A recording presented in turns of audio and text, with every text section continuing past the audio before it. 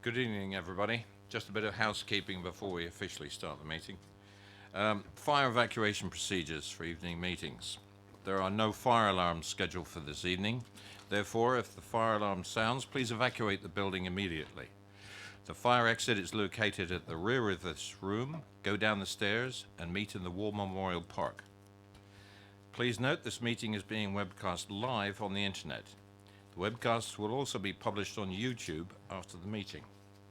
And we're on and running. Please can all members and the public switch their phones off or turn to silent. Thank you. And it's 6:30 and I shall commence the meeting of the Development Control Committee. For the benefit of the members of the public attending, I'd like to explain who everybody is around this table. My name is Councillor Paul Miller and I'm the chairman of this committee. Down the sides of the table, to my left and right, are councillors who sit on this committee and who will be making the decisions on the applications before us this evening. Immediately to my left and right are the officers who will be advising councillors. In addition, I'd like to explain that the Development Control Committee is a regulatory committee and not a political meeting. The committee will be examining the evidence brought before us tonight and will make decisions based on planning reasons. We are guided by national and local planning policy and guidance. May I ask all speakers, including visiting members, to speak clearly and to return to their seats once the presentation is complete and following any questions from members. No further dialogue between members of the committee and speakers will be permitted once questioning is finished. May I ask all committee members to avoid repetition and to keep any comments to each planning item to a maximum of 4 minutes. I understand that planning can be very emotive and ask that everyone remains polite and professional throughout this evening. I'd like to add to that we have maybe not a long agenda tonight, but there's some complex matters that we may have to work through. And the comment the request that I've just made about repetition, I'd like to emphasize that. If we've heard a comment, and I'll make this across to the visiting speakers as well, if you've heard it once, please don't repeat it, because we should be able to take the comments and deal with them as they're presented to the committee. But this repetition can get very wearing, I think is the expression, and time consuming. That's the main thing, and it can obscure some of the more important points that are being made. Thank you very much for that. Right, I will start on the agenda. And apologies for absence and substitutions. And it would appear for the first time in a long time that we've got the full committee here, and welcome. I know it's August, but we have to sit every month. Declarations of interest, please. Councillor Mike Westwood. Yeah, thanks, Chair. I'm going to excuse myself from the committee on agenda item 5 because I've got a predetermined position and I'll be speaking as a ward councillor. Thank you, Councillor. Any other declarations of interest? No, there are no urgent matters that have been brought to my attention. Minutes of the meeting held on the 10th of July. I'd like to move that I can sign these minutes at the end of this meeting unless there are any points of accuracy that the members want to bring up. No points, thank you, and I will sign those after the meeting. Applications for Planning Commission. We will start off with item number 1. And I would like Catherine Miles. Catherine Miles? I knew the name. Welcome, Catherine. Please sit yourself down and we'll present the application. This is a planning application for land between Elmdean and Fairholme on the Aldermaston Road, Pamber End, Hampshire. It's a reserve matters application for 11 number dwellings, including appearance, landscape, layout and scale, pursuant to the outline permission 15/03029/OUT. The recommendation is to grant. There is a small update on page 1 of the update papers, a correction to the report and a just confirmation from trees. Thank you very much. And Catherine, you have 4 minutes. Okay, thank you, and good evening, councillors. I believe some of you may have sat on this committee when the outline application came before you back in January 2016. For those that weren't, and just to recap anyway, the application site is located within the hamlet of Pamber End. The site is opposite the Elm Park Garden Centre, just north of the Queen's Arm Public House, and the site is bounded to the east by the A340 and by the dwellings known as Fairholme to the north and Elmdean to the south. The council granted outline permission for the erection of up to 12 dwellings, with a single point of access to be taken from the A340. The committee agreed with your officers at the time that the site represents a natural infill opportunity and would respect the established linear pattern of development in the area. This left matters relating to the layout, the scale, the appearance and the landscaping of the development reserved, and these are the matters before you this evening. 11 detached and semi-detached two-storey dwellings are proposed, resulting in a low density reflective of the character of the area. Generous garden sizes and sufficient space for parking is achieved in accordance with your standards. The frontage vegetation along the A340 is retained, and there's some new planting as well shown on the landscaping scheme, as well as a large area of open space to the front of the dwellings and just between plots 1 and plots 2. This, together with the habitat enhancement scheme, will lead to a net biodiversity gain as well as green space benefits for the residents. This could be managed through either a private management company or transferred to the council along with a commuted sum. Of the 11 units, 4 are provided as affordable, comprising 1 shared ownership and 3 rented units. The affordable homes have 2 and 3 bedrooms and meet the required need and will be transferred to a housing association in accordance with the legal agreement. The proposed housing mix comprises 2, 3, 4 and 5 bedroom homes, and we consider this as reflective of the character of the area. There is demand in the area for homes suitable for downsizing, but that doesn't necessarily mean, in our opinion, that all the homes must be provided as 2 bedrooms. The scheme provides 2 small market units, a 2-bedroom unit of 75 square metres and a 3-bedroom unit of 98 square metres, and another 3-bed unit of 140 square metres. The other market homes are 4 and 5 bedrooms. We think the small homes are suitable for downsizing, and we think the 4 and 5 bedroom homes are suitable for family housing, reflective of the prevailing character of the area. So we consider the proposal does meet policy CN3 of the local plan. We've worked with your officers to address the concerns, and we're grateful that they now recommend the application for approval. There are a few objections, which is not unusual. Members will appreciate the position of the access, the safety of the junction, as well as the principle of any development on the site at all, has already been established through the outline, so it's not a matter for consideration this evening. The power lines crossing the site do not preclude development, and it was confirmed previously that the dwellings are a safe distance away. The site is not within an area at risk of flooding, and there's a condition attached to the outline that deals with drainage matters. 1 minute. Thank you.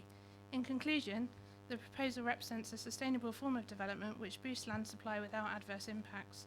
So respectfully, we request that you support your officers and approve this application, and of course I'm happy to answer any questions that you may have. Thank you.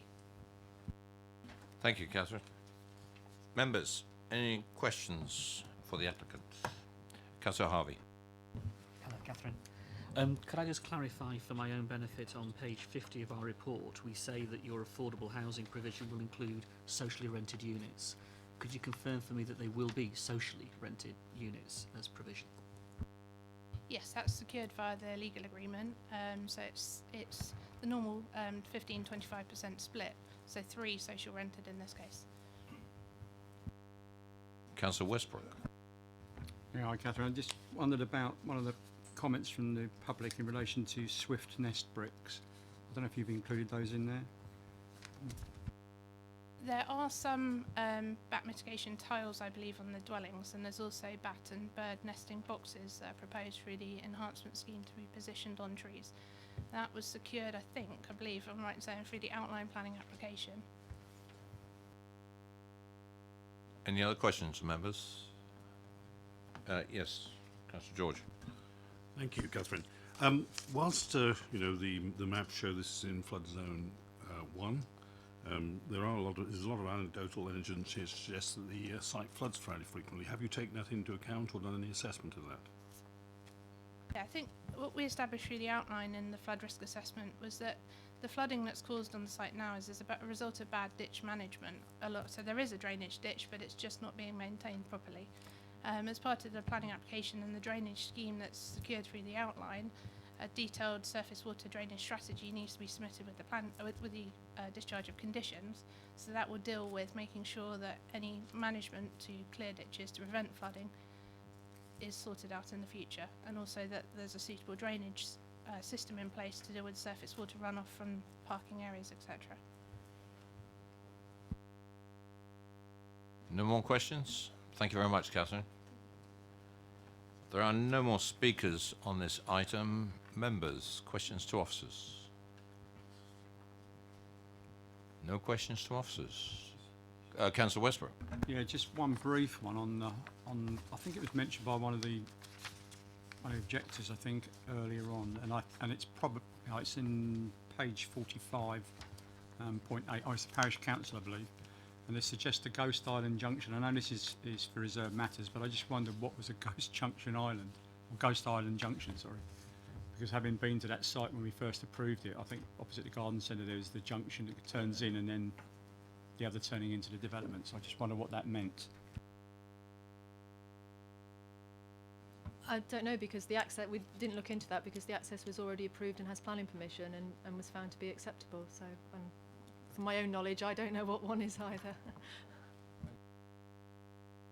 I've got one question to officers. In page 45, we have, this is just to confirm something, waste officer amendments required.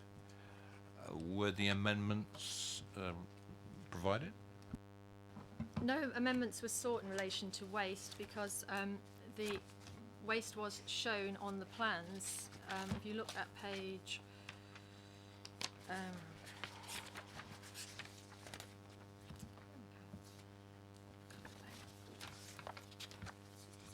sorry, 67.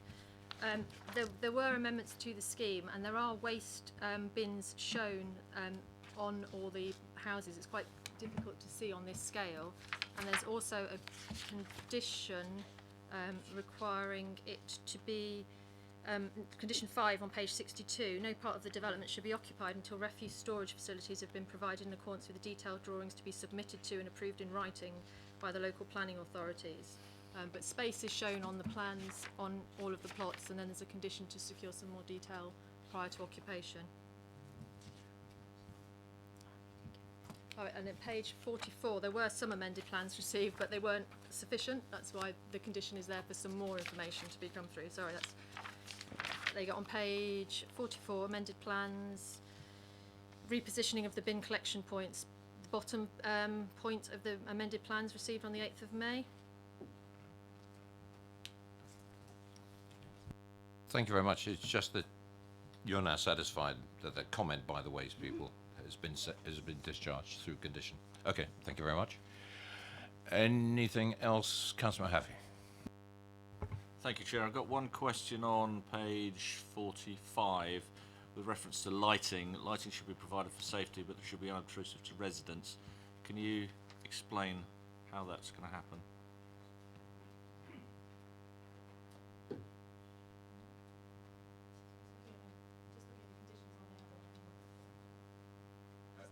Maybe it's not a condition. Sorry.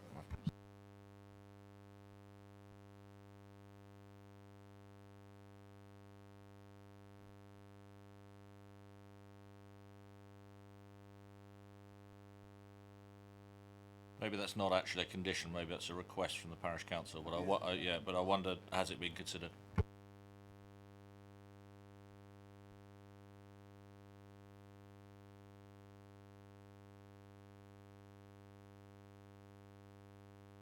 I'm not sure if it's covered in the outline in the ecological, because lighting tends to be to keep dark skies for wildlife and habitats, but obviously then there's the balance for the community to be safe.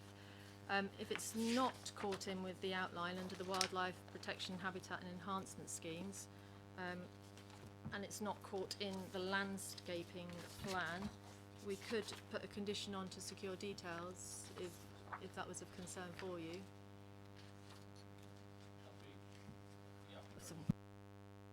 I'd be grateful if possible. can I just check that the reason for the condition would be for the wildlife and the mitigation policies and to ensure that it's compatible with dark skies and the policies of the local plan?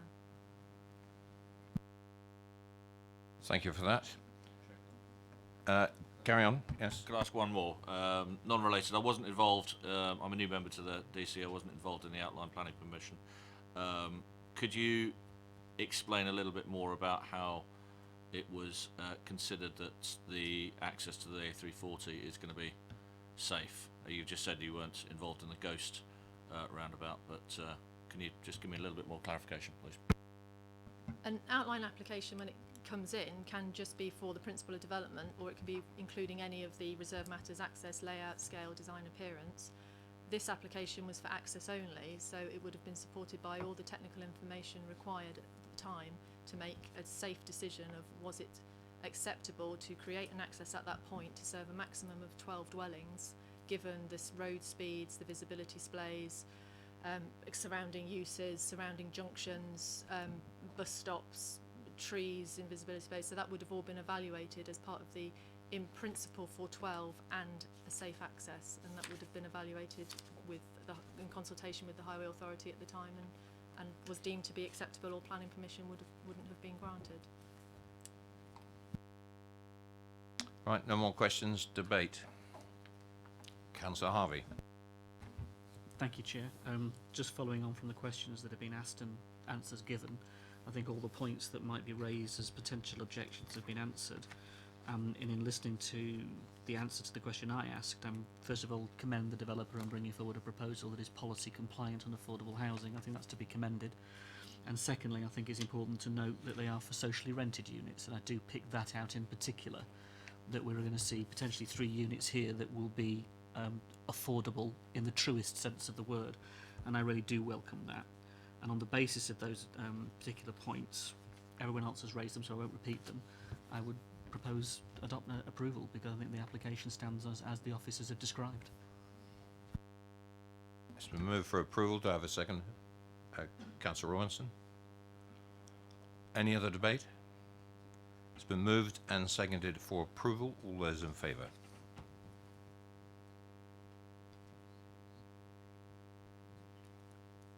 Thank you. That's approved. Officers. I confirm the application has been approved as written on the approved plans, with the provision of an additional condition in relation to lighting on the site. Thank you very much. Mike has just clarified that condition, if it's not covered by the outline existing document for the mitigation, and if it is, we wouldn't include it. Yeah, understood. Move on to item number 2. It's land at Upper Cuffle Farm. And could I ask Councillor Malcolm Bell to come forward, please?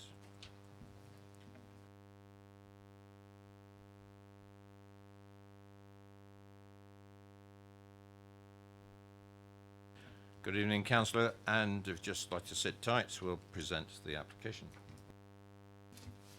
Thank you, Chair. This is an application for residential development for up to 350 dwellings on land at Upper Cuffold Farm.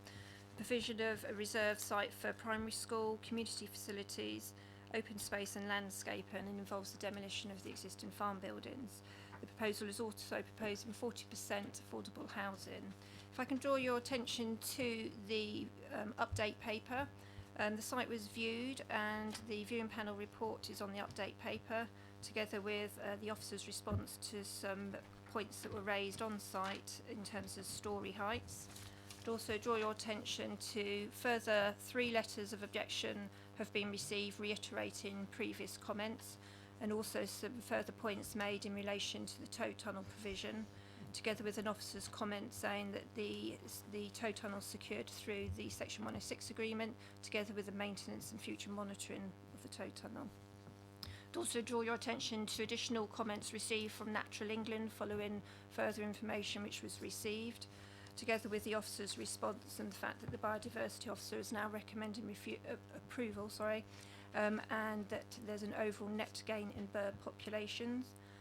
In terms of Hampshire County highways, there's some additional comments there that are updated and reflect the contributions that they're now seeking that will be secured through the 106 agreement. Also some further clarification in terms of chip generation, and the table there which separates out the residential vehicle trips, and then B is the combined vehicle trips. Clarification on the area that the personal injury accident data, the study area that covered, and also a change to condition number 7 on the officer's report so that it makes reference to older person housing, so it's compliant with policy, and the officer's recommendation is for approval.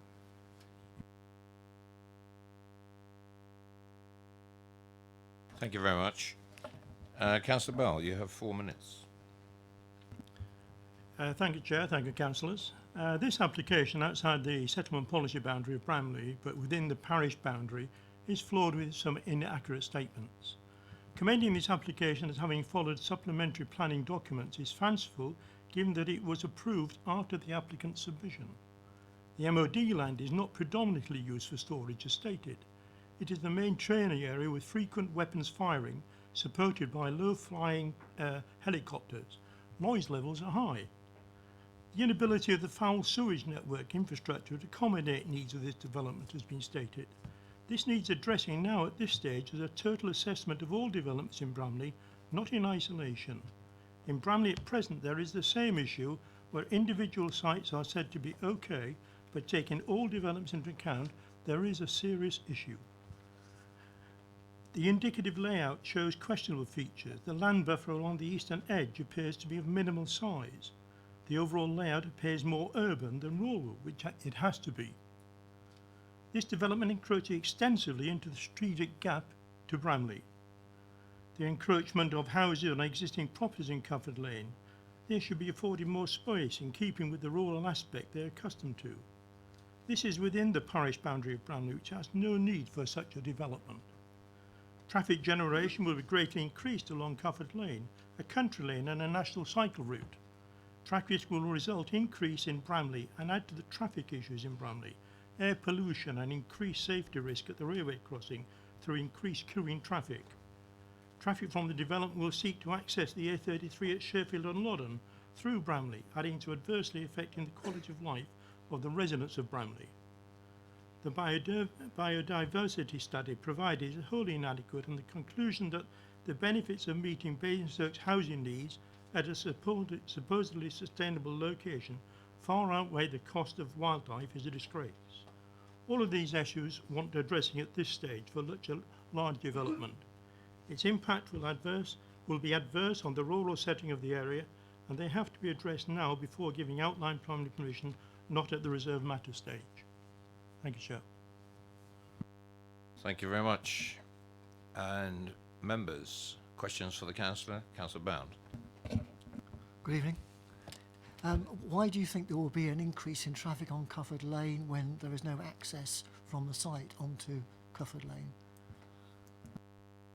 Experience as regards what happens is that actually Cufford Lane is used as a rat run to the A33. So traffic from Basingstoke uses the Cufford Lane and therefore increases the traffic going through Bramley to the A33 going up to Reading. This we have seen as regards the traffic surveys which we have completed. Any more questions? Thank you, Councillor Bell. Mr. Cleave and Mr. Chris Tomlin, please.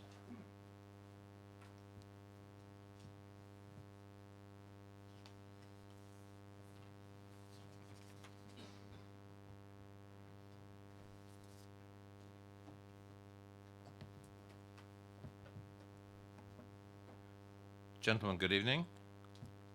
And you have 4 minutes between you. Good evening. I live at Willow Tree House along Cuffold Lane, and along with the Well House, we are the properties that will be most severely impacted. My objections are as follows. The huge impact to the rural setting of our existing properties. We currently enjoy a rural setting and we face a massive loss of amenity regards overlooking noise and light pollution. The proposed housing is shown located closer to Cuffold Lane at our properties than anywhere else on the lane. Revisions to the supplementary design guidance document that was adopted in May now includes wording that it is important to respect the amenity of the existing houses along Cuffold Lane. Whilst the submitted plans are indicative, they were supplied prior to this guidance document, and by experience we know that what we see at outline is usually what we get. There is no significant enhanced open space screening, etc., shown by way of mitigation.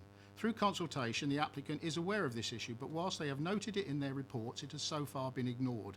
Therefore, I would ask members to consider the houses closest to us be conditioned as single storey, or defer this application to resolve this matter, and consider passing the reserve matters stage through this committee. Noise, dust and vibration during construction will be an issue for at least 3 to 4 years. It's not temporary. Conditions are needed for both housing construction and demolition of the existing farm and the concrete apron, with no access via Cuffold Lane during this time. The sound levels detailed in the applicant's noise assessment would be a massive help to us if they were made an enforceable condition with continuous monitoring at our premises. I have some general observations. Highways comment that the A33 roundabouts will reach capacity by 2023. The 18 months of work just completed was to bring the local plan infrastructure improvements needed to allow all the houses in this area to be accommodated until 2029. So how can this be? Suggested mitigation is to source extra money to enhance a bus service that was supposed to have been provided by Razors Farm. This still doesn't exist. Thames Water have sewage concerns, there's no capacity, and many of the rural drains across the Bramley area to be used by this development are either now non-existent or blocked. Surely some of that above is enough to stop this development this time. Thank you. Good evening. I'm Andrew Cleve. My objection to this development in its current form is on environmental and ecological grounds. Object because of the impact this is going to have on the immediate area and the wider area. Insufficient mitigation has been proposed. We have increased traffic, habitat loss, light pollution, disturbance, introduction of predators, the form of domestic cats, for example. Ecosoulis have done some survey work, but it's very, very sketchy, mainly desk surveys. Search radius hasn't been specified, concentrating on certain groups only, so not a thorough survey, and also at the wrong time of year. They've not been out, as the toad patrollers have, night after night for 2 months at a time. In fact, I don't think any of them have visited the site at these critical times, and no contact made with anyone with local knowledge of the site. Toads have been referred to. Another animal that I've specialised in is the dormouse, which I studied at Bramley for about 20 years and trained people in the ecology of dormice. 1 minute. Thank you. The mitigation proposed for dormice is completely inadequate. A 5-metre buffer zone simply won't protect dormice. Basingstoke and Dean's supplementary policy document, the Landscape, Biodiversity and Trees, requires an ecological survey to be undertaken if development takes place within 20 metres of native hedgerow and trees. Therefore follows that the council feels that a 20-metre zone is critical in important sites. Hedgerows surrounding, crossing the proposed development definitely fall into this category. So which follows that 20 metres should be set aside in all these situations. And finally, Crowdace have a very poor record of managing their sites, and if they're allowed to extend their development closer to a really critical area, then it would have serious consequences for the wildlife that's already there. Thank you very much, gentlemen. Within 4 minutes. Members, questions to the speakers? Any questions? Thank you very much, gentlemen.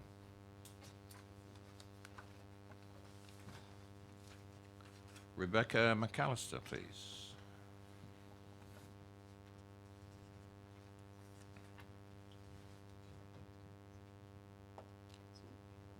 Good evening. Good evening. And you have 4 minutes. Thank you. Firstly, I'd just like to introduce my colleagues behind me who are able to answer technical questions if that's necessary. Mark Doughty and Chris Holdup are consultants advising on ecology and highways, and also Simon Boakes and Caroline Bailey from Crowdace Homes. I wish to just pick up a few key issues explaining why planning permission should be granted. Firstly, the site forms an important part of the Council's local plan housing strategy. The principle of housing on the site has already been accepted by virtue of its allocation in the adopted local plan. This means that planning permission should be granted unless other material considerations indicate otherwise. It also means that the site forms part of the borough's land supply.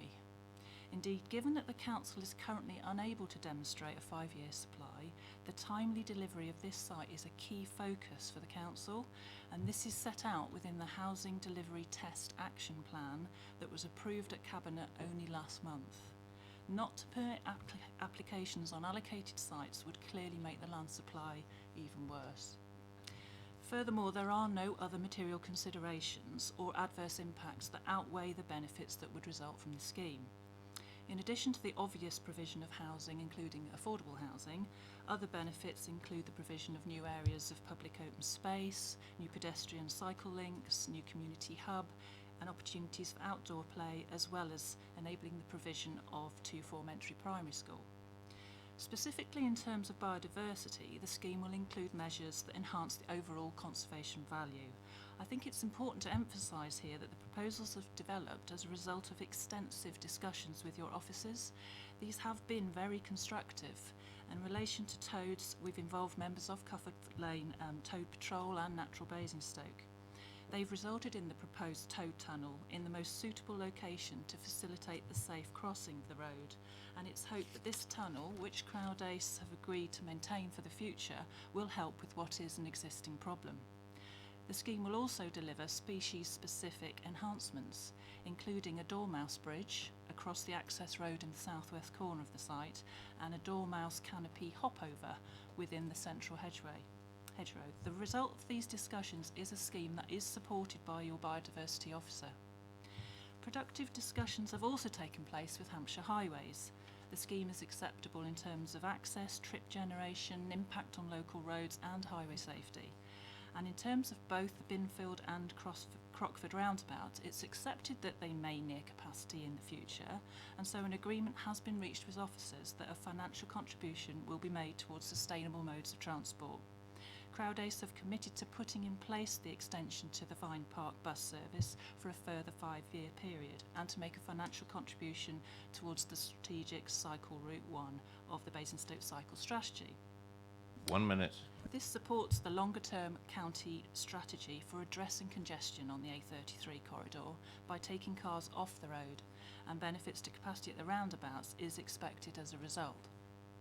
Finally, as the Council cannot demonstrate a 5-year supply of deliverable housing sites, the presumption in favour of sustainable development applies. There are no technical objections and no adverse impacts that outweigh the significant benefits. As a result, this development amounts to sustainable development, which, in accordance with government policy, should be granted planning permission. We therefore ask you that you accept Officer's recommendation and resolve to grant planning permission this evening, subject to proposed conditions and the Section 106 agreement. Thank you. Thank you very much. Questions to the applicants? Councillor Westbrook. Good evening. Just a couple of questions, really. Our report talks about the design and access statement and opportunities for enhanced storey heights. It talks about 1.5 storey and 2 storeys. You've already heard tonight some concerns about the heights.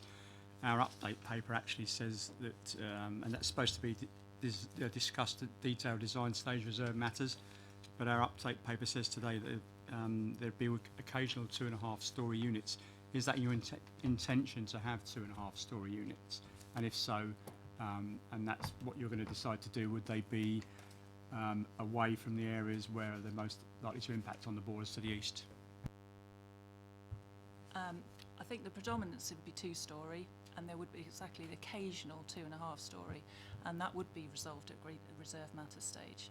And I'm looking at colleagues behind me, but I expect that they would be at sort of key locations, sort of corners. It's all part of the design of the layout, and at the moment we've just got an illustrative layout that demonstrates how it could be accommodated on site.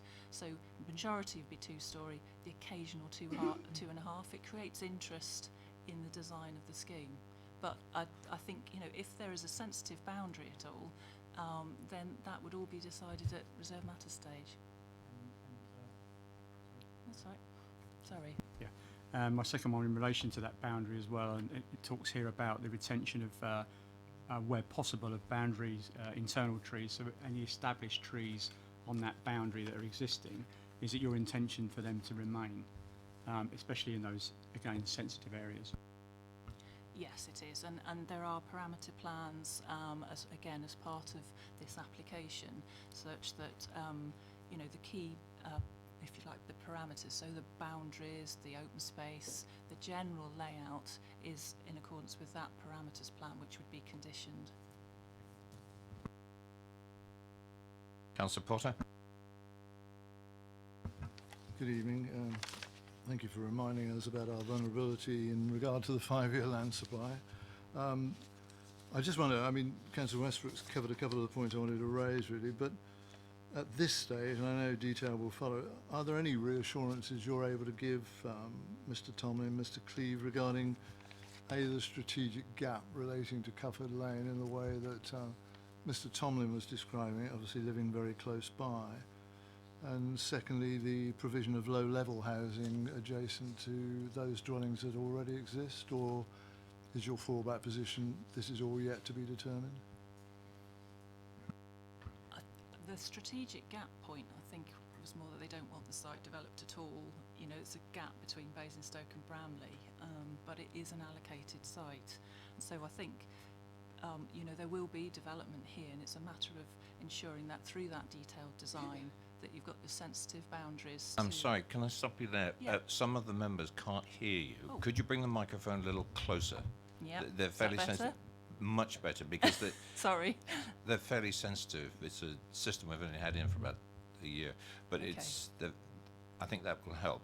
Okay. Thank you very much. I'm sorry to interrupt. No, that's fine. I'm just basically saying, you know, where you've got more sensitive boundaries, then those details would be determined, yeah, at those reserve matters stage. But there are parameter plans in there to protect those areas where we say, fine, we can accommodate 350 houses on here and still do that.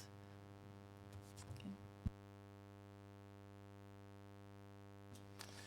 Councillor Robinson. Thank you, Chair.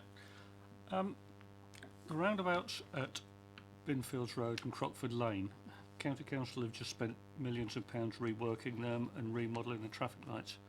How is it you think that you can remodel the working of the traffic lights better than they are to accommodate all the existing traffic when they're not coping with the traffic that's there now, even after all the money that's been spent on them? I don't think we are proposing to remodel the signals on the roundabouts. Our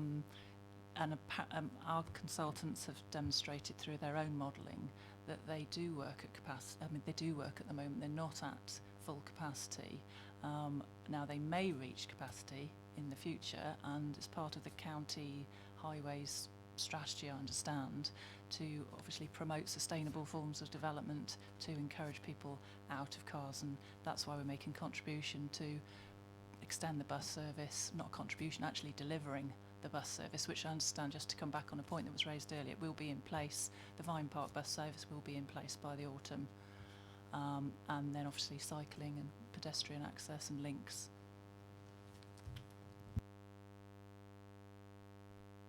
Councillor Harvey. Thank you, Chair. Could you confirm at this stage whether it's your intention to develop any flatted development or any masonette kind of development on the site? And if so, would that comprise any of the affordable housing you're delivering? And if it did, would any of those properties be any 2-bed and above properties in terms of bed sizes in that form, or has that not been considered yet at all, or is it within the parameter plans?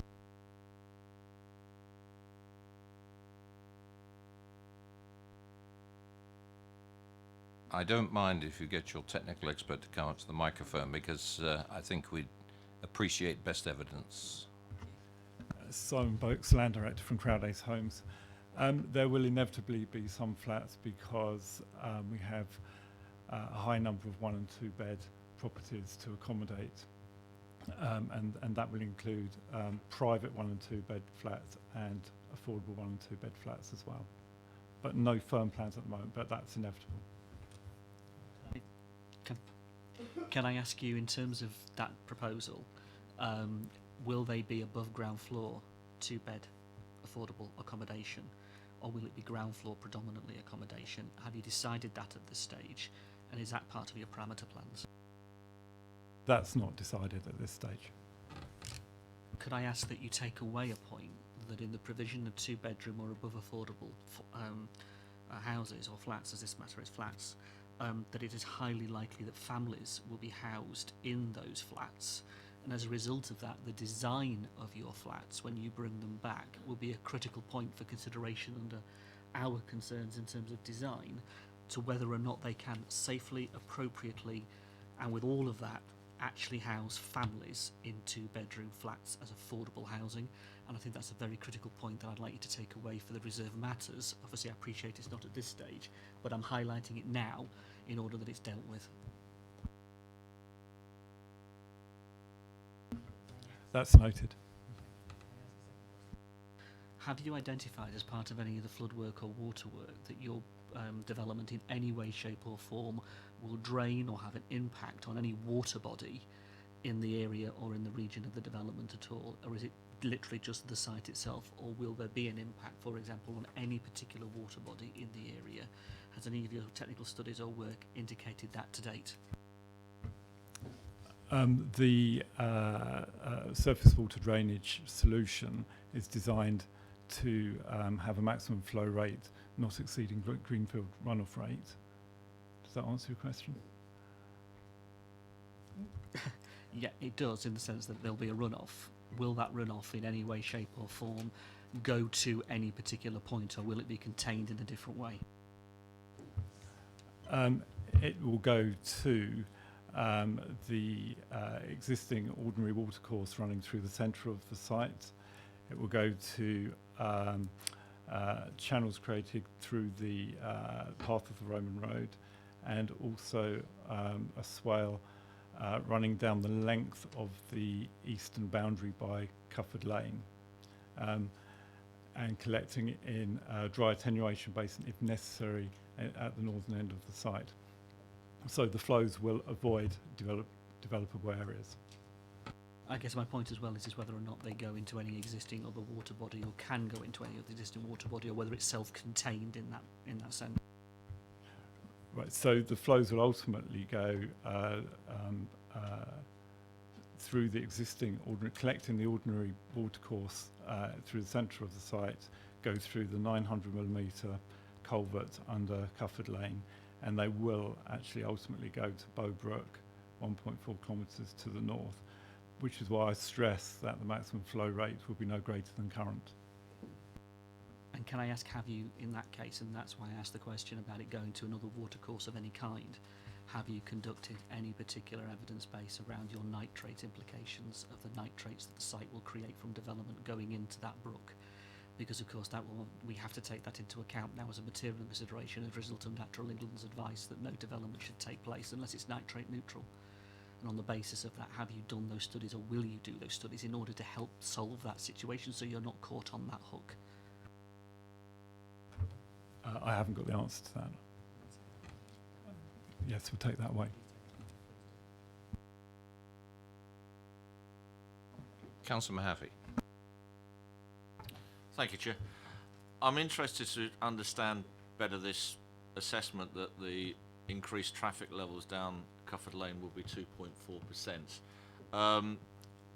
I know from observation over the past 41 years of living there that traffic down Cufford Lane has increased massively with developments at the top of Cufford Lane, and I'm wondering whether or not it says 2.4% compared to baseline traffic, whether or not there's been any consideration given to the fact that most people down Cufford Lane and in Bramley consider that Cufford Lane is at capacity or well over capacity many years ago.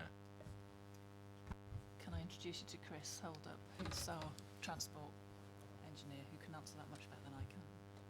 Yeah, okay. So there's a variety of data sources that have been applied in the transport assessment. That particular instance, we have instructed traffic surveys on Keyford Lane over a 7-day period. Those are traffic movements recorded at the moment, and development traffic is simply what would be on top of that. So 2.4% is the development traffic divided by the new total of traffic. Just to be clear, there's been no consideration of historical increases in traffic down that road over the last 5 to 10 years. Not directly, but that isn't necessarily a consideration of the assessment for this application.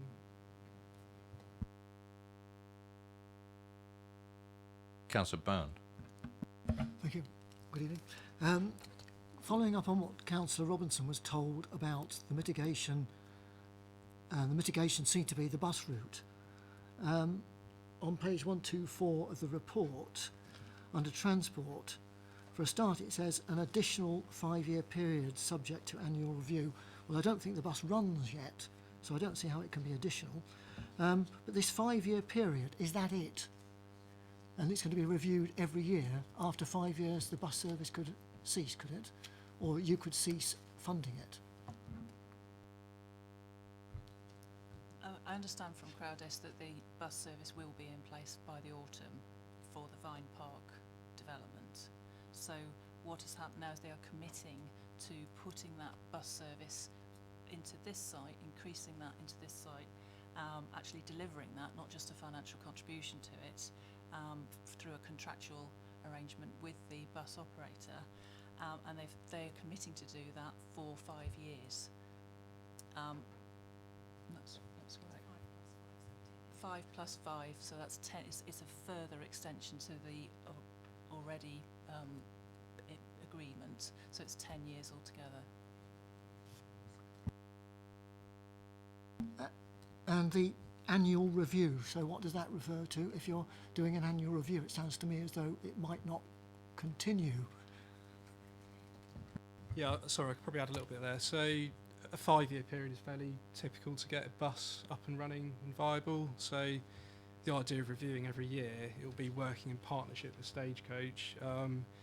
Ultimately, their service has got to be economically viable in the longer term. So they will typically ask for something like 5 years usually to ensure that you've got funds at the beginning that over time will get a bit of momentum going. So when that 5 year finishes, usually there's enough patronage, people getting on the buses, people have moved into homes, it's become a habit. At that point, a bus operator can typically carry it on by themselves.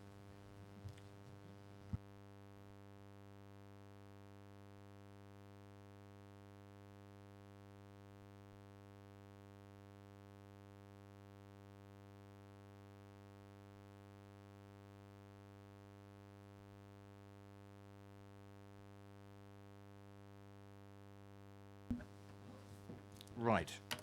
Now, I'd like to turn to something in the report. Maybe you can answer it, or maybe the officers can a bit later. I don't know if you've got the report in front of you. It's on page 83, and it's to do with Thames Water. And Thames Water commented that they tried to get in touch with the developer, and I believe that's who I'm talking to, about the provision on the position for foul water networks. But they've been unable to do so in the time available, and as such, Thames Water requests that a condition be applied to any planning permission to ensure no properties are occupied until confirmation that is secured. Can you confirm that you've liaised with officers to make sure that condition has been applied?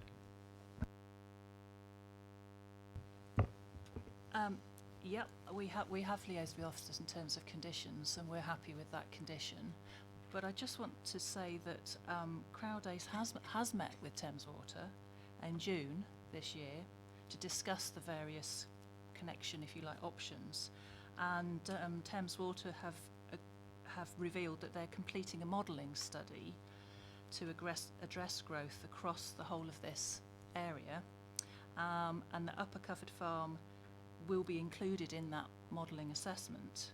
And we will, as part of the review of that local capacity, they'll agree a drainage strategy, and that if any further network reinforcement works are required, then Thames Water would fund that through their charging arrangements.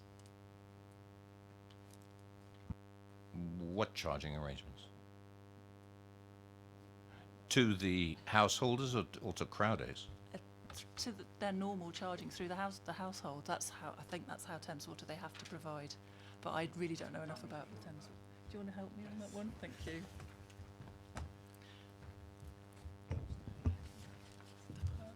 Sorry, the charging arrangements are the standard infrastructure charges that Thames Water and other water companies have, whereby for each additional house we pay a fixed fee as an infrastructure charge, and that will cover the cost of our share of any infrastructure reinforcement that is required.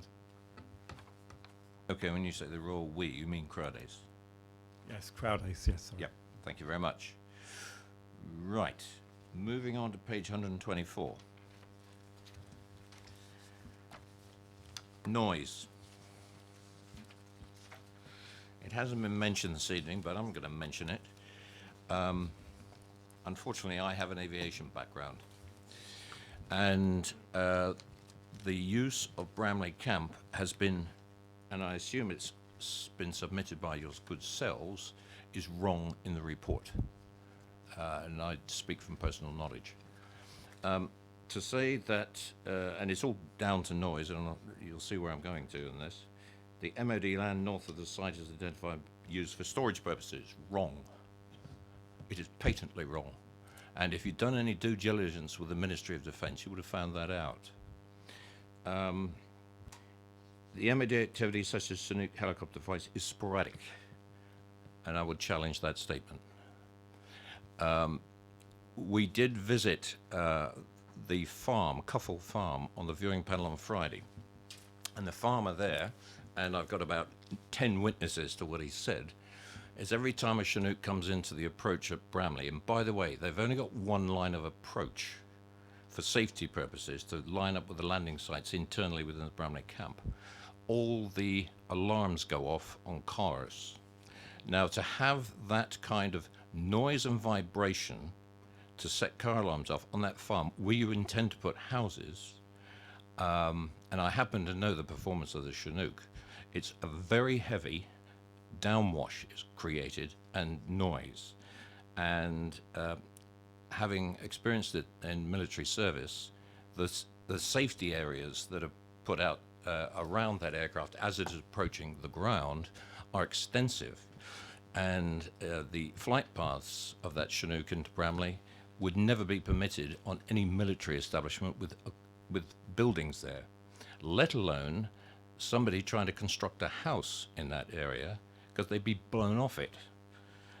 So I query the diligence that's been applied to finding out about noise, because what we have in the noise report from the Environmental Health Officer is ambient noise. Well, the ambient noise over Upper Coffer Farm is going to be Chinooks, and I could reel off 5 helicopter types that use that site day and night, 363 days a year. I'm being very deliberate in what I'm saying.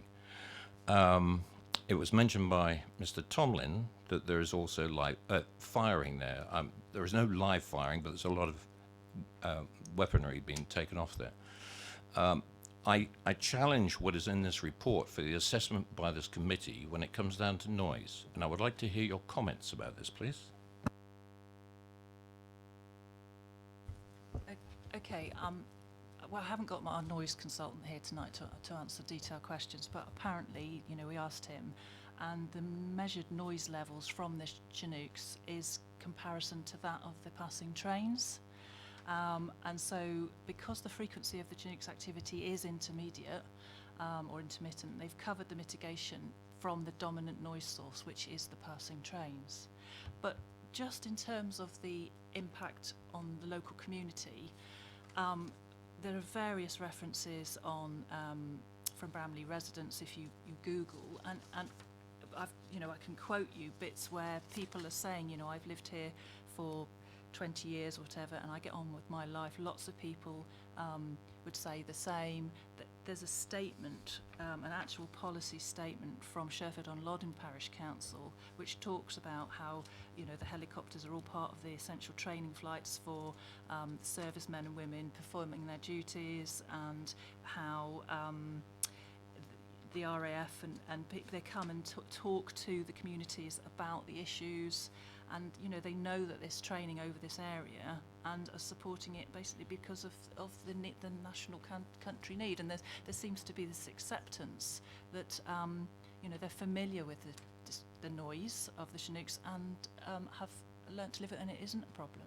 And there's lots on the internet about that. If anything, it's you know, I just quote, take place, but most people have learnt to live quite happily with our noisy but brave and talented neighbours.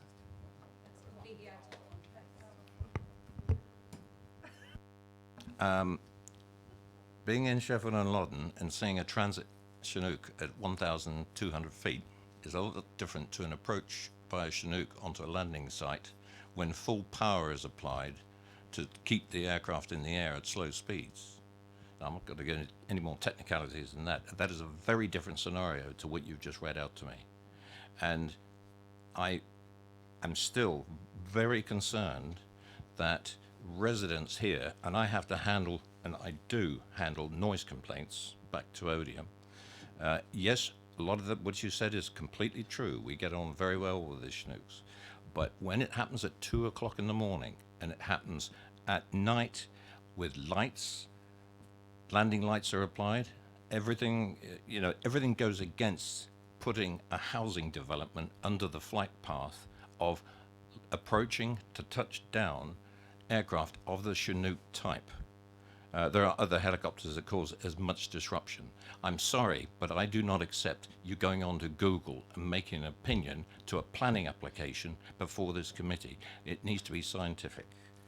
Okay, coming back to that then, the noise assessment has been carried out by qualified engineers, and then your environmental health officers have no objection to it, and this is an allocated site in your adopted local plan. Right, I might come back to you, but Councillor Potter. Well, really, the applicant's making a point that I think I just wanted to clarify. I mean, we're being asked, it seems to me, to accept the report of our officers with the expertise that's been offered by our environmental health officer, and is conditioned as well. Obviously, there's a number of conditions here that relate to this matter. I mean, I don't have the expertise to engage in the way that you have, Chair. But, simply the evidence is before us this evening, is it not? And has been considered by officers, considered by environmental health officers, and conditioned by planning officers. Either we accept that or we're rejecting this report altogether. Are you asking us to do that? No, I'm not, Councillor Potter, and we are addressing, but I will answer your question. I'm trying to get down to the facts of what the applicant has done for due diligence to find out exactly what this noise level is, and I cannot believe, and I cannot accept it's the same as a passing train. And then you mitigate the passing train, and that mitigates the helicopter that goes over the top of your house. Councillor Mahaffey. Thank you, Chair. At the risk of repeating, I know you asked us not to, I consider myself an expert on Bramley Camp because I trained on it for 17 years, and I personally know that it's one of the busiest training camps in the south of England. Councillor Potter has an RAF background, I have an army background.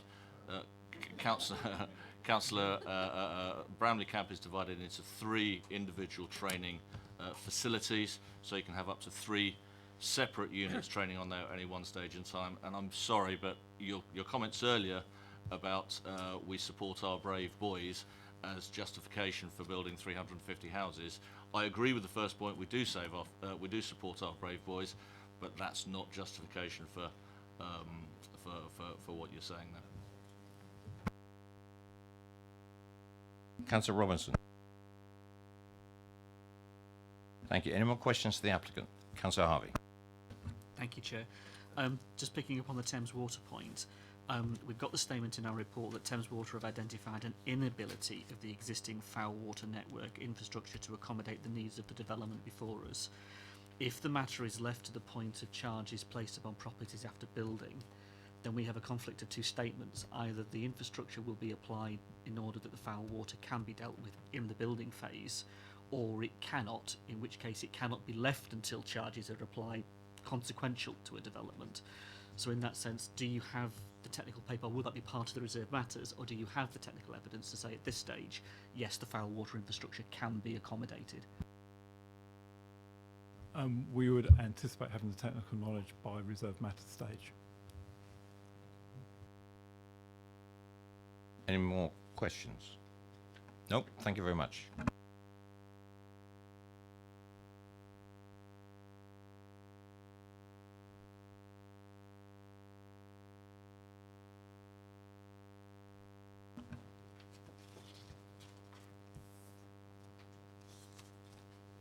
Members, questions to officers? Okay. I'm sorry? Oh, I beg your pardon. Councillor Rowland.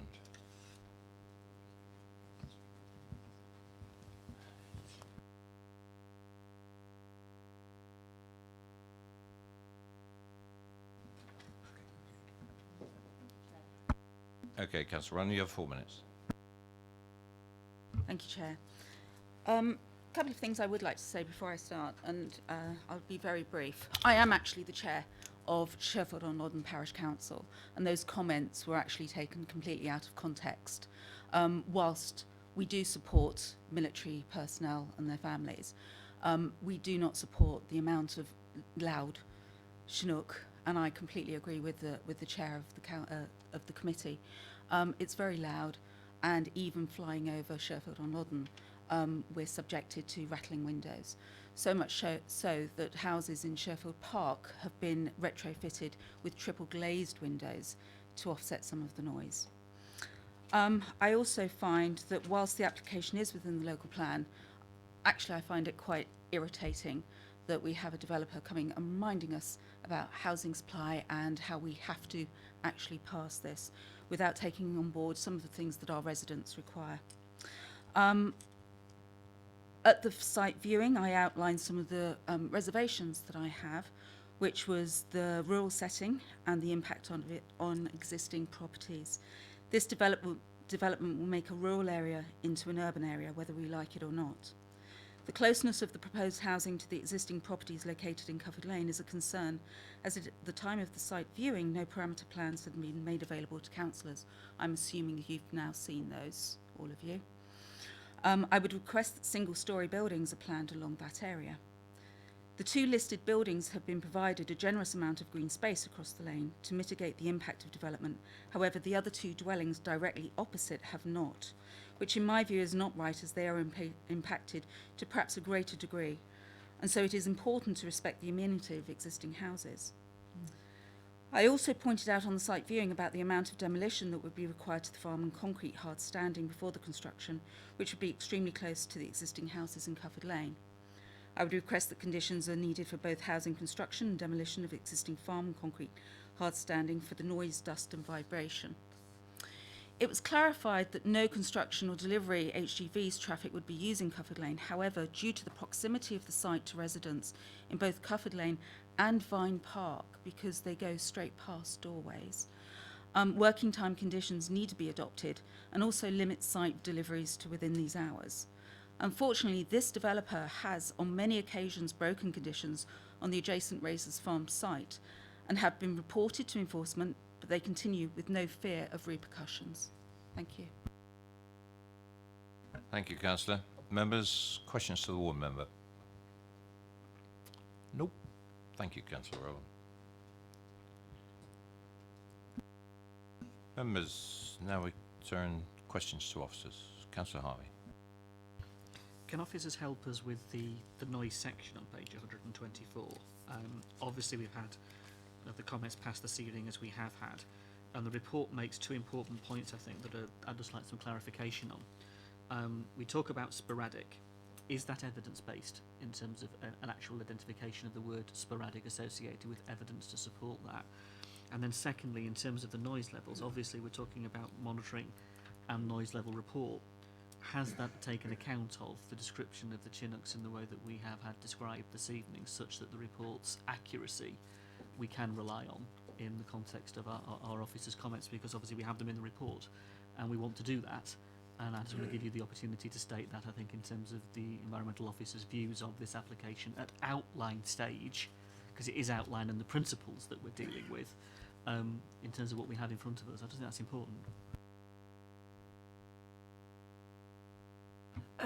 All I can do really is refer you to the noise section in the officer's report in terms of the environmental health officer has assessed their report. The report that was submitted assesses the Chinook flights around the area, that they're irregular, they're sporadic, and that they've also looked then at the train noise as well and the noises that creates. And as a result of that, they've then come up with various conditions to mitigate against those noise impacts. If I could also, a lot has been said about the noise and vibration during construction, and also the area of concrete hard standing that we saw when we were out on the viewing. if I can draw your attention, condition number 15 addresses that there's a noise and vibration monitoring which will be implemented during the construction phase, so that's covered by that condition as well. So all I can do is reiterate what's in the officer's report. The environmental health officer is satisfied with the proposals, subject to the various conditions in terms of mitigation. Councillor Harvey. So I would be correct in my assessment that the professional view of our officers is concluded in the report, and that we should pay attention to that in the determination we make this evening, because that is the evidence that we have in front of us. We have issues that have been raised that can be and should be considered before perhaps any reserved matters application comes before us, such that again our environmental officers could give us the confidence that they are doing in the report this evening. Obviously we respect the professional advice we have in front of us. We have to. It's professional advice. That's key.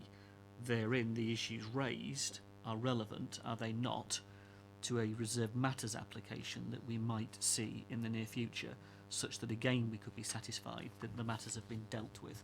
Would I be correct in making that assertion? The mitigation that's covered by conditions is to mitigate against the train noise, which is the main ambient noise in the area, which is more of, I would say, a consistent noise, as opposed to the irregular Chinook traffic and flying over or using Bramley Camp.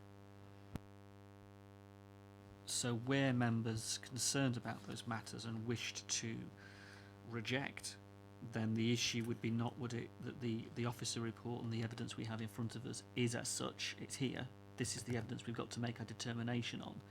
And if we're saying that those Chinook issues are not covered, while the principle, and that is all we're talking about, it's an outline, is one thing, those matters should and can be picked up, can they not, in further study and further work. Councillor Harvey, I don't think that any further work could be done before reserve matters stage. I think what the committee is considering is, as you say, the principal development through its outline application. But of course, this outline application is already the second stage beyond the already allocation of the site in the local plan for residential development in this location. So that was done with a position on what constraints were in the area at the time. So I'm not aware, even from things that have been said this evening, in terms of there being any significant changes to that. I think the key aspect that, and possibly badly worded, but the key aspect I think that the report was trying to explain was that if you take ambient background noise for something like a train line, where you've got a consistent, literally a timetabled service, and similarly with roads, you can be relatively predictable in terms of key noise times. I think the key point being raised here with the flight paths is that by definition it's not as predictable in terms of the regularity, and I think that's the point in terms of sporadic and regularity. It's not saying it doesn't happen, it's just saying you can't measure it in the same way. For the same reason, I think you can't mitigate it in the way that you would do with the normal, if you could, with inverted commas, noise issues, as have been detailed in the conditions. So that's the difference, I suppose, I would draw between the two noise sources and how they're assessed at this stage. So just taking that on board then, if we have allocated the site through our local plan and that has been approved by full council, and the issue is, the issues haven't been identified there or answered, or as it were, you know, that if they have, they've been done in the process of that actual allocation, then that is one element in terms of our developer saying, here, you've gone through the SCHLAR process, you've gone through the process of allocation and study and analysis, you have therein adopted the plan, an inspector has adopted the plan, that is the site you have allocated, and none of those matters have stopped you doing that. Secondly, obviously the 5-year housing land supply point's been made, that's all I'm going to say on that. Thirdly, if we've already got that on the books and now we've got the outline, it's my understanding that where we've had applications against railway lines, issues of noise and mitigation has not resulted in, for example, conditions of double glazing or conditions of change of design. And so my concern would be chalk and cheese here, where we're doing one thing in relation to an application that already has been given permission by this committee, and those residents are having to live with the consequences against a railway line, We cannot then, of course, in this circumstance, can we? Because it would be utterly perverse to then change your view, having established that consistent position. So my only point is, if the evidence base is here, we have to make the judgment, do we not, on what's in front of us? Yes, absolutely. Make the judgment based on what's in front of you. I suppose the issue in terms of that jump between outline and reserve matters is that if permission was granted for this outline application, the noise conditions are geared, I suppose, to take up the things that then would be considered reserve matters stage. So the type of glazing might be one strand of the mitigation package. Equally, the position of the housing themselves, whether they're perimeter blocks or not, how you deal with back gardens facing towards the noise source, all of those come into play, and they of course are then considered at the reserve matters stage as part of that overall mitigation package. So the debate we've had this evening could be taken away by officers in work with the developer to pick those points up through that condition. Yeah, I mean, I think if there's any particular aspects that members are concerned about in terms of how the reserve matters come forward, the key point is that there is the control, if you call it that, at the reserve matters stage to consider those points. Those are in themselves applications which go through the same delegation, so they might become committee items, they may not on the same basis as the current. But certainly anything, as we've done in the past, if there are particular areas that the committee wants the developer to focus in on in designing and drawing up their reserve matters, then that could be wrapped up into an informative note on the decision notice. Councillor Potter.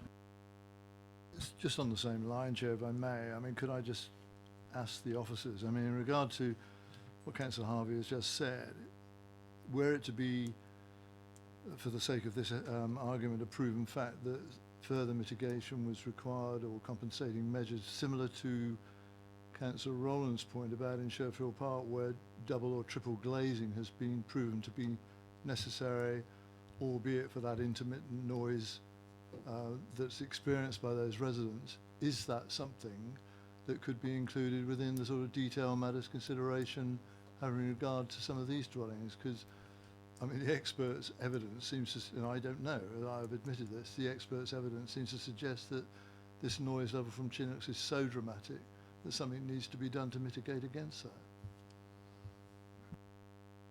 If I could just come back with regards to the comment that Councillor Rowland made with regards to the triple glaze that was inserted in some of the units. Though on Sherfield Park, that was actually identified in the noise report that accompanied I think it was the outline and the reserve matters application, and it was a requirement by condition. It was something that wasn't implemented correctly by Crowdace. It was actually a requirement by the planning condition. It wasn't something that's come after the event. And Crowdace, when it was brought to their attention that the wrong windows had been put in, they inserted the right ones in the buildings that were affected by the railway noise. Sorry, one further point, Chair. I mean, is it within our remit to insert that additional condition within that we are considering tonight?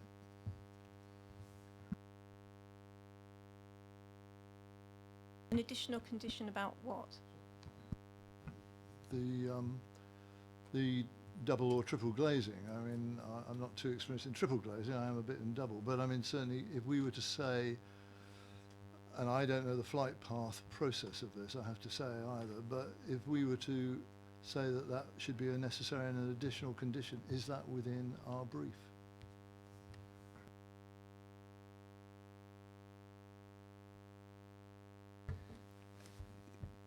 Councillor, I think the key issue is that the noise mitigation package, I suppose, at this point is unknown, because the condition is effectively seeking to secure those details later down the line. It might be a combination of, I mean, the glazing is an obvious, I suppose, point, but it might be that double glazing is okay in certain locations depending on where the plots are, how the buildings are put together. So I don't think there's anything that we can do to be so prescriptive at this stage. I think all we can do is ensure that the conditions require that mitigation package to come forward before and as part of the reserve matters. So I think it would be difficult to be prescriptive on any particular element of what that mitigation may or may not include, but certainly the process through discharging that condition would then have to go back to the environmental health officer who considered the initial report. At this stage, that technical expertise would then be brought in to ensure that whatever is put forward meets the required noise levels, and that is the process that would be taken forward. But I think it would be difficult to draw out any one particular element of multiple solutions for how noise may be dealt with.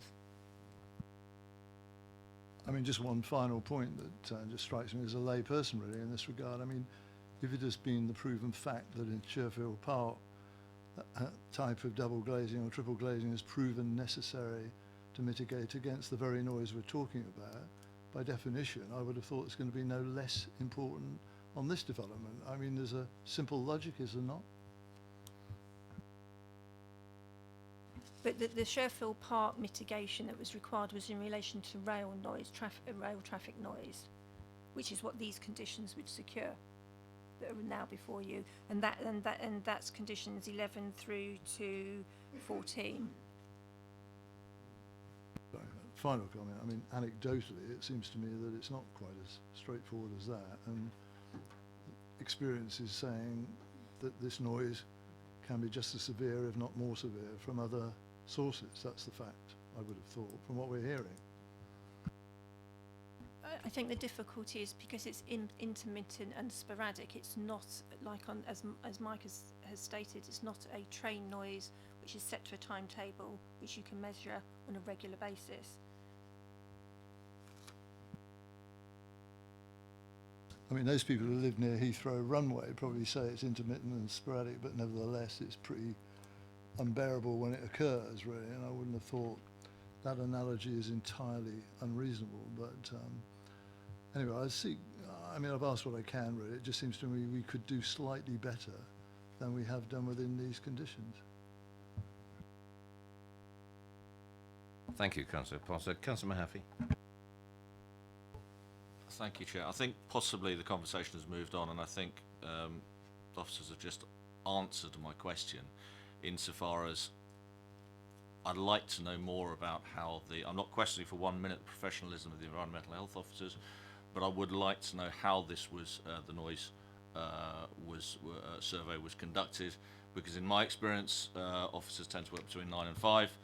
The Army and the military, the RAF don't, and people in Bramley will testify to that. And as you just said, Sue, this is unpredictable when this is going to happen. Trains can be measured because they run pretty much to a timetable.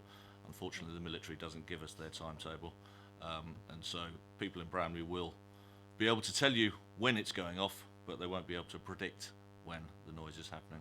But I do have a bigger question, which is, and this is possibly, well, I know it's my own ignorance, I need to understand better what the presumption in terms of sustainable development actually means, what we're talking about sustainable development in planning terms, because my views on the traffic on that road, in terms of there is 200 houses planned at the other end of the road, there's 350 houses planned here, and I know that road personally, I can't see how this can be deemed sustainable in that specific instance. And I'm afraid, going back to my point earlier, that I do question this idea that traffic down Cufford Lane will rise by 2-point-something%, because we're talking about building houses for the next 50 to 100 years, and as we heard earlier from the experts, that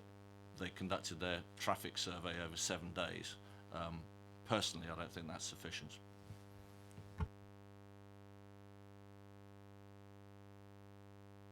Can I just clarify? The question is, how does this? What's the basis of the issue around sustainable development in terms of planning terms, and explaining that? And the second question, as I understand, is, I suppose, how is the position in terms of traffic going up Cufford Lane been assessed and brought about? And I see how it's been assessed. I see the results in front of me. I don't personally believe it. I'm sure it was conducted very professionally, but I don't think it's adequate, and I don't see how that can be translated, or what I see in front of me and what I see personally can be deemed as sustainable. You've got 200 houses at the Councillor far end. Mahaffey, Sorry. what's the question? Please explain to me sustainable development.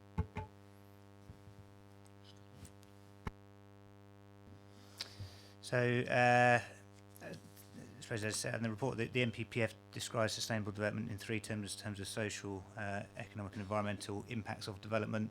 The key issue, I suppose, for planning decisions and planning decisions on applications is that the sort of thread of the presumption in favour of sustainable development is in play.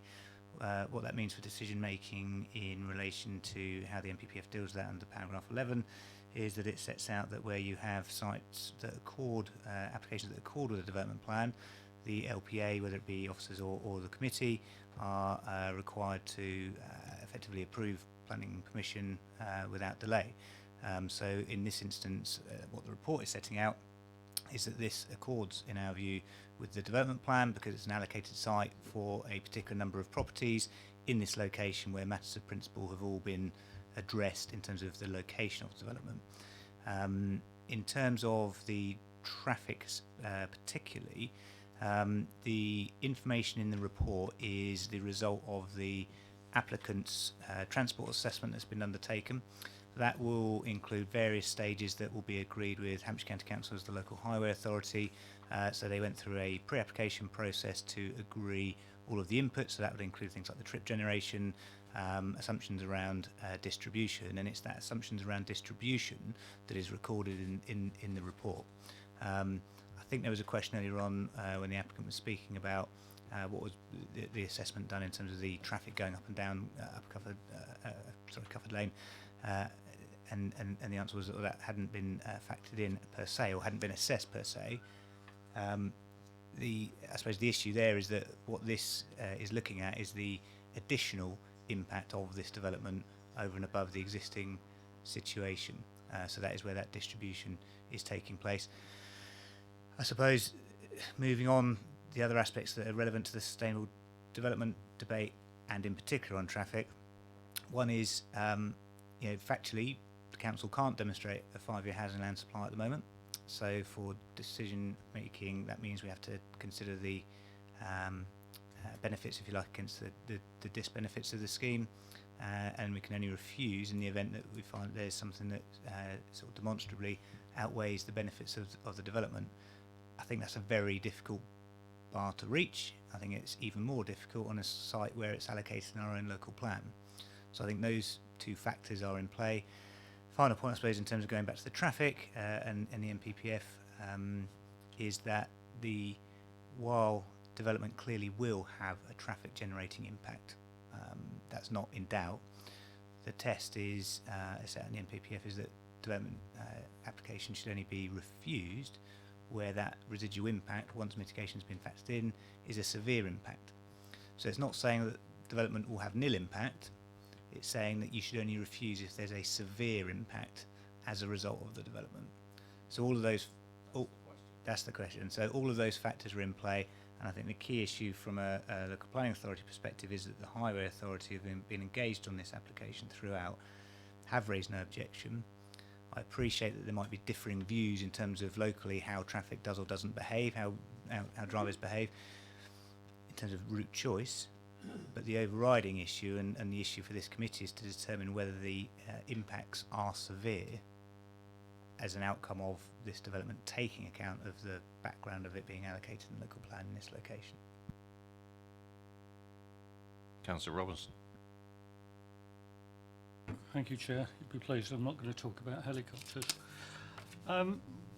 We've got an allocated site for a school, and discussions with county, they don't seem to be able to make their mind up whether they're going to put the school on this site or whether they're going to put it on the site land east of Basingstoke. And in terms of access and the traffic plan, the two elementary school, once it's fully operational, will have approximately 300 children in it. So how has the traffic assessment been done when we don't know whether these children are going to be being brought into the site from land east of Basingstoke to the school on the site, or they're going to be children being taken off this site to land east of Basingstoke? Because whilst it's probably the same number of children, give or take, being moved either way, they will be moving in the opposite direction. If school is on land east of Basingstoke, these children and the cars that they get taken in will be leaving the site at the same time as all the commuters.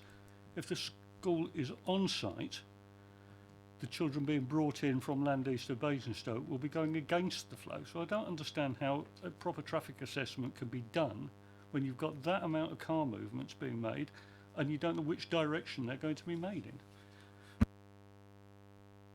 in. If I just draw your attention to page 4 of the update paper, so it's just clarifying that there's the educational trip generation, which I've identified as B, that's assuming that the site, it's a combined one, residential and education, and it's assuming that the school is on the site. So the TA that's been submitted is making the assumption that the school is on the site. That's the application before you. It's an outline for residential and a reserved school site. And then looking at the option that if it was to go on the East of Basingstoke site, that potentially it's 96 trips that then would be coming out of the Upper Cuffold site across to there. At this point in time, that scheme hasn't come forward, so the developer can only look at what's before. We can only look at what's before us, i.e. that the school is on this site, and that's where the traffic will be going in terms of the schooling. If county in the future choose to put the school on the other site, then the East of Basingstoke application will have to consider the implications of the traffic then coming into their site, and will have to then mitigate accordingly.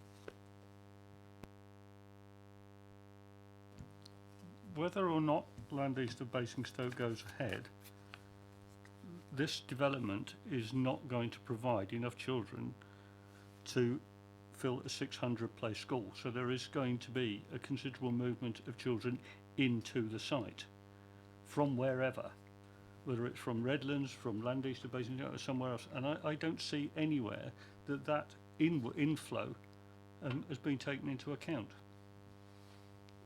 But the table that's on the update paper is showing on the B, that's showing the traffic that's coming in. So in the morning the traffic's higher, including the school traffic coming in.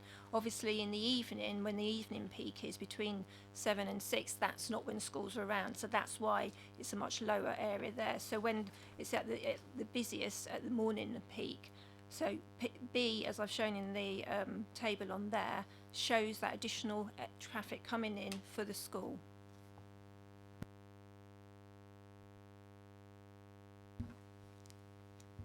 Right, I've got a question for the officers. I'm going to go back to the noise level, but I'm not going to talk about noise. I'm going to talk about vibration. We heard, and I think all of us agree that, okay, Chinooks make noise. In this report, the application was accompanied by a noise report. I'm assuming that was from the applicant, but nothing is mentioned in there about vibration from the helicopters. The vibration is all about construction and the breakup. Where is the vibration assessment from the overflying helicopters? Because I don't have access to the report. I think they were just looking at the vibration in terms of the construction. As we've said before, they were assessing what the main ambient noise levels are on the site, not what sporadic and intermittent noise or vibration caused by the Chinooks. May I remind you that we had, and I heard personal information on the viewing panel, that when the Chinooks came across, they set off car alarms. Now, the vibration to set off a car alarm from an overflying helicopter is vibration. It's not noise. And is there any vibration assessment in this report from the applicant, is all I'm asking. As I said, the vibration is in relation to the construction. Thank you, you've answered my question. Any more questions to officers? Debate? Councillor Mahaffey? Sorry, Chair. One last one. We've heard from Councillor Bell earlier about Bramley Parish Council's objections to this site. In terms of the local plan, the neighbourhood plan, sorry, this site has not been specifically specifically identified with the neighbourhood plan. Granted, it has been allocated by the local plan. My memory, and please correct me if I'm wrong, is it was originally allocated as a reserve site. I don't think it was allocated as a main site. So I'd just like to understand what the thinking process was in terms of incorporating Bramley's neighbourhood plan against the idea that it's a reserve site, or was that not a consideration simply because it wasn't identified? All I can comment on is it's the allocated site in the local plan. I don't know the details of whether it is a reserve site. I think that, as Sue says, the key issue is that at the point of adoption of the local plan, so the development plan, so the development plan includes both neighbourhood plans and a local plan. The local plan allocated the site for development, and it does form part of the current calculations in terms of 5-year housing land supply. So effectively, it is contributing to the position whereby we can't demonstrate a full 5-year supply, but nevertheless it is part of the next 5-year period. Chair, carry on. Could I add to that? I do take that point. That point's been made, but my question, I think, is more in regard to the neighbourhood plan of Bramley Parish Council. What consideration was given to that? I recognise that they haven't identified this site, but you know, the people that wrote it are actually here, and they're objecting to it.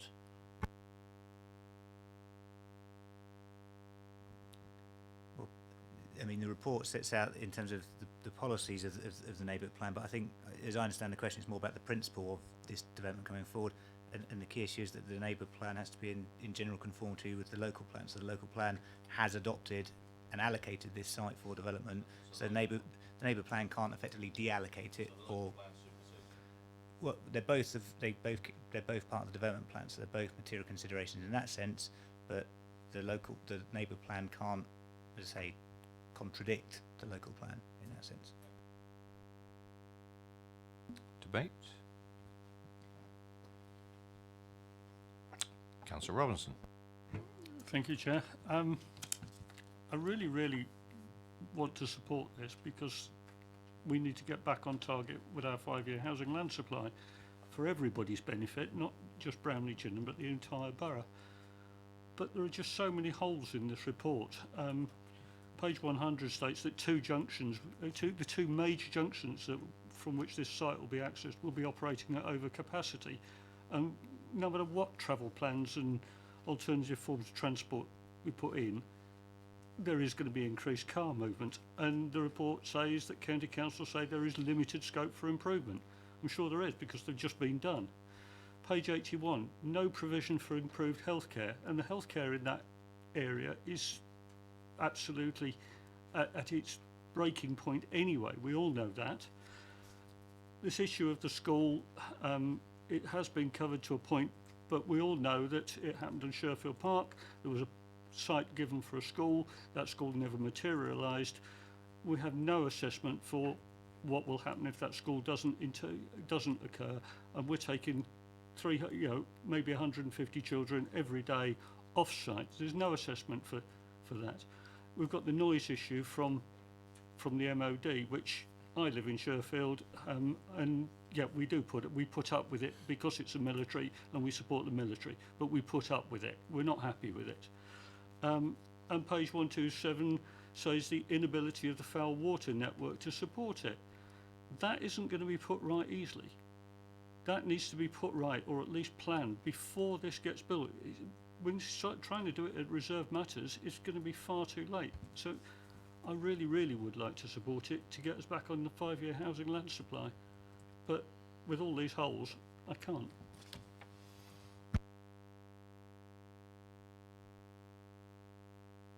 Anyone else?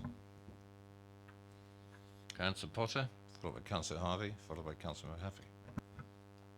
I think the reality, in a way, that Councillor Robinson has highlighted is our continuing concerns about the lack of infrastructure generally in regard to many of the sites that are coming up for consideration. But to be frank, I think we are very limited in terms of the sort of rationale that we can apply here, really. I mean, just reminding ourselves, I mean, this is part of the local plan, was considered appropriately by this council as being an appropriate site for inclusion.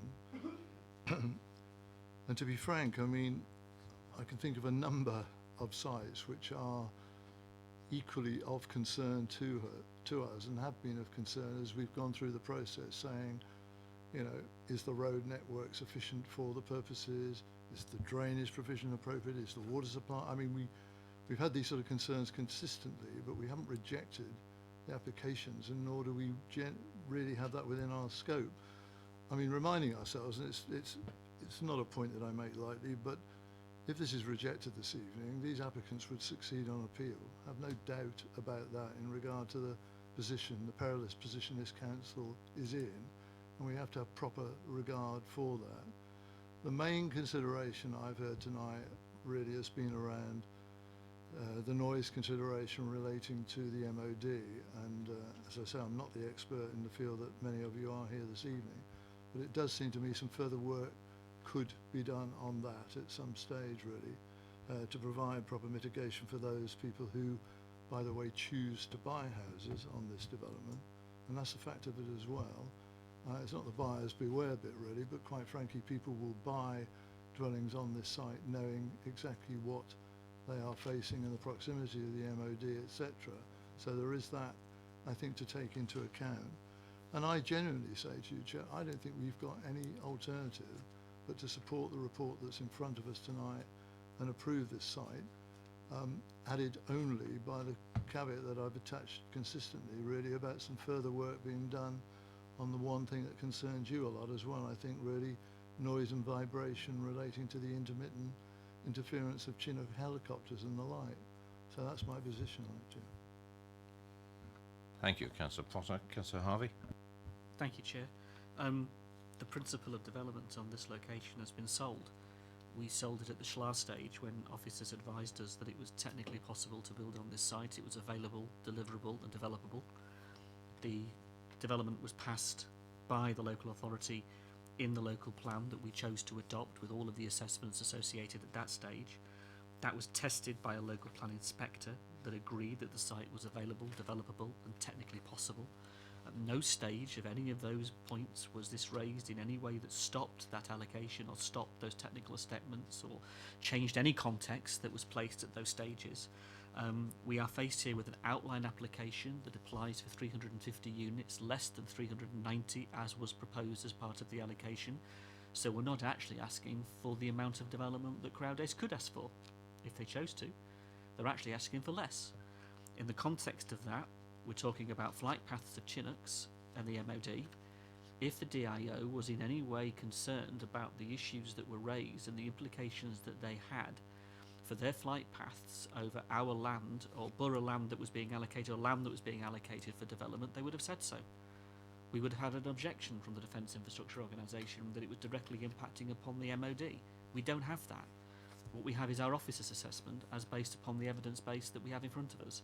And I think that's a very important consideration. Were we to go out on a limb solely based upon the issues associated with the Chinook, as I completely understand that they are, I don't disagree with any of the points you make, but the evidence base is not there to base a rejection on that at this stage.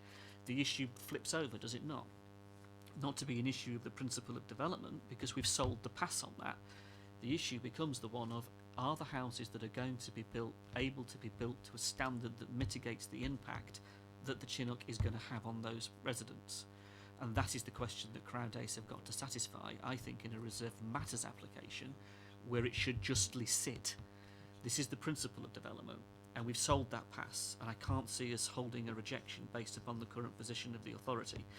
If we go to the reserve matter stage, the pressure is then on our officers to support us in the comments we've made this evening to deal with those noise implications, I think, for residents. And I'm sure Crowdace are listening and are taking that on board. And they would be foolish not to, but I do genuinely believe they will. And we must hold their feet to the fire on that.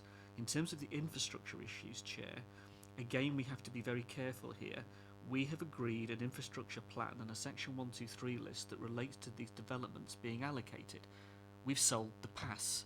If it wasn't good enough for us at that stage, we should have indicated so and not passed that Section 123 list of all the various issues that would fall out of SIL and fall out of Section 1 agreements. All of that would have been dealt with at that stage. We didn't do that, and this development is now before us as an allocated site with the developer proposing what they can do to mitigate their red line. That is all they're obligated to do, is their red line. We also have this evening their indication that they're willing to go beyond that because they're willing to do stuff around public transport on the bus, and it might not be good enough. It might genuinely not be good enough to sustain a bus route, as our experiences are of Stagecoach. And we all know what our experiences are of Stagecoach.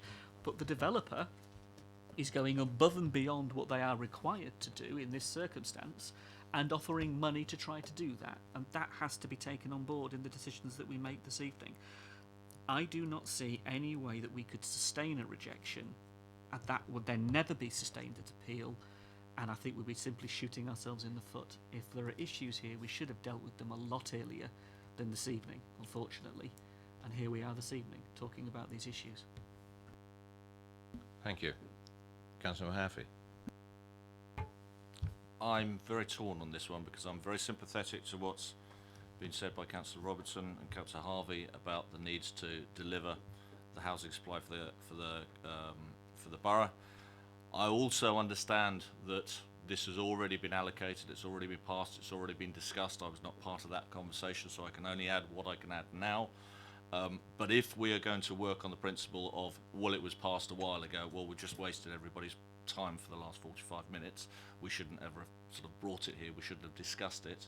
But at a personal level, I cannot vote in favour of this particular development because, and I go back to my issue about sustainability, and I don't think the main issue is actually the noise. I think the main issue here is the impact on traffic, and I can only speak from personal experience. I've seen the impact on Cufford Lane of incremental development over many, many years of Sherfield Park and Chinham. I've seen it from the other end in Bramley. I know the impact it will have on Bramley, and just at a personal level, I'm afraid I can't vote for this one. Thank you. Maybe I can help a little bit because just very briefly, Bramley's been there for 100 years. Chinooks have been here for 40. It's not as if it's a new phenomenon. When Upper Cufford Farm was identified, I know, and my memory is not that bad, I brought this up time and time again. And the answer I got, and the officers involved are not here anymore in this council, mitigation was a lovely word. And I think some of the other members around the table can remember that time when we were looking at all kinds of sites and we were highlighting all kinds of problems, and mitigation was the magic word. Here we are with an outline application, the first time we get down into any detail, because all these discussions about the local plan, we were never told to go down into that detail. That's the planning application. It's put off. That's the planning application. And we said, fine. Now we come to the crunch of the matter. When we look into the details, time has passed. We've had other developments have been implemented during that time. And here we are at the end of the line in terms of these developments up here. We highlighted this time and time again in discussions. I'm getting some nods around the table. When we come up with the issues that we've highlighted in the past here in detail, oh no, sorry, yeah, a bit late. This is in the application, but I think this application is deficient. It's deficient in a couple of areas. It's not deficient enough. Mike has given us a very clear indication that we're in a vulnerable position according to the inspector and their calculations, not according to the number of houses that we in this committee have passed over the last recent years, because there's 5,000 plus and they haven't been built. We still have this, we're deficient on the 5-year land supply. But there's questions in this report. It could be, if we can identify which ones we want to address and see addressed before reserve matters come up, we could have an option to defer it. And we could highlight whatever areas are in. Now, I don't know if that's the solution. That'll be up to the committee. But it's something worth thinking about. I've highlighted a couple of things. I haven't seen that report, but I mentioned the details of how long various things have been around here, we know the local area. Our local residents know the area. We know the impact. A train, I was brought up next to a train line. After those first 6 months, you don't know it's there. It's something in your brain. It's, you know, you get used to it. But intermittent aircraft noise, as I've described earlier, is something different, and it's the vibration. It really is. I can't support this application as it stands, but on the other hand, of course, I'm in no position to reject it. But I would ease towards a deferment, and I think there's about 3 different areas that have been highlighted around this table that maybe we could ask for more details to make a more confident decision against this application. Accept the fundamental acceptance that it's part of the local plan, it's an allocated site. But I think at this particular stage, if we can't do anything about it at reserve matters, we need to do something between tonight and the reserve matters stage, or before the approval of this. I'd like to hear some other views from the committee. Councillor George. Thank you, Chair. Just trying to put this into sort of context, you know, I agree entirely. We do have some clear infrastructure issues here. There's clearly transport, there's clearly issues regarding drainage and waste and things like that. That's said. I think what says it all, if you read at the bottom of page 124, it says, referring to the noise report, this report, 2 words here, asserts that future residents are, and the other word is likely. Now that's where we are on this. It's an assertion that it's likely. There's no fact about this. There's no detailed evidence to base this up. It's just an assertion, and it's about likely. Well, if it turns out that then they won't tolerate it, where does it leave us? And so, you know, I don't see any solid evidence backing up an assertion and the fact that it's likely. I've got a real problem with that, and those two words in particular, I really do. So I find it difficult supporting this without further evidence. I really would. Councillor. I think it was me. To try and kick it off, I move the recommendation. Councillor Bound. Thank you, Chair. I mean, I have serious reservations about the noise section in the report, and it doesn't seem to me as though the environmental health officer, he says he reviewed the noise report, which came from the applicant, which I find a bit strange. I mean, I don't know how much. I don't know exactly what that means. Reviewed it. Did he go to the site? Have they been out there? Have they seen? Have they heard the noise that comes from the helicopters, or did they just take what was said on the noise report from the applicant, look at it, say, yeah, that looks fine. Okay, I'll go ahead with it. On the other hand, we haven't got a 5-year land supply. We're in a very, very difficult position here, and I don't personally think I could support either a deferral or a refusal of the application. I think we have a moral responsibility when it comes to the reserve matters to look at this very, very much more carefully, particularly the noise aspect, which I'm very disturbed about. But I can't see that we've got any reason to defer or refuse. Councillor Westbrook. Yeah, thanks, Chair. I think there have been some really important points raised tonight, which I'm sure Crowdace are going to take away when they've been busily scribbling away there in the front row, and I don't think these are going to be. I think they're going to be taken lightly. This is an outline plan application, and I think a lot of this will be thrashed out at reserve matters. And I feel we're in a position where I think we cannot turn the application down. And I think we would hope that a lot of those points that have come out of tonight will go away and come back in some serious form, and that includes a lot of the issues in relation to the boundary, the buffer zones, the trees, the noise, maybe some type of glazing, the type of stories and houses and what they're going to be, because a lot of questions have been raised tonight. And I think, to get this right, Crowdace do need to do some work and with officers and bring that back to us, really.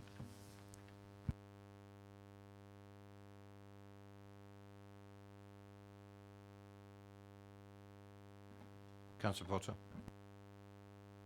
Well, two brief comments really. I don't see what a deferment would achieve, Chair, I have to say, within the cycle of our committee meetings, to be frank with you. And I'm content to second Councillor Leake's proposal for approval. Fine. I'm going to allow Councillor Keating a comment first before we go to the vote. Councillor Keating. First of all, can I say I'm new to this scenario, but I think that we have got to recognise where we are.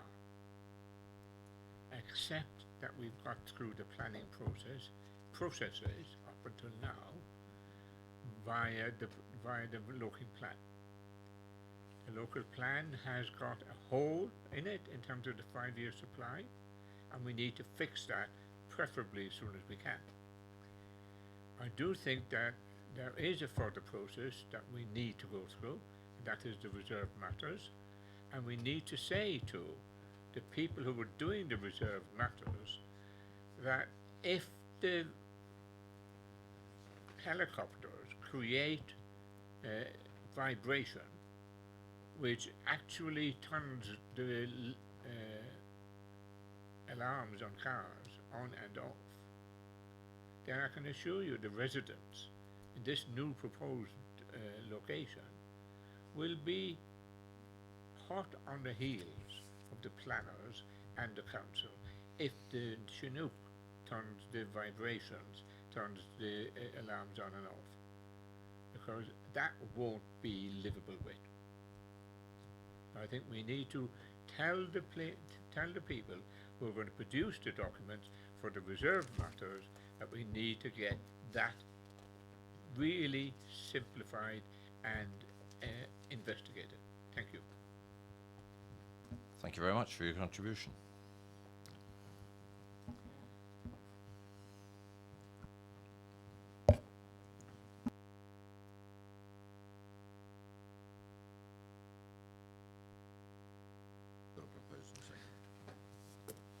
Chair, just I suppose just for a point of clarification before the vote. I mean, you'll have I suppose taken from my commentary already this evening in terms of the need for speed of decision making on applications, and far be it for me to seek to try and delay that in any way.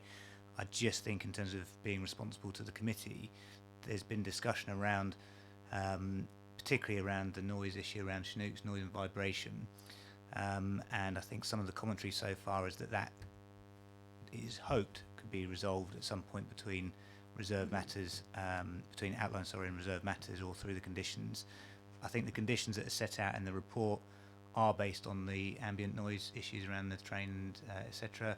I don't think they're geared at this stage around how you would potentially deal with mitigation for Chinooks in terms of noise and vibration. And I think as an officer team we couldn't honestly state that we could give you the confidence here this evening that we know of a way that it could technically be resolved.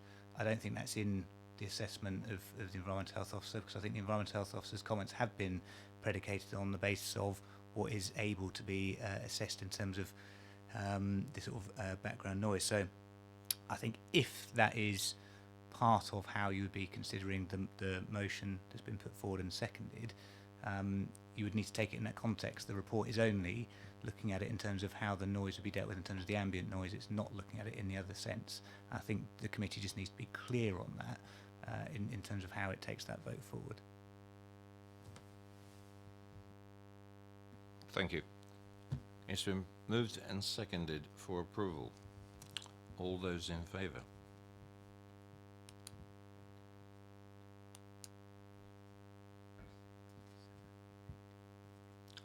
Any against?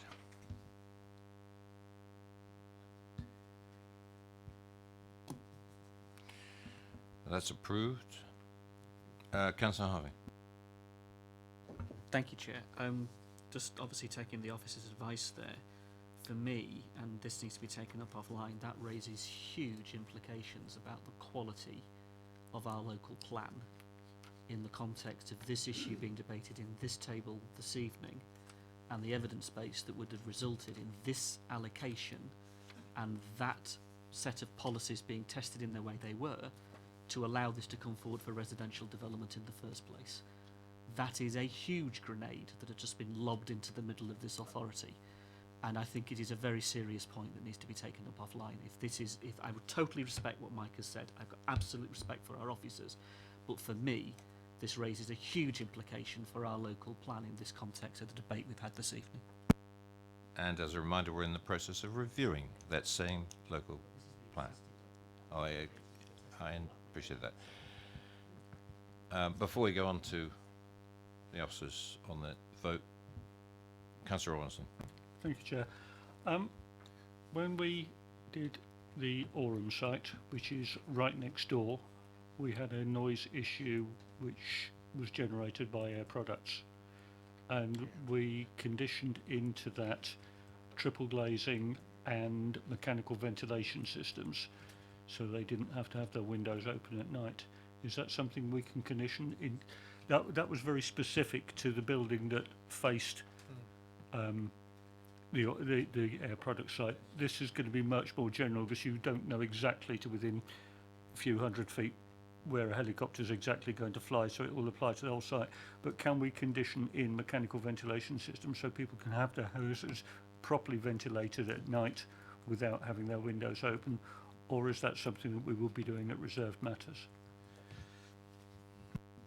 I think you're talking, it was with regards to the Razors Farm development, the Air Product site. The Orham were only impacted by the railway noise. The conditions that you've agreed to do have mechanical ventilation systems as part of the requirement, and that was based on the results of the noise report that the applicant submitted and was assessed by our environmental health officer. So that's already on there. I would say I don't believe that would be across the whole of the site, but it was for those properties that were affected by the railway noise, the ambient railway noise, which is why they would have that mechanical ventilation system. The only thing I could say is for those properties, there could be, by having that type of system in, there might be some additional benefits with regards to Chinook noise. But all I would say is that it wouldn't apply to the whole of the site. In that case, noise is noise, whether it's a train or whether it's a Chinook. And the Chinook noise, which is what we spent a huge amount of time discussing tonight, will apply to the entire site, not to any one part of it, because all the houses have got roofs facing upwards. It's not like a railway line when some houses face it and some houses don't.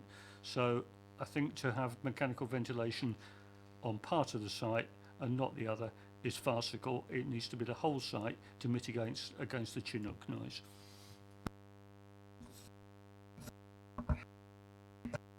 Thank you for the input. Switches. Officers, we've taken a vote. You want to go through conditions? As the recommendation has been, the application has been approved subject to the conditions on the officer's report and the amended condition number 7 on the update paper, and subject to the completion of a legal agreement. Thank you very much. Move on to item number 3. This is the land at Boundary Hall, Aldermaston Road, Tadley. Can I ask Daniel Bradbury to come forward, please?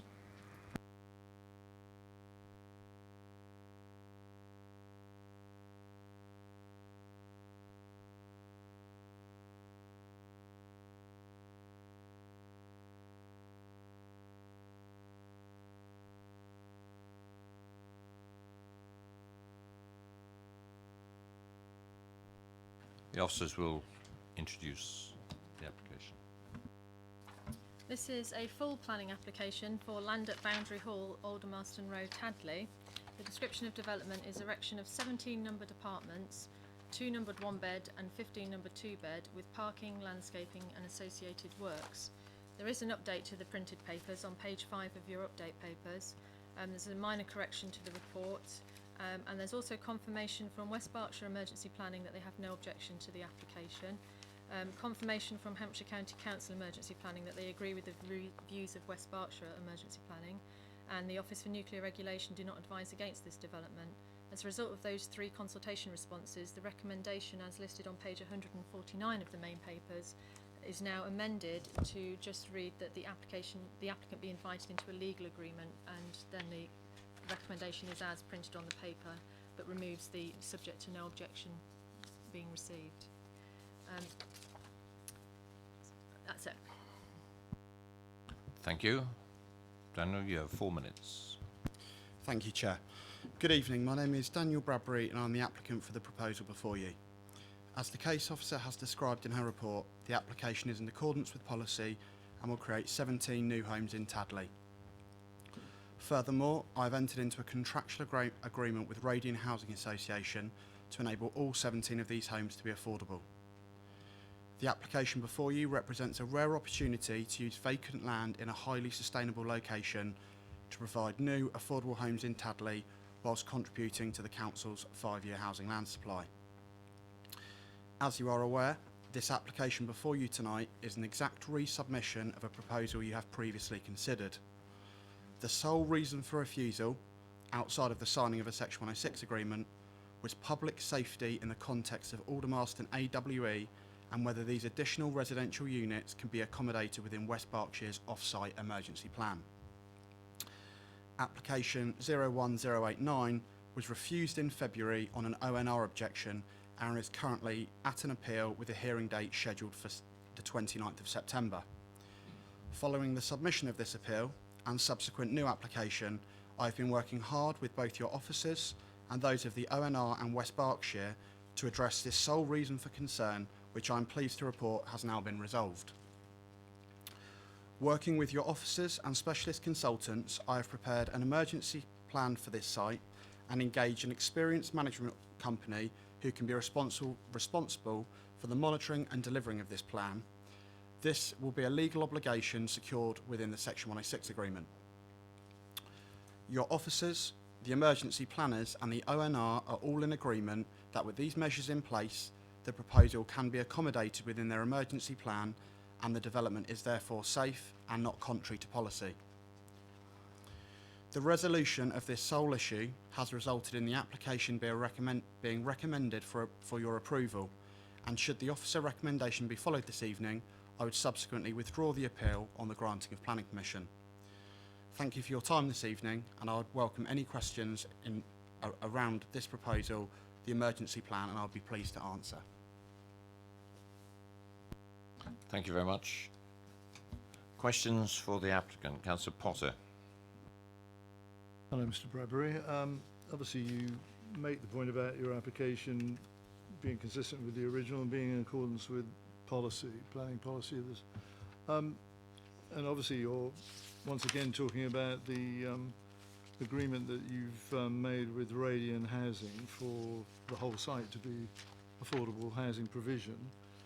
If that's the case, why are we in some academic debate about whether it should be 5 units or 7 units, really, in terms of the 40% provision that is going to be provided under the application you make? I mean, it seems to me if you've got this agreement with Radian, you can just as easily state that it's 7 and it's policy compliant, which it certainly isn't with 5, is it? Yeah, that is correct. It's not at a policy compliant level of 40% affordable housing. With any application, the affordable housing provision is subject to viability, and the viability case, which was confirmed by the council's independent surveyor, was that 5 units on the site was the correct amount of Section 106 qualifying affordable housing. The 12 units which effectively sit outside of the Section 106 are the ones that Radian will be delivering as affordable rent, which will be effectively topped up by grant funding, which has been secured from central government.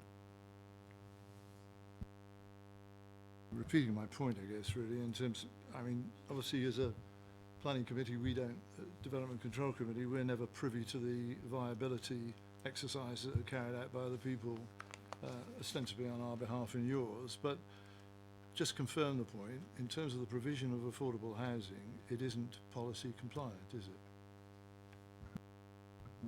Well, it is policy compliant because it's been tested. Although the 40% is your benchmark, the policy is quite.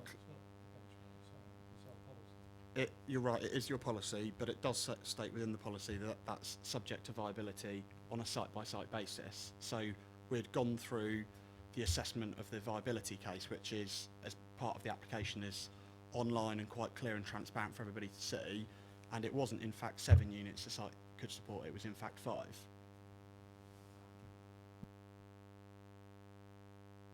Councillor Robinson. Thank you, Chair. Looking at the drawings on page 186 of the extent scheme and the proposed scheme, just looking at the drawings, it would appear that the proposed scheme has moved forwards nearer the A340 and nearer the trees that are along that. Is that correct, that it is nearer than the extent scheme, and why? It is slightly closer to the trees. I think it's around a metre closer to the trees, albeit it is around 2.5 metres smaller in height. So the overall volume of what's been approved in the extant consent to what's been in front of you this evening remains consistent between the two. It's just in a slightly different shape.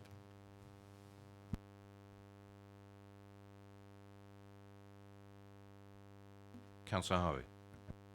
Thank you, Chair.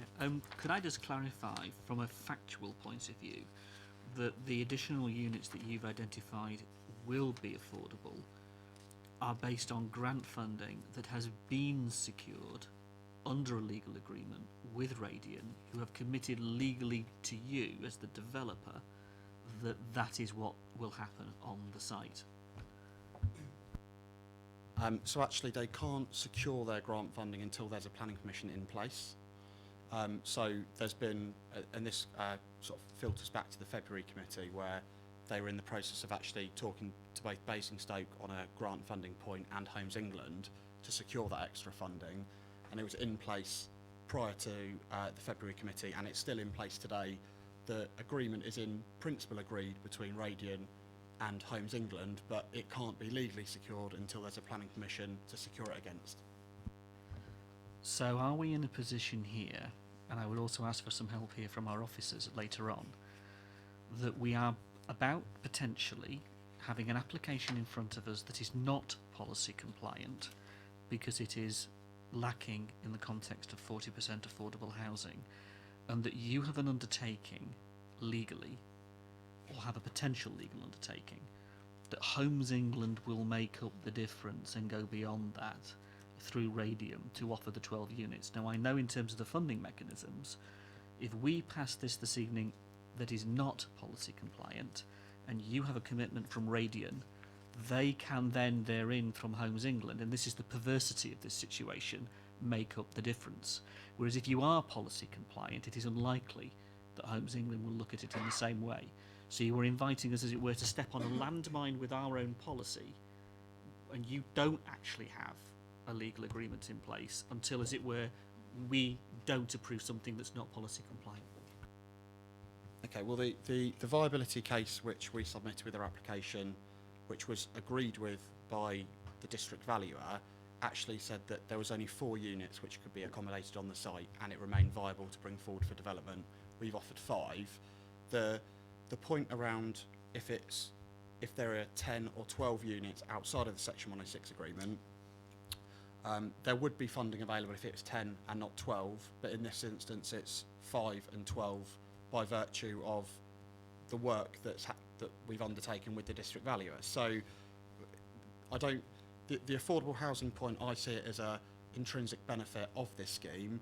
The level of affordable housing at 5 units, it is policy compliant insofar as it's 40% unless it's subject to a viability test, which we've gone through.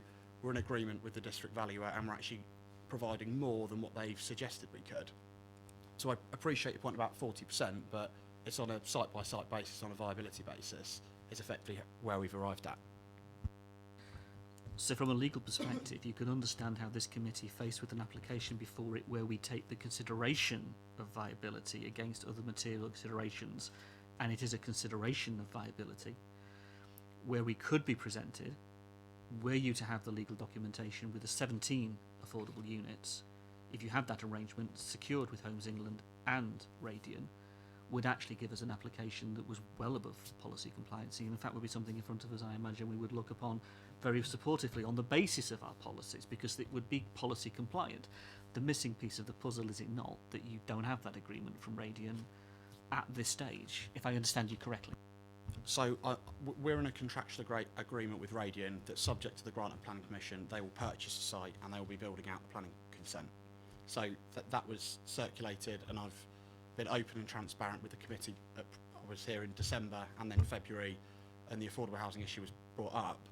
But I think the key point is the 17 units. The scheme is only viable with 5 units of affordable housing within a Section 106 agreement. So what that allows Homes England to do is the 12 units, they can subsidise Radian to understand. So your point around, well, if there were 17 units and they're all Section 106 compliant, well, the scheme is only viable with 5 of them. So, of course, 17, it wouldn't be viable with 6, it's not viable with 7, and it certainly wouldn't be viable with 17. So I think that whilst naturally that would be the best position for any application to be 100% affordable housing, it's obviously, that's not what we've that's not where we've arrived at here. And I'm quite content, I hope the officers are, that we are in fact in line with policy despite it being 5 units and not 7. Any more questions, members? Thank you very much.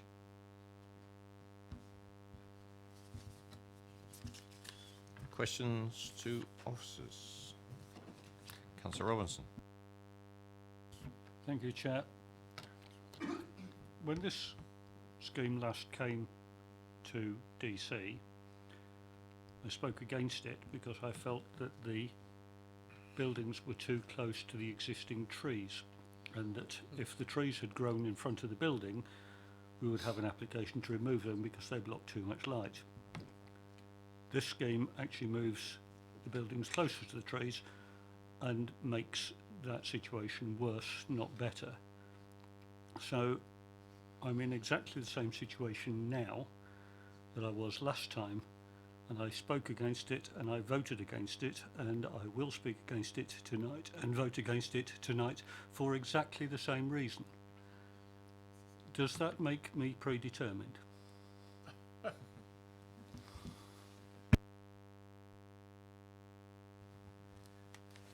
Whether you're predetermined is a question for yourself, isn't it? It's whether you're open to hearing the arguments around you, and whether you're open to having your mind changed by the contributions that are made by your fellow colleagues, officers and public speakers at this meeting.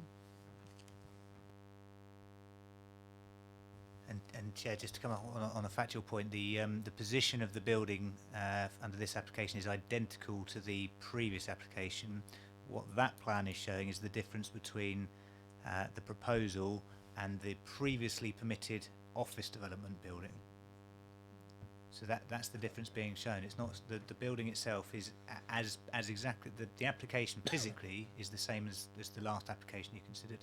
The only difference in terms of this application to the February refusal, if we call it that, is the position in relation to the emergency plan and the work done to secure that through the 106 and effectively remove the ONR, West Berkshire and Hampshire County Council emergency planner's objection.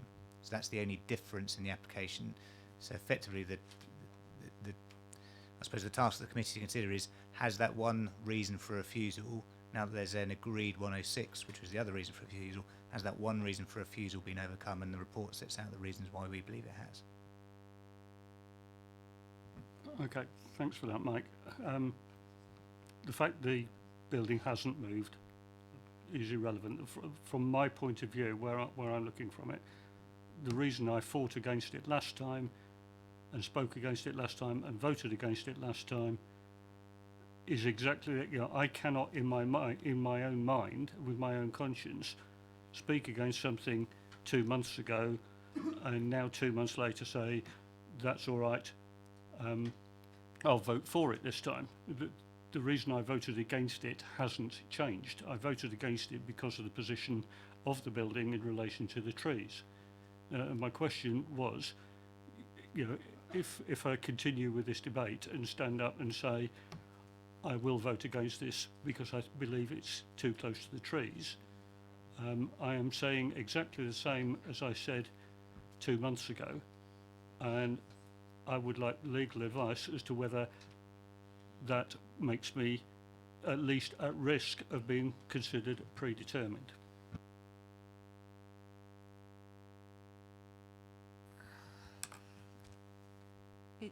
It's a possible risk. I put it as high as that, but it's a matter for you at the end of the day. In that case, I will declare myself as predetermined and leave the table. Thank you. Questions to officers? Councillor Bound. Mike answered it when he answered Councillor Robertson. Fine. Questions to officers? Councillor Harvey. Thank you, Chair. It's one of those situations, isn't it, where you've had an application that's been taken to appeal based upon the grounds that the developer considers appropriate, despite our arguments. We have then a situation where, I shall say the words again, we don't have a 5-year housing land supply. We have the issue of sustainable development as set down by government, absolute clear daylight on that. I think that's the issue for us in that regard.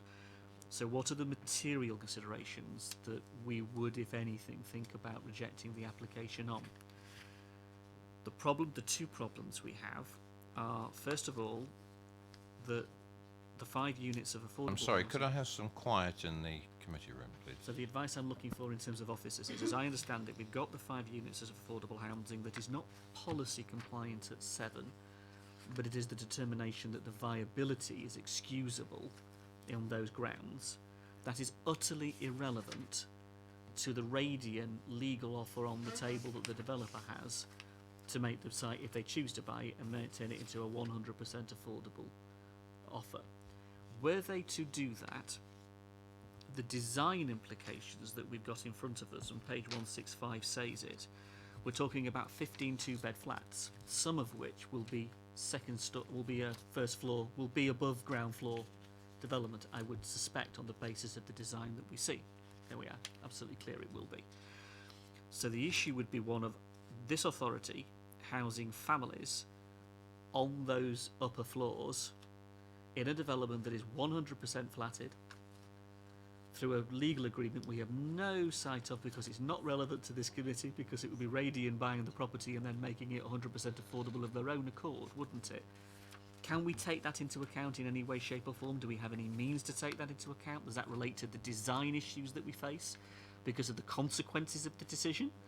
Or is it just the viability stuff excuses it? I mean, I'm just trying to pick my way through this. Let's see if I can help. I think if I've understood it correctly, they've had a viability assessment, so you get a lesser amount of affordable housing, but you've been told that they plan to sell the site to Radian, and therefore Radian is a social house builder, so it will all be social housing.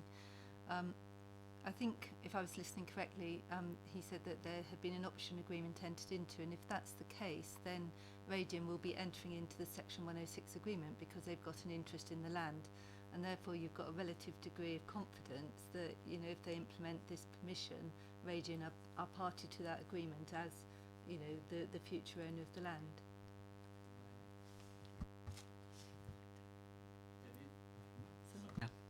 Then is there then a material consideration for this committee that the design of this property, as proposed, that will then house families on 3rd floor of this building as flats, 2-bed flats, is appropriate, 2nd floor? Because the context of the design, the layout and the context of that for family living becomes a very important material consideration in my mind. But am I leaping too far in that context? I'd like officers' advice about that, because I'm looking specifically at the design, Mike, not about the social issue, but the actual design. Thank you, Councillor Harvey. I as always, do understand the point being raised and the concern. I think is beyond the committee's or the local planning authority committee, whichever you look at it as, because ultimately any development, whether it be this development, if it was 17 market units, whether it was the 40% element was secured or not, what happens thereafter beyond what is in the actual 106 itself isn't within our in our control. So I mean, I can think of schemes elsewhere in the borough which have been brought forward, and they've been brought forward by the registered providers themselves. And the question has been, well, hold on, are you bringing this forward as 100% affordable housing, or are you bringing this 40% with a kind of a hope value, if you like, in terms of what might happen thereafter? So I think in terms of the planning decision, the status quo is as per the February decision. And the February decision, I think, was based on, well, we understood the potential for the land to be disposed of in the way that's been described by the applicant. And that was, I think, accepted in terms of how the decision was made, because ultimately the only outstanding reason for refusal beyond the entering into a normal 106 was the issue around the emergency plan. So I totally understand the concerns. I don't think there's anything within the gift of the way the decision is framed or considering refusal in any way that would help with the dilemma, I suppose, that as I understand it in your mind, as to what that might lead to in terms of design of the building and how that might be taken forward in terms of a 100% affordable housing scheme. I don't think there's any mechanism or control over that we could assist with. Any more questions to officers? Debate? Councillor Bound? Yes, just very briefly, Chair. I mean, like Councillor Harvey, I am a little bit concerned about the lack of the 40%, but I believe this was discussed quite extensively last time round when I absented myself from the committee because I had a predetermined position. I've been listening tonight to what's being said, and I've got that sort of niggle at the back of my mind. At the same time, I am absolutely delighted that there is the West Berkshire emergency planners, the HCC emergency planners, the ONR have withdrawn their objection, and I'm hoping that that might allow a bit more development internally, because I'm sure that any future applications that come forward are going to be looking at this very, very carefully. So I don't know, I'm open to persuasion otherwise on this if other people feel that it shouldn't go through because of this perhaps slightly grey area. But I'll just wait and see what other people have got to say. Thank you. Thank you. Councillor Leeks? Thank you. We're in discussion, aren't we? Yeah. Yes. Right, debate, yeah. Well, Chairman, this piece of land's been an absolute eyesore. It's been terrible. And before it, the whole of that piece of land, when they knocked down Boundary Hall, was an absolute nightmare. And I said at the time, and I'll say it again, it looked like there'd been a mistake across the road and one of their bombs had gone off. It was terrible. And I am not all for this, but it's got to be better, absolutely better than what it is at the moment. And people have said, when is something going to be done? And I think this is probably about the best. And I'm amazed that the ONR has agreed. And I'm even more amazed West Berkshire has agreed. So, unless Councillor Bound wants to do it, I'll propose the recommendation. Fine. Thank you very much, Councillor Leeks. To have a second over that. I will second it then, Chair. Thank you, Councillor Bound. It's been duly moved and seconded for approval. All those in favour?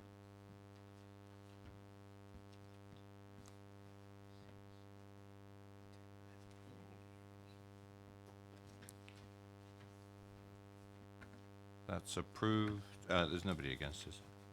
No. Officers? I can confirm the application has been approved subject to the signing of a legal agreement, subject to the slightly amended recommendation that starts on page 5 of the update papers. Thank you very much. Move on to application number 4.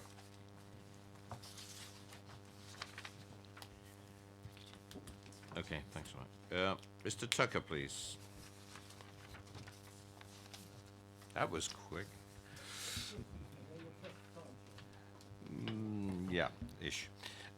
Just sit still and the officers will introduce the application. This is a full planning application at Butler's Farm, Gangbridge Lane, St Marybourne.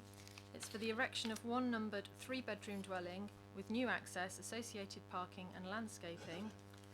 The update papers are on page 6, and there is just a summary of the viewing panel that members took on last week. Mr. Tucker, the microphone switches on the bottom of that plinth, and you have 4 minutes. There you go. Butler's Farm has been my family home for 49 years and my own residence since 1996. Now that my wife and I are over 70 in the foreseeable future, the upkeep of Butler's Farm will be too much for us, but we dearly want to stay in the parish.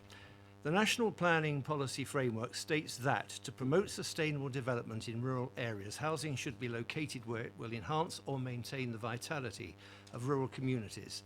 Planning policies should identify opportunities for villages to grow and thrive, especially where this will support local services.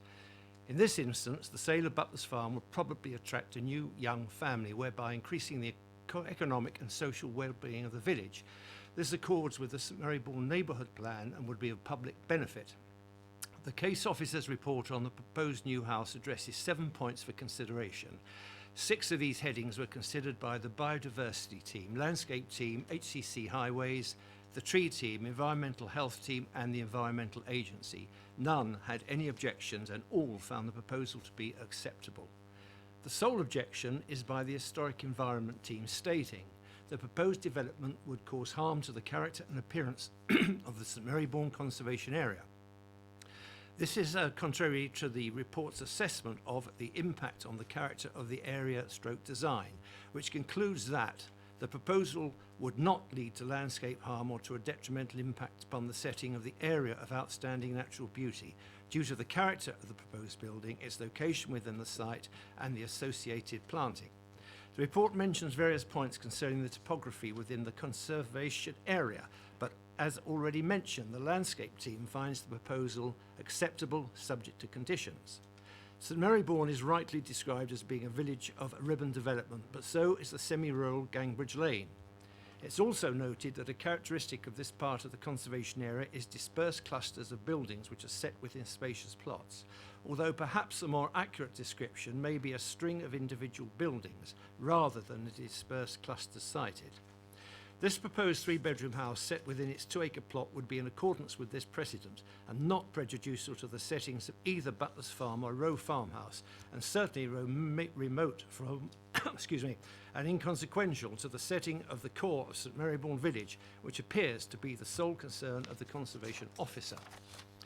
Part of the conclusion drawn in the case officer's report states it is acknowledged that the proposal is not considered to lead to harm to landscape, character or setting, biodiversity, trees, pollution or neighbouring amenity, and the scale and design of the proposed dwelling is also considered to be acceptable. The proposed location and design of the new dwelling ensures that it is generally unseen from outside the site, screened by mature and new planting. The domestic paraphernalia would be concealed and contained in the courtyard to the north of the house, possibly controlled by a planning condition. You have 1 minute. It would seem that the sole reason for the case officer recommending refusal of this application is stated to be that the above matters are not considered to outweigh the harm the development would have upon the character and appearance of the St Marybourne Conservation Area. I respectfully submit to the committee that this is one person's view and should be weighed against the fact that the St Marybourne Parish Council does not object to the proposal. 6 village inhabitants have written supporting the application, including the occupants and owners of the adjoining site, Row Farmhouse, and there have been no letters of disapproval. Therefore, it has been acknowledged by an overwhelming majority of the local authority consultants and also by those immediately affected by the proposal that it is an appropriate addition in character with the village and its setting. With its ecologically sound pond and heritage orchard of indigenous British varieties interspersed with hedging, acceptance of this planning application will in fact enhance the conservation area. Thank you, Chairman. Thank you, Mr. Tucker. You're spot on 4 minutes. That's good. Questions to the applicant, members? Yes, Councillor Leaks. Thank you. Could I just ask you a question about a few hundred yards down? I don't think it was a few hundred yards down the road. What am I right in saying there's a small estate of bungalows on the road? Yes, Councillor. That was built, I think, in the 1940s, and there's a set of 6 council bungalows, mostly single-storey ones, prefabricated, which have lasted well, and there's a couple of brick-built houses in the complex as well, in a sort of a circular driveway in the centre of it. Any other questions, members? Councillor Robinson. Thank you, Chair. Could you just talk us through the layout of the site? Because it's very distinct with sort of the house at one end and the orchard at the other end. Thank you. Yes, Councillor. The house, well, in fact, it's not at the one end, as you can see on that plan. It's about a third of the way along. And it's been sited there because the architect felt, and he's worked with Basingstoke before in the village, that would have the least effect on the surrounding properties. Row Farmhouse on the left, and on the right, looking at the plan, Butler's Farm, where I currently live. That this would have the least impact possible, and it would also fit in very well with the rise of the land to the north. So it's put at the back of the site so that it's concealed from the view across the valley, because the rising land at the field behind is what one would naturally see most of, with the trees between it and the house itself. Any other questions? Thank you, Mr. Tucker.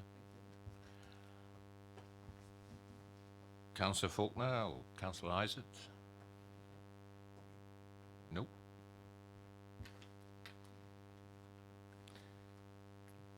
Nope, not here. Questions to officers? Any questions to the officers? Debate? Councillor Westbrook. Yeah, thanks, Chair.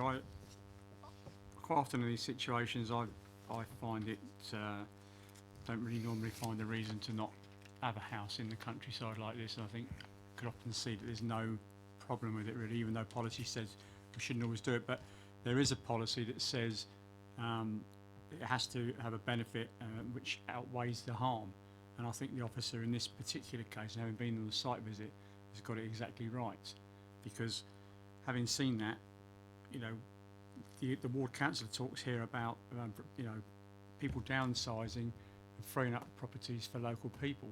I don't see that here. I see it as a plot within a plot, and somebody moving into another house, freeing up that other property maybe, but I don't see it in the general term of that of the policy, and therefore I'm the conclusion the officer comes to in this report.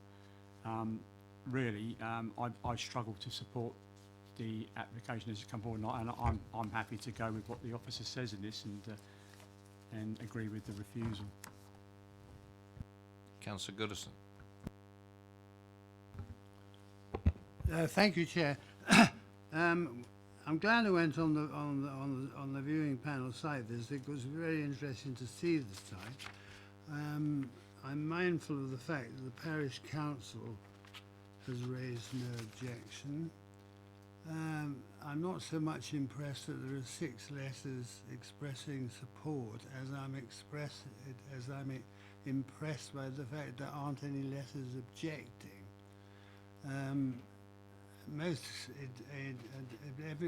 Apart from the conservation officer and the historical environmental team, most people seem to be quite supportive of the application.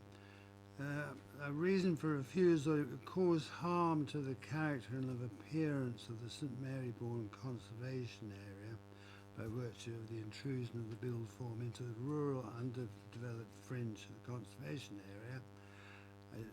I don't feel it does cause harm of any significance, and at this moment in time I would be mindful to support the application. Thank you. Thank you. And Councillor Bound. Thank you, Chair. I largely agree with what Councillor down the way has just said. Councillor Westbrook, Councillor Mike Westbrook, sorry. I'd momentarily forgotten your name. I'm a bit puzzled by the parish council in here, in that there's no objection, yet it's outside the settlement area, it's in a conservation area, it's a greenfield site but doesn't include affordable housing, and doesn't make use of a redundant agricultural building, and yet there's no objection. I find that somewhat strange. But looking at the site, I agree with what Mike said. It's a new building in the countryside, and all right, it's allowing somebody to downsize, but then there's somebody is obviously going to make a little bit of money by selling what they've got already to allow them to downsize. We've got an extra building in the countryside, and I don't think there's sufficient reason put forward for building it. So I will go along with the officer recommendation here. In fact, I go so far as to move the officer recommendation. Okay. Is there a seconder for that? So Westbrook. I'm going to say something before we do any further, because I'm afraid I do not hold the views that have just been expressed by the mover and seconder. Because how else do people who have lived in these villages for so long, and it's natural, you end up living in a big house, how do they downsize into the villages? The land is available. If there had been a lot of objections locally, I could probably understand it. But in this particular case, you have a degree of local support, but the biggest thing is, as Councillor Goodison said, you don't have objections. Now, surely the local population, they know their villages. I think the expression is a tacit approval, that if they really objected to it, they would have objected to it. That's my view on this. I will go along with and agree with Councillor Goodison. And I know I've taken a mover and a seconder for the officer's recommendation. I would like to move, but can I move it yet? Okay. It's been moved and seconded for approval. For the officer's recommendation for refusal. All those in favour?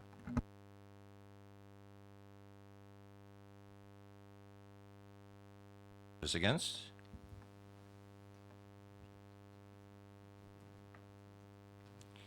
Officer's recommendation is approved. Officers?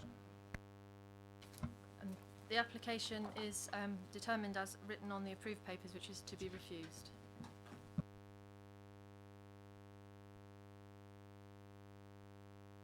Move on to item number 5.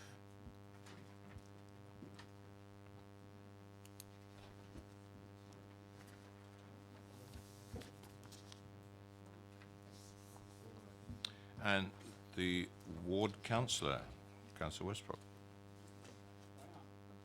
Number 1.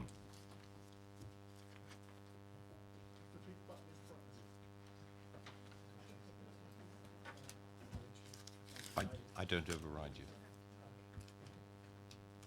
I'm the master, Mike.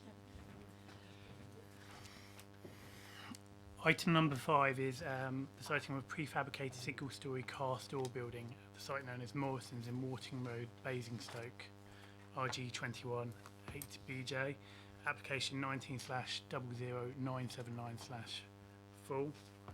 I'd refer the committee to the update paper, page number 6, and obviously the site visit which was undertaken on Friday. And obviously members noted the relationship with the proposed property and the nearby dwellings.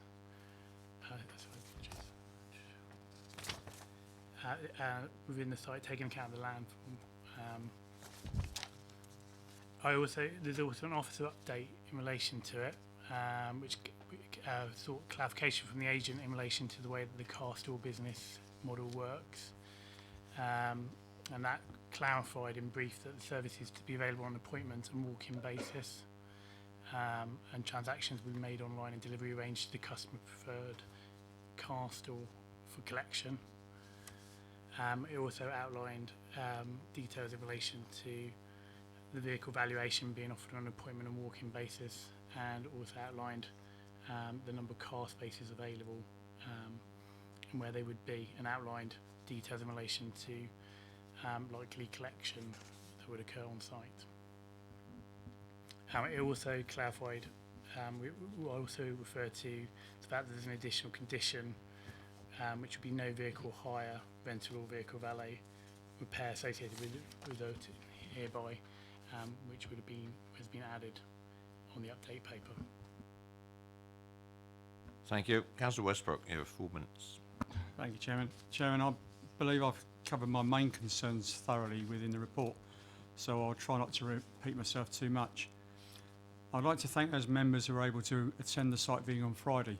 I know most of you were familiar with the sites already, but I hope you all felt it worthwhile.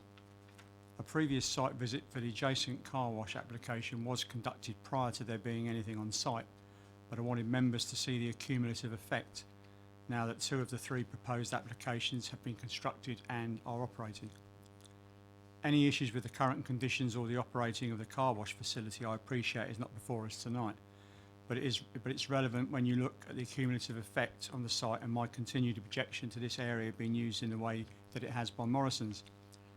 Members will have noticed on Friday that this car park area, close to one of our valued parks and the only part of the site near residential properties, is being converted into a midi trading estate. This council has just declared a climate emergency, and these types of applications do very little to help with that. Idling engines, chemical spray, industrial noise, all close to valued trees and open space and my residents' homes.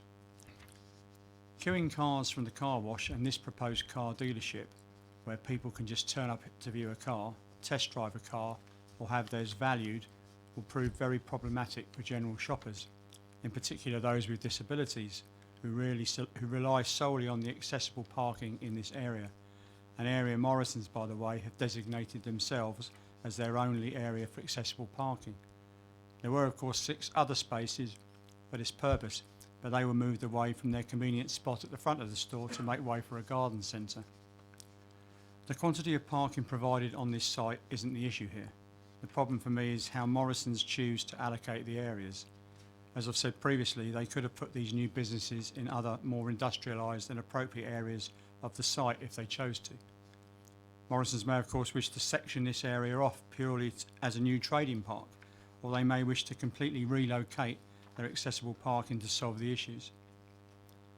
Members, if you're told this evening there are no planning reasons to reject this application, and my fear is a precedent may have been set following the car wash approval, then how can we reduce the impact on our residents? If members can look at page 219 of the report, the officer quite rightly references condition 19 of the original 1994 application for this site as the appropriate mechanism for addressing this issue. That would suggest that condition 18 of that original 1994 decision should also be an appropriate mechanism for addressing the issue. Condition 18 references special needs parking areas and access arrangements to the store. The reason given for the condition: to ensure that access is provided for persons with special mobility needs. 1 minute. I'm sure officers can produce a copy of those original conditions for members, but if not, I have one here as well. To finish, Chairman, I believe this application should address my concerns by either refusing the application or, if approved, by conditioning that all accessible spaces are moved to make them once again accessible, and to consider a condition that will see this area of the car park sectioned off and signposted as the mini trade area is now become. Thank you, Councillor. Questions for the ward councillor? None? Thank you very much.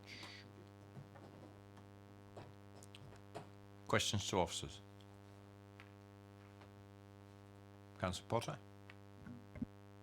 If I may, obviously following up on Councillor Westbrook's commentary, perhaps I can just check with officers really the conditions that had hitherto applied regarding the provision within the car park of parking arrangements for those people with requiring accessibility parking spaces, because we saw, shared, obviously when we went on our viewing, just how many were provided within an area which really would be, in my view, less than suitable having regard to this new provision that's being proposed, and obviously the existing now provision of the car wash, really.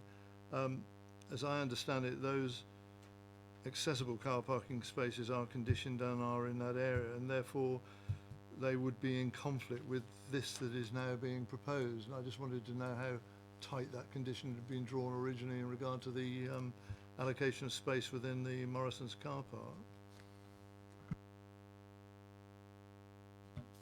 I'm just trying to find it, but it's on multiple pages. So could I borrow Councillor Westbrook's printed version? That might be easier because it's a more it's a historic application and it's on about.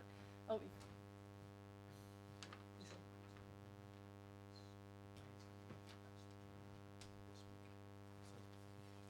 It's on about 6 or 7 pages.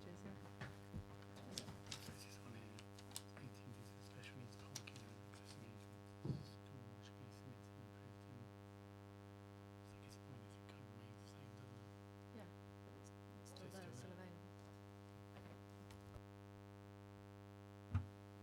So looking at the original planning permission, it would appear, obviously condition 18, obviously details of special needs parking area and access arrangements to store shall be submitted to and approved by the local planning authority before construction works commence on site. It would appear, if you obviously look at the location plan, which is shown in the report on page 225, these areas obviously have been marked out, and it would appear they would remain the same as they currently are, and they would remain on site effectively.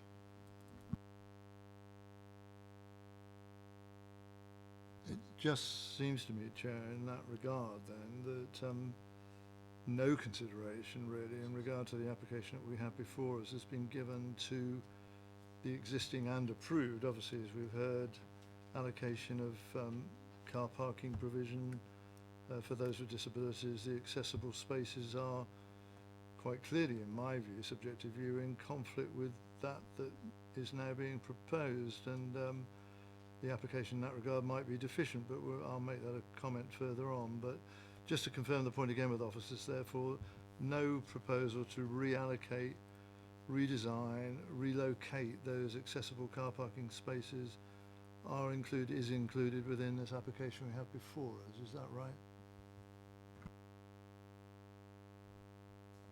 The application doesn't involve the loss of any disability spaces. They're still in the same location. It's the car parking that's subject to the application are the ones, if you look at the plan on page 225, the top figure, you've got the car wash is shaded grey in the top row of car parking spaces. The nail pod is to the right, and then there's 4 parking spaces to the left of the car wash, which is the area for the proposed building. And then just south of that, below the arrow pointing towards the pedestrian entrance, there's an area outlined there, which is the parking spaces that relate to this planning application.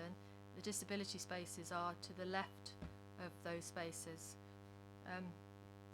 In relation to the condition, there is a requirement to have disability spaces, and that was part of the approval of the garden centre building on the frontage.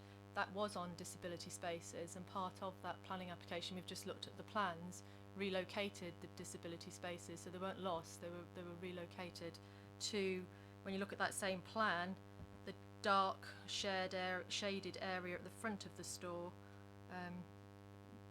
I can't really describe it any other way, just there's 4 spaces that were relocated there. They're not called disability spaces now, they're called accessible spaces. Thank you, Councillor. Yeah, just to put it on record, and it's part of my question. In my proposition isn't that accessible spaces are to be lost. It's the fact that they are to remain exactly where they are in regard to the additional provision that is being sought under this planning application. But I'll return to that, Chair, by observation in due course, if I may. Thank you. Councillor Harvey. Just in terms of the commercial use and intensification of the site, obviously the site has a designation in terms of the supermarket use and the other uses on the site.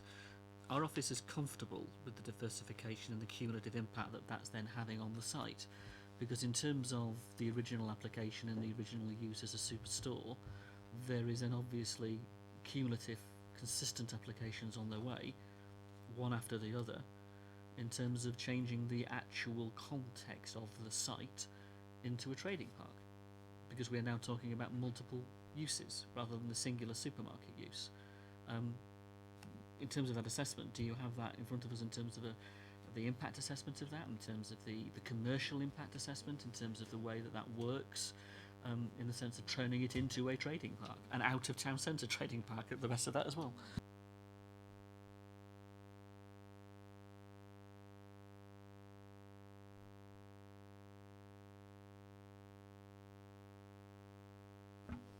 The officer report does kind of assess that at page 220, and obviously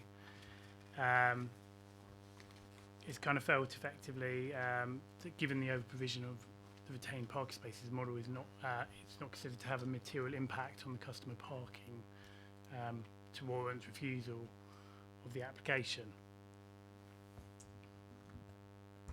Not talking about the parking, I'm talking about the commerciality. And the follow-up question to that is, do we consider that this use is acceptable at 11 o'clock at night? If I could just add to that, so if I draw your attention to page 217, where we're looking at the character of the area and what's being proposed. So we've made the assessment that it's a small cluster of commercial units.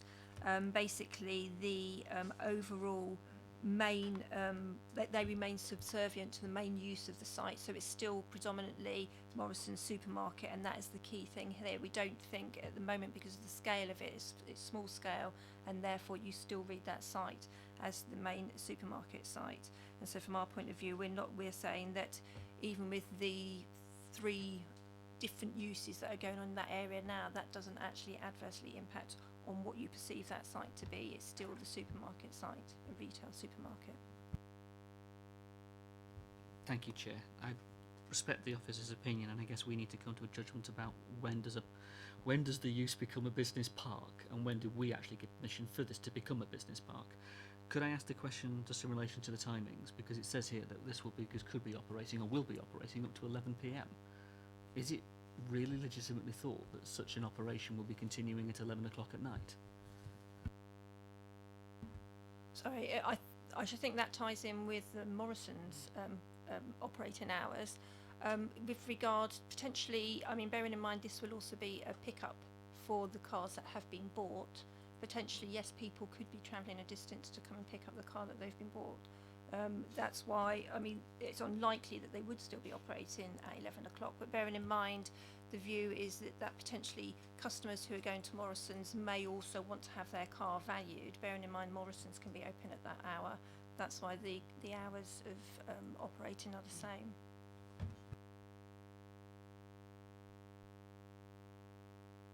Councillor George. Thank you, Chair. I must admit I share some of the views, I think, tonight over the cumulative effect. Sorry, yes. I share some of the views over the cumulative effect. But looking at the numbers here, my concern is, and what have you, when I was there, I looked at the car wash area and things like that, that there was a lot of staff around. There was at least half a dozen there. And I've noticed here on here that you said 14 parking spaces,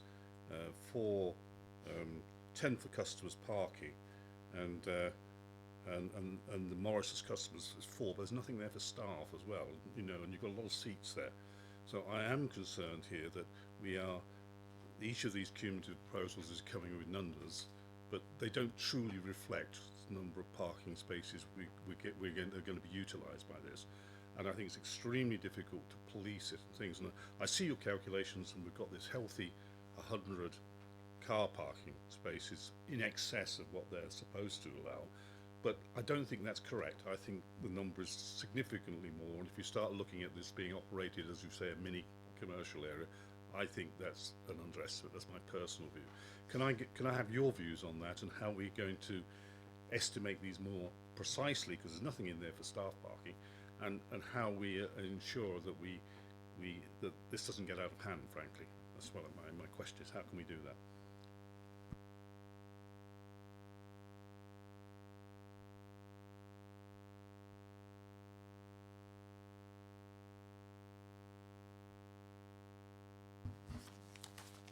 Due to the kind of nature of the site, it's very hard for us to prevent where people kind of park, and obviously you may have people parking within the car park who obviously aren't visiting Morrison, so maybe car sharing, etc. And obviously with the kind of the over provision of parking as well, we would feel it would be acceptable.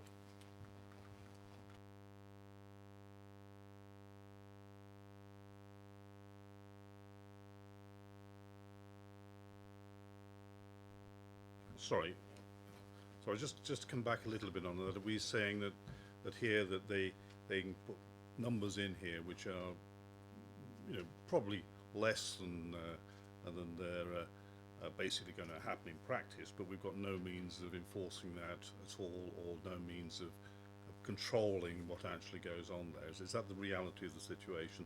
Because, as you say, people can come in there and park anyway and go. They needn't necessarily shop at Morrison's. Is that the reality of it? We've got no way actually of controlling this at all.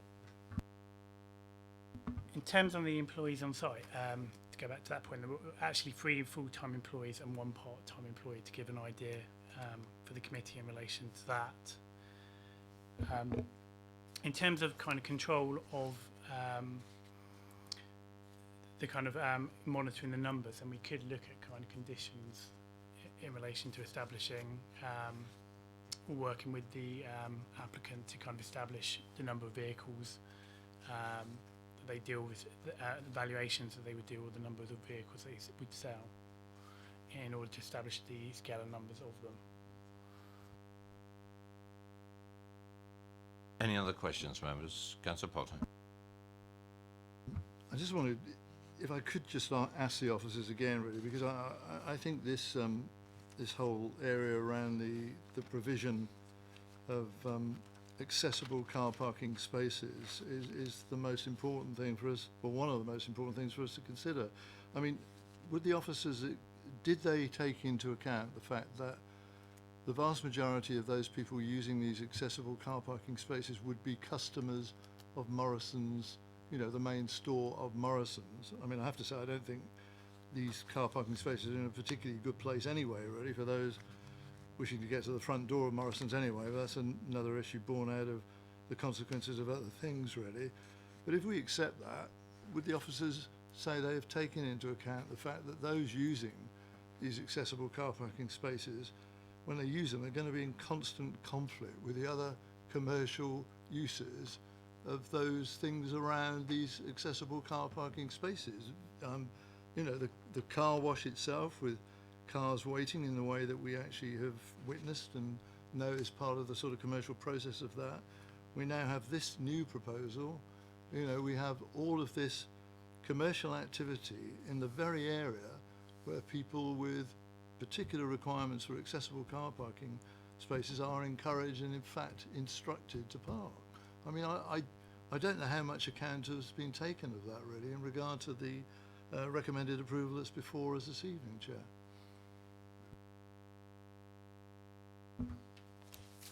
I think in view of it being a car park, there's always going to be some degree of conflict for wherever you park within a car park. I would take the view kind of in relation to where the parking spaces are now. I think obviously what we have outlined and what we have asked the applicant, which is outlined in the update report, page 7, one of the reasons why they've obviously put that there is obviously to allow the usability of disabled car parking space to occur in relation to those units. In terms of, I mean, I would take the view obviously there would always be, anywhere that you were to park in an area of a car park, there will be kind of vehicles moving. If anything, it may be the case that because of the nature of the setup of the actual car park, where it's along the side of it, you may actually, if anything, there is a very plausible you may have less vehicular movement, because if you are looking to park within the car park, you may take the view, well, I'm aware there's obviously disabled parking and accessibility parking down there, and also the uses, the aforementioned uses that we've discussed, so that may actually, if anything, reduce the conflicts that you may encounter as a driver, in my view.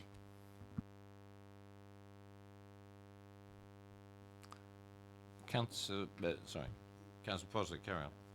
I mean, trying to convert this into a question really, but my view would be the responsibility on organisations like Morrison's and other supermarkets would be to provide accessible car parking spaces as near to the front entrance of the unit into which people are going, and for those people using them to be drawn as far away as possible from conflict with other car users, and quite frankly, particularly other car users who've actually got no interest in shopping at Morrison's on the days they're going to be in this area. They're going to be there for other purposes, and I just think the things are incompatible, really.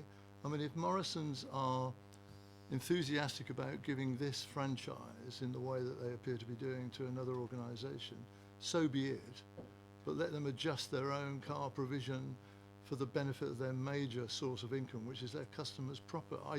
I just think not enough thought has gone into this, but obviously the officers will tell me different in regard to the way they've made their recommendation. But I'll come back and say this again, if I may, Chair, part of our debate. Councillor Keating. Thank you, Chair. I'm a regular user of this store, where I live nearby. But the question that is puzzling me is, when Morrison's moved the gardening centre outside of the store, effectively, they did it and put it on a position which was disabled parking bays, or accessible parking bays these days. But the reality is, they did that deliberately to put the people taking the money nearest the indoor of the store. It was nothing to do with disabilities, it was to do with accessibility of money. When they did that, they moved the available spaces to the other side of the front door, where they are now. They were not originally accessible spaces. Do we have a question, Councillor? And the question is, are we ever going to discuss with Morrison's where they put their new availability parking spaces, because they are not taking their needs into account? Why don't we discuss that fact with Morrison's before they come back with yet another planning application for yet another franchise down the back of the store? Thank you. If I could just come back on that, what's before you tonight is the car store and where that pod will go, and then the spaces that they're proposing to use for customers in relation to the car store. We can't go and retrospectively look at what happened when they cited the greenhouse there, or the reasons that they may have done it. The fact is that they re-provided the disabled parking. That was agreed at that point in time. The disabled parking, accessibility parking, I do apologise, that's shown on your plan before you. That's not being impacted on at all, in the officer's opinion, by the proposals before you. That is in a location that one would assume, I think, was approved as part of the discharge conditions for the outline. So the location of that accessible parking has not changed. It was always in a location where cars were going to go and drive around that area. There was always going to be the possibility of other users in that location. What you have to consider before you, and what officers have considered in their report, is the use of and the provision of the car store, and then the parking spaces for that type of use, an acceptable proposal in that location. officer's view is that that won't impact on those accessible spaces, and that the main site still remains as the Morrison store. This is just ancillary uses that are going on that site. Thank you, Sue. I've just got to remind people, the committee of the time. It is 9:34. We have 2 more applications after this. Are you prepared? We continue on. I'll give a time of, say, 10:15. We aim to finish then. Thank you very much. Do you want me to take a vote on that? Is that agreed? Agreed. Thank you very much. Right. I have Councillor Bound, followed by Councillor Harvey. Thank you, Chair. To Officer, the operation, how this franchise will operate, somebody will ring up and ask to see a car which will be on site, will it? Is that how it's going to operate? That's the first part of my question. If I can just confirm, it's online car sales. So the people who are going there, you will go there with your car and go into the office and ask them to value your car. And then if you agree to that valuation, it goes on their website for people to then view online.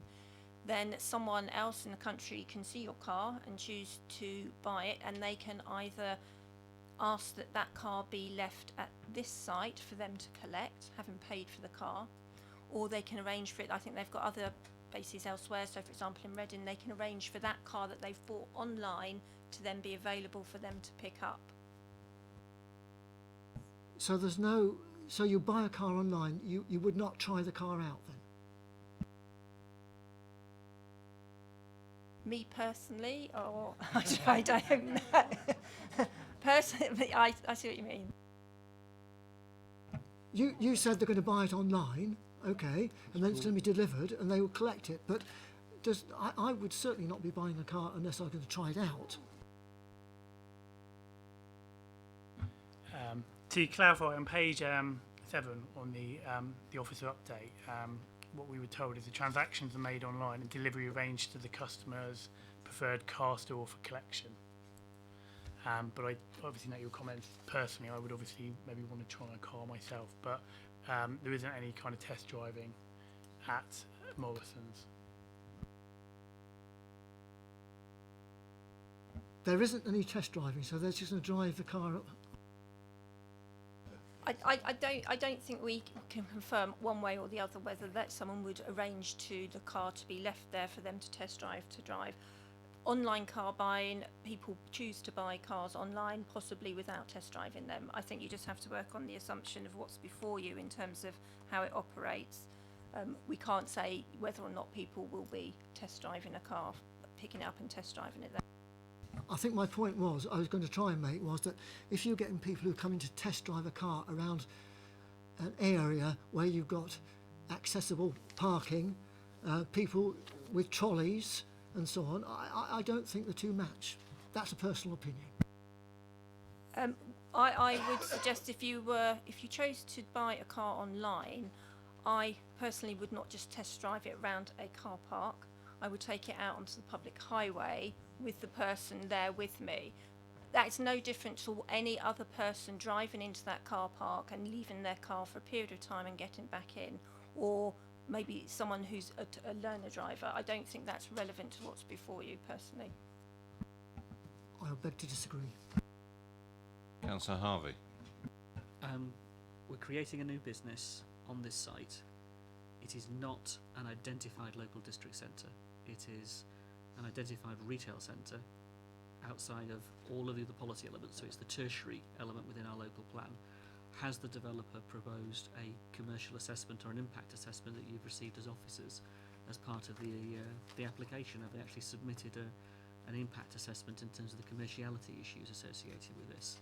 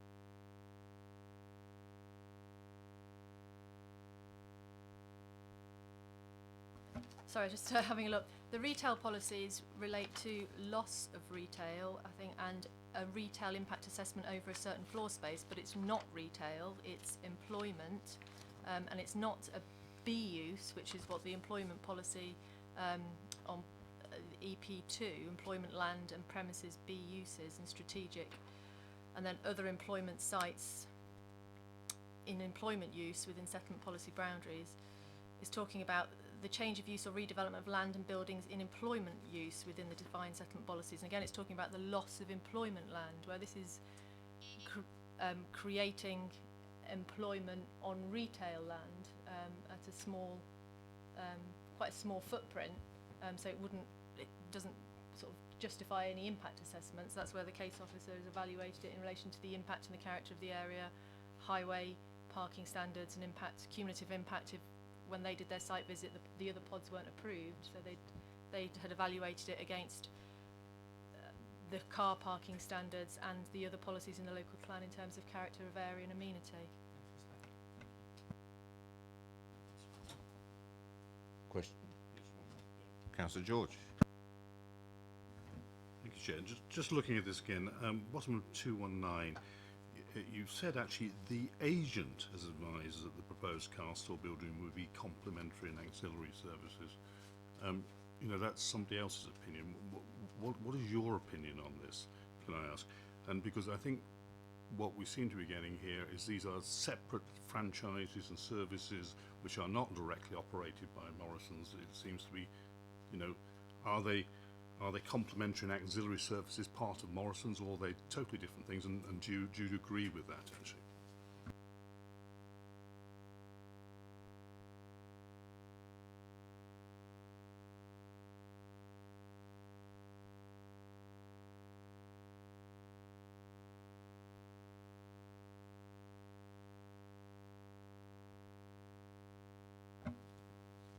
That comment is made under the highways and parking impacts assessment, and the officer does quite a detailed evaluation of that.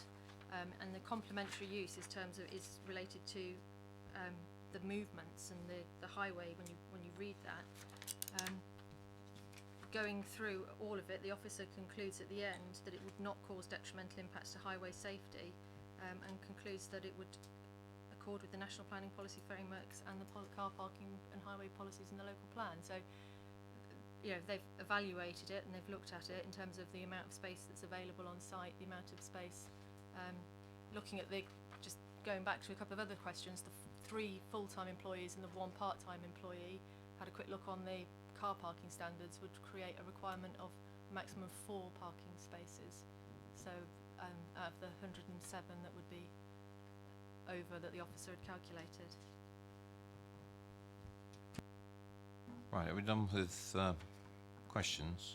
I'm going to open debate, and I'm just going to make a comment that the biggest problem we've had for 3 applications at the moment is the absence of Morrison's and or the franchisees who should be able to be in front of this committee to clarify this rather exhaustive questioning. And the questions have been many, notwithstanding the officer's reports and what's been supplied by whomever from the Morrison side, and I think they are delinquent in their way that they presented this to this committee. That's my first comment, and I agree with the various comments that have come around this table tonight. We still have a very fuzzy idea of how this is going to operate. The only way we're going to find out is to have a proper representative from either the franchise or Morrison's. Morrison's being the applicant. They seem to be a third-party intermediary here of the businesses that are being imposed onto the car park. And for us to make a reasoned decision, I feel that we need clarification. We have been through this 3 times now, and I tend to agree that this is the 3rd time too far. We asked for further information on the last time this application came to the committee because we didn't understand how they're going to operate. We asked for that after the viewing panel. We got some paperwork, but I get a sense that we've all got some confusion in our minds about how this is going to operate in the context of their car park. We have concerns about the accessibility parking spaces. I've expressed them myself. I've got no confidence in this, quite frankly. Now, I will defer to officers that for the second time, can we defer this to get a representative in front of this committee to explain it? Because the words aren't sufficient. That is my view. I don't know if it's echoed by members of the committee. I get a sense it is, because we all sort of had our guesses when we went on the viewing panel. We were on site, but even there we were unsure of what was going on. And I sense doubt, the questions have been asked tonight, of how their operation is going to work. Are they going to test drive? You know, I'd be crazy not to buy a car and test drive. Absolutely ludicrous. So there's something we're not understanding about this operation, however explicit it might appear. And I thank the officers for trying to put it down in their report, and presumably they were given the information anyway. I'm not satisfied that we have enough information to go confidently with this. And please accept that the committee is concerned about people who are getting or trying to gain access to accessible parking places, because I think that is a significant view of us as ward councillors, as councillors who care about our communities. I hope I'm not being over dramatic here, but I'm not confident with this application at all in its present state. Councillor Potter. I think just following your point, Chair, really. I mean, I just think that Morrison's are really not exercising a proper duty of care here, really, in this regard. I mean, I guess, really no issue about them wanting to commercialise a section of their car parking, and they're going to make money out of it. I mean, this is the way of the world, end of story. No issue with that, but quite frankly, they are not having proper regard, in my view, to protecting those customers who have accessibility requirements, really, and dare I say, a particularly vulnerable group of customers to Morrison's. And in a sense that they're inevitably going to be brought into conflict with these increasing commercial uses and activities within that area. I mean, if Morrison's were really honest about this, they should hive that whole section of the car park off and mark it accordingly, and it's out of use for normal, inverted commas, Morrison customers. And to be frank, they ought to review again where their accessible car parking spaces are, and they should be at the front of the store, somewhere accessible, properly accessible for those with those needs, really. And I think this is just a cobbled together arrangement for commercial purposes, which quite frankly does Morrison's no credit, really. If you look at some of the detail, I mean, there's so many variables, like you've said, really. The car collections will be made within 72 hours of delivery. You could have a number of vehicles just waiting for inspection and possible collection. We know no idea about what number that will be. We look at by our officers' own reports about vehicle valuation, sales, collection. They're not going to be displayed for sale, but a number of vehicles again are going to be sited in that area. We've got the car wash, the car valeting process, the actual nail and beauty pod. I mean, all this is commercial activity and should not be close to and brought in conflict with the accessible car parking spaces. This has got to be rethought, really. And for our part, as a DC committee, and our only part in this, in my view, this application we've got before us tonight should be rejected on the basis that it makes no proper provision in regard to the users of the Morrison store, particularly those with accessibility requirements. And we'll go from there. I mean, if Morrison's and their franchises want to come back with something which is better thought out and more compassionate, really, in regard to their main customer base, so be it, but let them do it as a fresh application. Thank you. Councillor Mahaffey. Thank you, Chair. I just want to make a minor point here, but I think it's quite an important one about the proper use of English. They're referring here to pods. These aren't pods. Pods are where peas come from. These are buildings. We've been asked to put buildings in a car park. They're commercial buildings. There's a number of them. Ergo, it is a trading estate. So if Morrison's had come to us and said, we want to hive off some of our car park and make it into a trading estate, we'd have a completely different set of questions here. Thank you. which then makes the fundamental point that we have a hierarchy in our local plan that says first we look to the town centre, then we look to our district centres, and then we look to other employment areas. We have vacant lots in our other retail parks. We are accepting here a landlord, i.e. Morrison's, seeking out other business uses, which is fine, but where is the sequential testing that would then protect our other local district centres? We spent all that time putting those policies together. Yeah. We've got vacant units. There should be some commercial test here, and by creep of planning application, Morrison's is seeking to turn this into a trading estate. That fundamentally challenges our policy framework, in my view. So there's a bit of an issue here with about Morrison's intentions, I think, which brings us back round to your first comments. I'd be very happy to reject the application on the basis of its impact economically.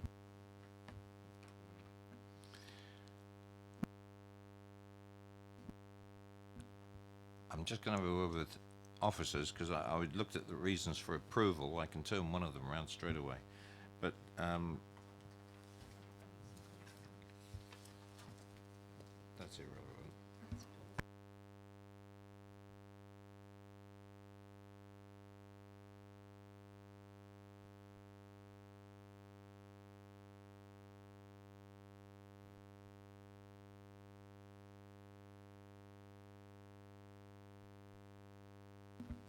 Right. I'm getting a sense that there isn't anybody who's happy with this application.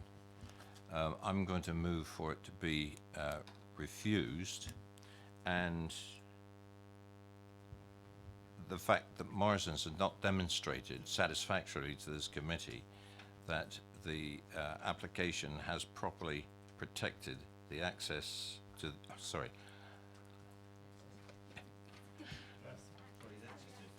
access to accessibility. We're tripping over the accesses here.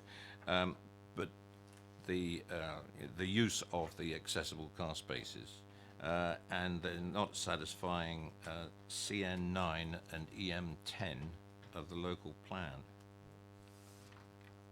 And this comes in the highway safety and under MPPF. That's my proposal anyway. Councillor Harvey. Oh, seconded it on that basis. And is that acceptable to officers before we take the vote?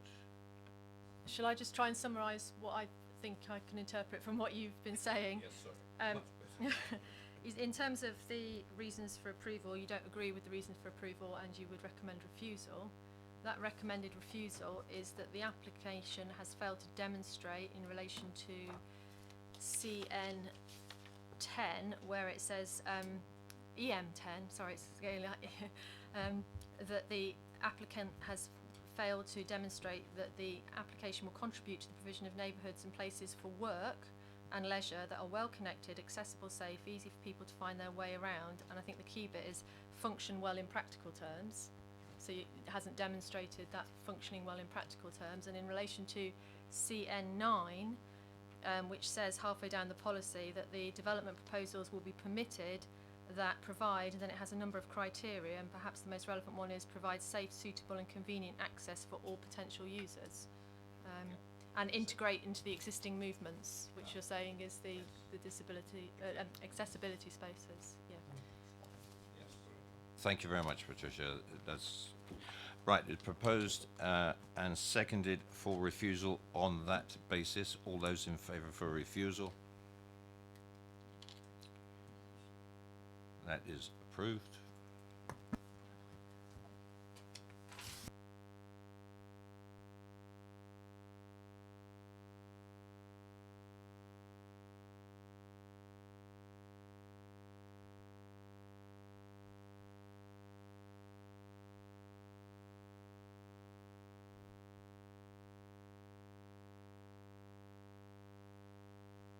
Right, move on to item number 6, and Mr. Beeden, please.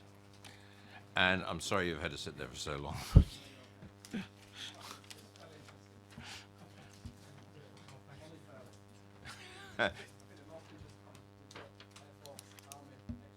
Oh well, we got tri-service. And if you'd like to sit tight, turn the microphone off, please. Thank you. And the officers will introduce you to the application.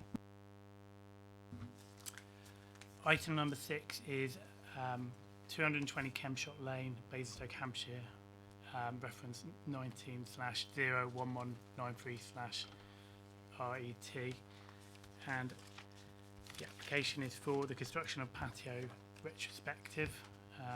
Draw the committee's attention to page 8, which outlines the details of the kind of viewing panel's visit on Friday.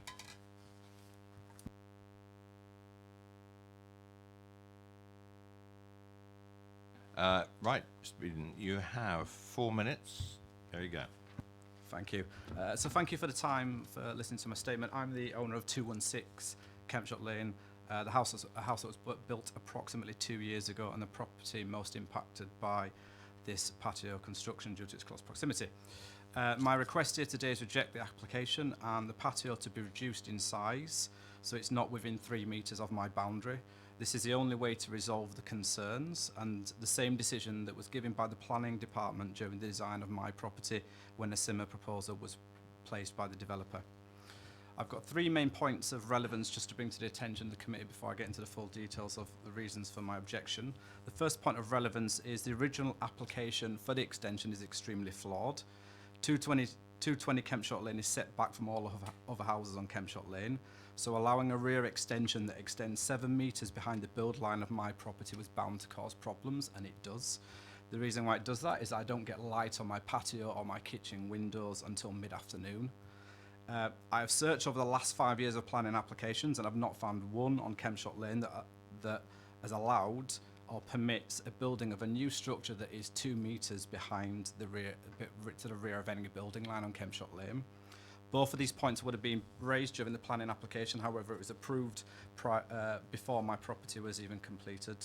Second point of relevance is the owner has also ignored an original planning application requirement to build the extension red brick in keeping with the area, instead choosing to build it concrete block, rendering it and painting it white. So now I have an overbearing structure that blocks out light and sticks out like a sore thumb. The planning officer decided to separate the 2 retrospective applications, justifying this on the basis that it would make it easier for them to be approved. Third point of relevance is during the design phase of my house, the planners forced the developer to redo the design because of a similar patio that was proposed on 216 Kempshot Lane. So the re-proposal that they had to do, the redesign, involved changing the entire ground floor. So the living room, the kitchen, and the patio are now on different floors.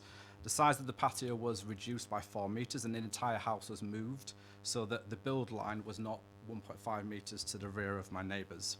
The owner of 220 Kempshot Lane would have full visibility of the original and subsequent updated design and discuss the issues with the patio at length with other neighbours.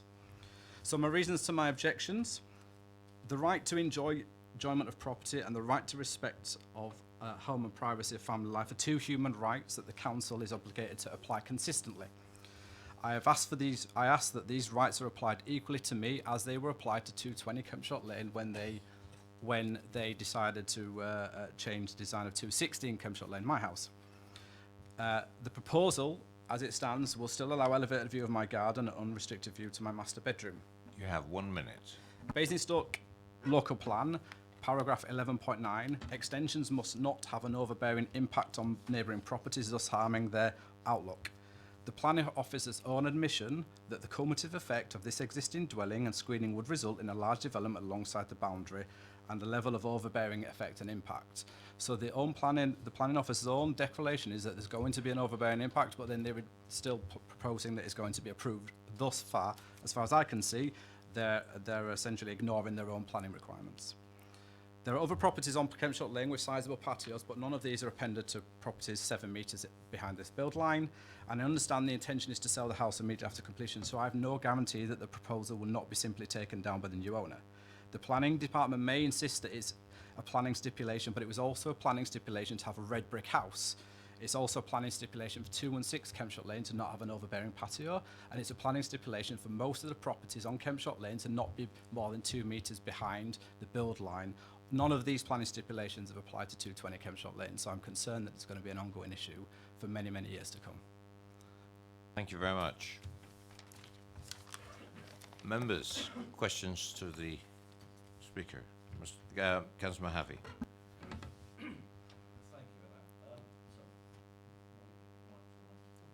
Oh, sorry. Thank you very much for that. Can I just clarify, as I'm looking at the back of that building there, you're the far one, is that right? The other side of it? Yeah? And you mentioned earlier that you wanted, or you said something about a 3 metre reduction. Are you talking about a 3 metre reduction away from the fence, or a 3 metre reduction closer to the building? Away from the fence. And can you explain to me how that 3 metre reduction is going to actually improve life for you? Thank you. A few reasons. So first of all, it would mean that they don't have full access or viewing of all my garden. They wouldn't be able to view into my kitchen or into any of my bedrooms. And second of all, it would entirely remove dissipate the overbearing nature of the structure itself.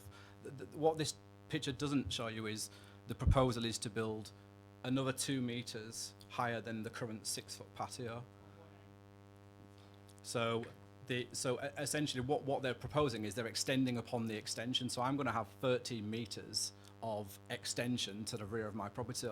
And as the planning officer has already said, it's already overbearing, and it's a cumulative overbearing effect. So if you can reduce the patio, so it's 3 metres in size, that reduces that overbearing impact. Any other questions?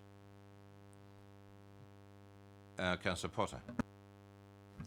Sorry, Chair. Mr. Bean, just clarifying that. I mean, obviously, one of the proposals is what I think you've just been talking about, that the northern sun elevations would have a 1.8 metre peeled reed natural fencing, giving an overall height of 2.76.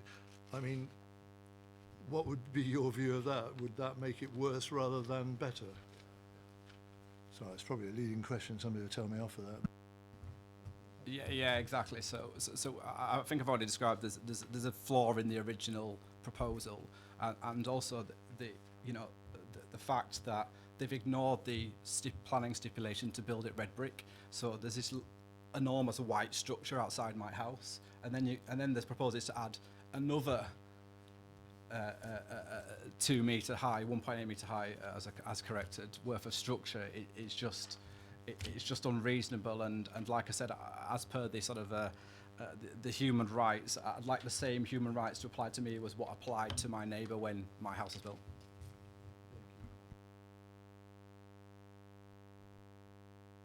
Any more questions? Nope. Thanks very much. Mr. Sawyer, please.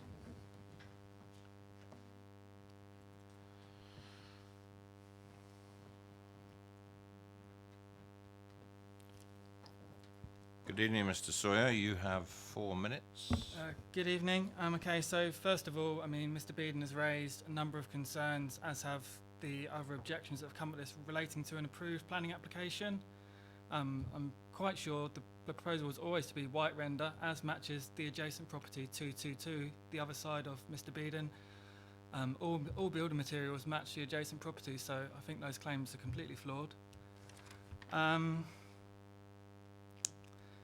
So yeah, there's objections from 222. I really can't understand why. They actually had a very similar patio to mine. They had the 1.8 metre weed screening, and that offered privacy to both parties. Since new owners have moved in, that's been taken down, so they've actually reduced their own privacy. And again, I can't see why they're not in violation of planning if this is such an issue. So yeah, Mr. Beeden, I think this is a ongoing thing. He's resisted us at every part of the build, going to environmental health over us burning wood in our substantial back garden and things like that. There's been numerous things. I tried to speak to Mr. Beeden and trying to reach a good compromise about screening once the patio had gone up, try and keep everybody happy.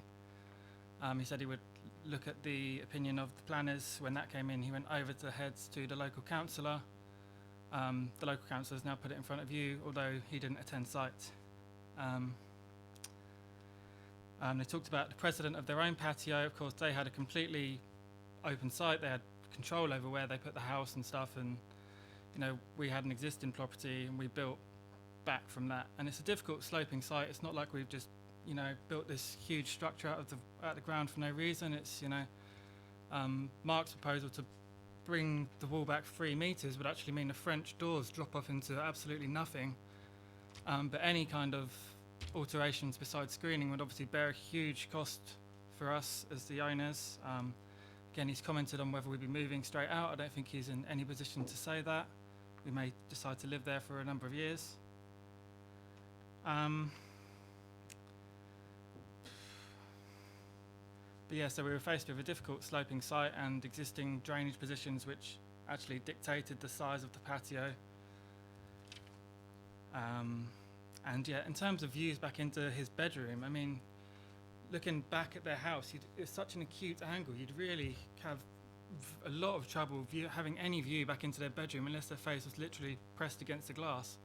And by the time you've implemented the 1.8 metre screens as advised by the planners, then there's really no views back onto his property whatsoever. And it's obviously, you've still got that buffer between the fence. It's not like it's 1.8 metres on top of it. By the time you've incorporated how much of his fence already protrudes above the line of the patio, you're talking You about have 1 minute. a grand total of about 4 metres squared that he's actually losing if we're going to talk about this loss of light argument. And that's only during, realistically, the winter hours when the sun is low to get any kind of perpendicular view. So the actual loss of light is going to be way less than that. The rest of the application was already approved, you know, and I don't think there's been any violations there. I think they're looking for them. But yeah, I mean, it's an occasional space. People aren't going to be out there looking back onto 216, and they'd have to, even without the screening, they'd have to make a very deliberate attempt to do so standing on one particular corner. So I implore the council to respect what the planners have said and just to erect a screen. I think there's now clauses on there to go away from something more hard standing than the reed screening. That's fine, we can absolutely look at that. But yeah, this is really no impact from this when the screens are in place, so please consider that. Thank you. Councillor Westbrook. Yeah, hi, Mr. Sawyer. I just wondered if you'd ever contemplated any stage within the extension of making that reduction within the building, as Mr. Beeden has on his, to bring in the fact that the patio would end up being lower, or did you also consider putting some steps in or a reduction down to a lower level patio rather than coming right out at that height? And I wondered if you explored that idea. Yes, I mean, this was explored with the builder. I mean, for starters, they assured me it would be permitted development. Obviously, strayed outside of that, and it's ended up coming to this retrospective application. But yeah, we did talk about things with steps, and this is, you know, it's really following their guidance, and this is what we ended up with. Any more questions to the speaker? Nope. Thank you very much. Questions to officers? Okay, I've got one. I understand from, well, things we saw and what is being said, the only thing that is retrospective, in other words, there's no planning permission for it, is the patio. Is that correct? That's correct. So if you obviously look at the drawings, which are at page 240, effectively we have approved obviously the French windows coming out at that level. So obviously what the committee are to assess is obviously the raised patio beyond that point, effectively. And so there's no consideration of, so the whole patio is under consideration here, because it's, I must admit, on the viewings, when we went out on the site, it seems to have extended the house back an awful long way compared to all the other houses.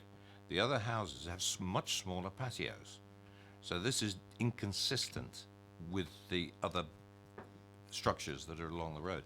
Notwithstanding, this is the one house that's further back into the garden compared to the whole rear building line of the rest of the properties in Kempshot Road. So it's a compounding I would say compounding a felony, but it's compounding an extension back into the rear gardens, which inevitably is going to affect neighbouring properties. If the extension hadn't gone so far back and the smaller patio, maybe it would have complied to the rest of the rear building line.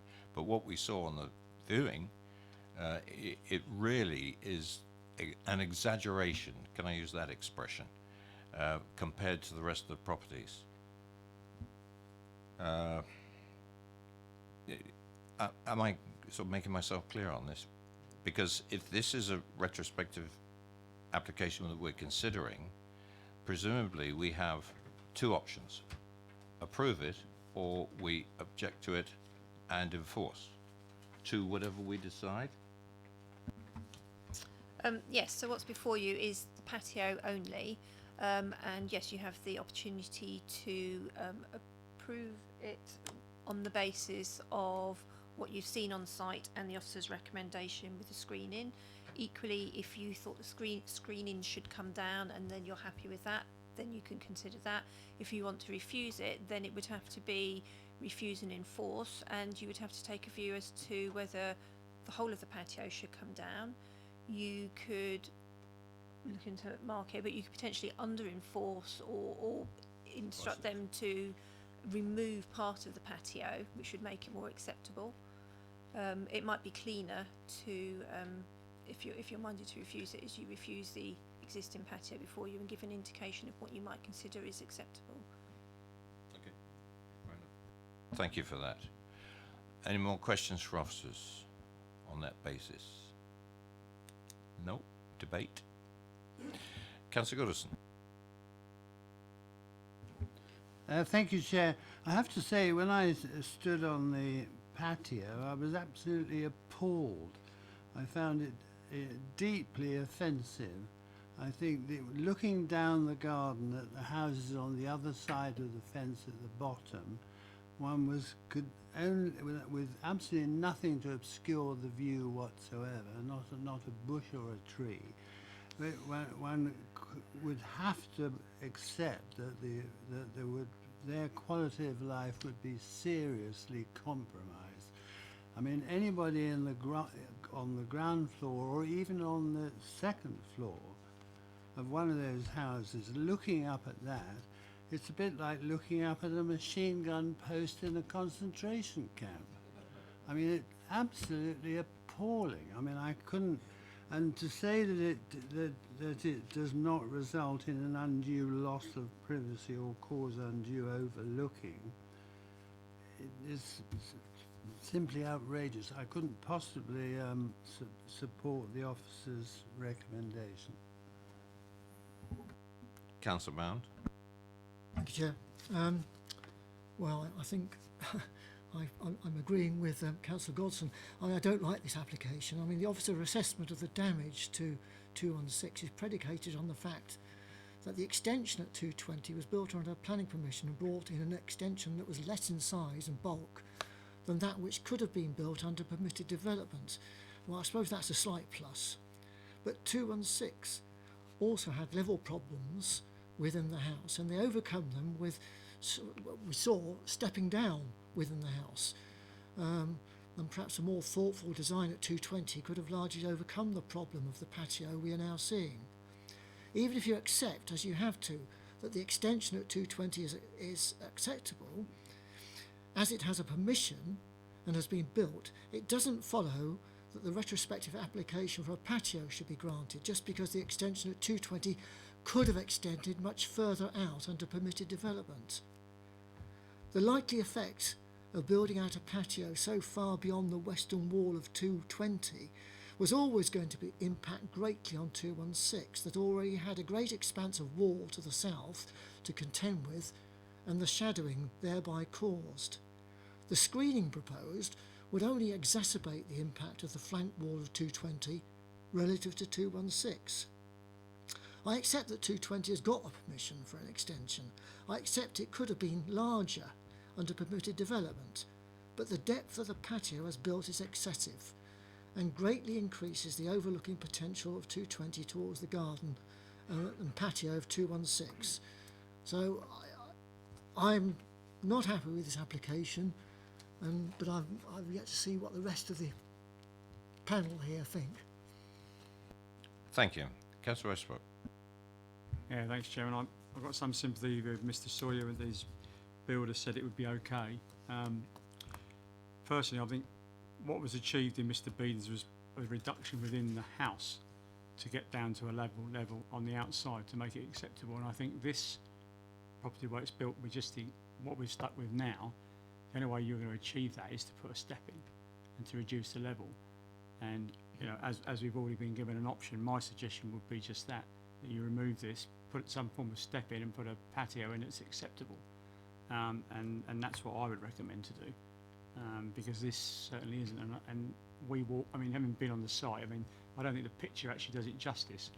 You know, we walked around the corner and then we saw Mr. Beedon having a cup of tea, and he's in his kitchen, you know, and you know, I mean, it's not. You can see there. I mean, it's not acceptable, and the screening would certainly impact even more and be very imposing. So, that would be what I would suggest we do. That would be my recommendation. Councillor Potter.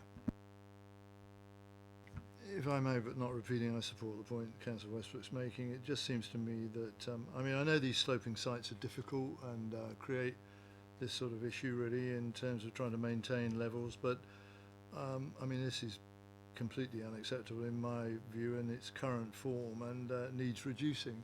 I understand the enthusiasm to come out of the French doors at a constant level. You know, I understand the benefits of that, but really what this requires is a couple of steps down, and the patio, whatever size that might finally take, and I guess it could stay broadly as it is really in all the circumstances, but for that to be considerably lower than it is currently, and that I think, quite frankly, would benefit everybody. It clearly would benefit the property next door, it goes without saying. And I don't think, and I ignore the cost when I say this, I realise this, would hinder Mr. Sawyer really, because it would still be at an elevated position, looking down that sloping garden, still be acceptable, but wouldn't be this monolithic structure that it is at the present time. And quite frankly, it defies, doesn't it, words, to be able to talk about it as an appropriate design, a sympathetic manner to the street scene. I know it's difficult to talk about street scenes at the rear, and to say it doesn't cause overlooking or overshadowing or is overbearing is really a contradiction in terms, I think, really. Something's got to be done about it. I don't want it to go altogether, that would be extreme, but it needs reducing, and it needs a couple of substantial steps down, or 3, to bring it down to a much more acceptable level. Right. Councillor George. Well, just to move that on a little bit and make a proposal, I think, you know, my view is, you know, it's a retrospective planning application, but we should judge it as would we have approved this if it had been a straight application. I think that's my understanding of where we go on this, and looking at it, I think it's, if we look at the reasons of approval, I would reverse both of those, frankly. So can I make a proposal that we reject this on the basis of reversal of those 2 conditions, 1 and 2? I think that'll take that forward. I think that's part of it. Is there anything else that anybody wants to say? Well, I'm just going to take it one step further, because I would like to confirm that the depth of the patio from the back of the house outwards. I'm trying to read this rather fuzzy writing on the. No, I can't read it. On the diagrams, it's blurred. It's quite simple. It's not my glasses. Of how deep that patio is, because it'll give us an idea and judgment about if we permit a lower patio, as been suggested a couple of steps down, of how far back it should go, because it's of such a depth at the moment. My suggestion would be to halve it. The width, the depth into the garden. Drop it down, push it back. Just for clarification, on page 228, it's 4.88 metres beyond the rear elevation of the dwelling.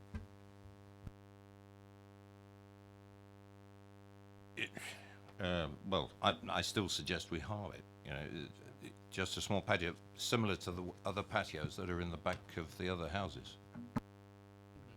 Chairman, I don't think you can do it like that, because from experience, I think you need to be able to get something that's acceptable, but you've got to allow for a set amount of steps, set height from the steps down, because you can't have a great big step down and then a patio. You might need to have some way of getting down to it. So if you restrict that, I think that has to be taken into consideration. I don't think we can do that in here. I just think.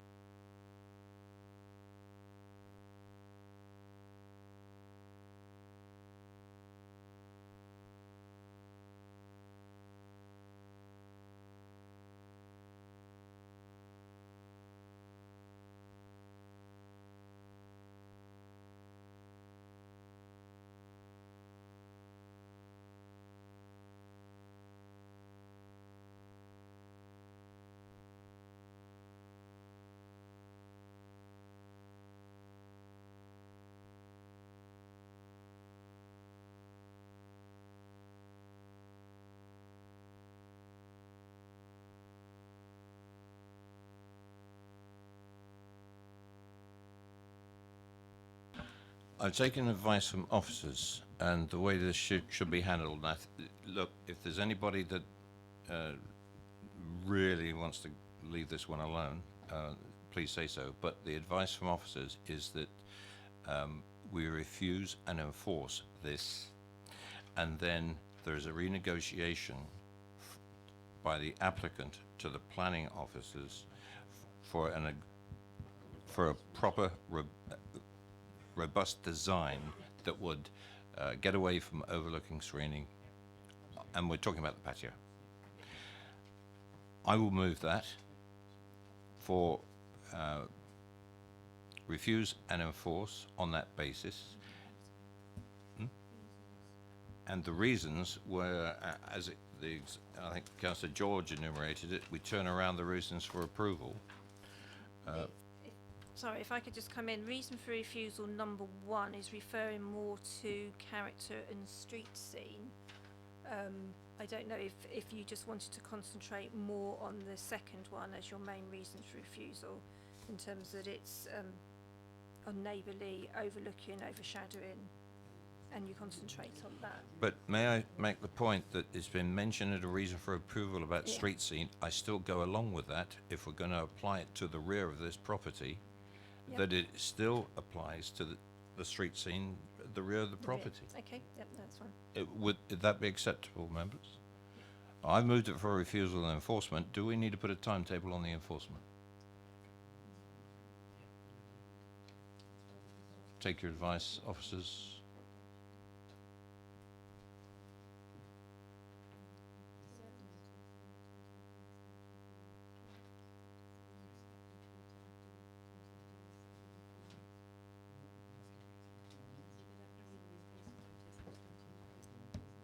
Well, I take advice from officers here. Put that in as a condition. I'm going to get a seconder. May I have a seconder to the motion? Councillor Westbrook. Moved and seconded for refusal and enforcement. The officers will describe the enforcement side of it. All those in favour? It's unanimous. That's proof for refusal and enforcement. Officers? So that's refusal on the base, the adverse impact on the street scene character of the area, and also adverse impact in terms of overlooking, overshadowing, and overbearing in terms of neighbouring amenity, and with a 3-month period of compliance. Thank you very much. Move on to item 7. And to keep us legal, we've slipped past my self-imposed deadline of 10:15. You happy to extend this last application for 20 minutes? 30 minutes. Let's build it in. I don't want to make it any longer than that. Don't want to make it any longer than necessary. And could I have Councillor Malcolm Bell again, please? And you must have some stamina like me, I think.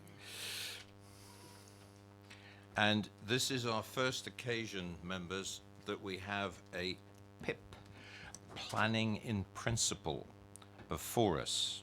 I'm not calling it an application, I'm just using the words. And the officers will expand on that when we come along a little bit later.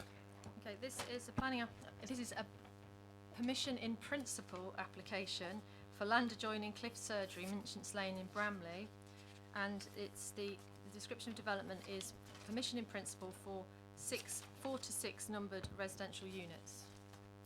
There is a small update on page 8 of the update paper, which relates to a correction in the report and the viewing panel that took place last week.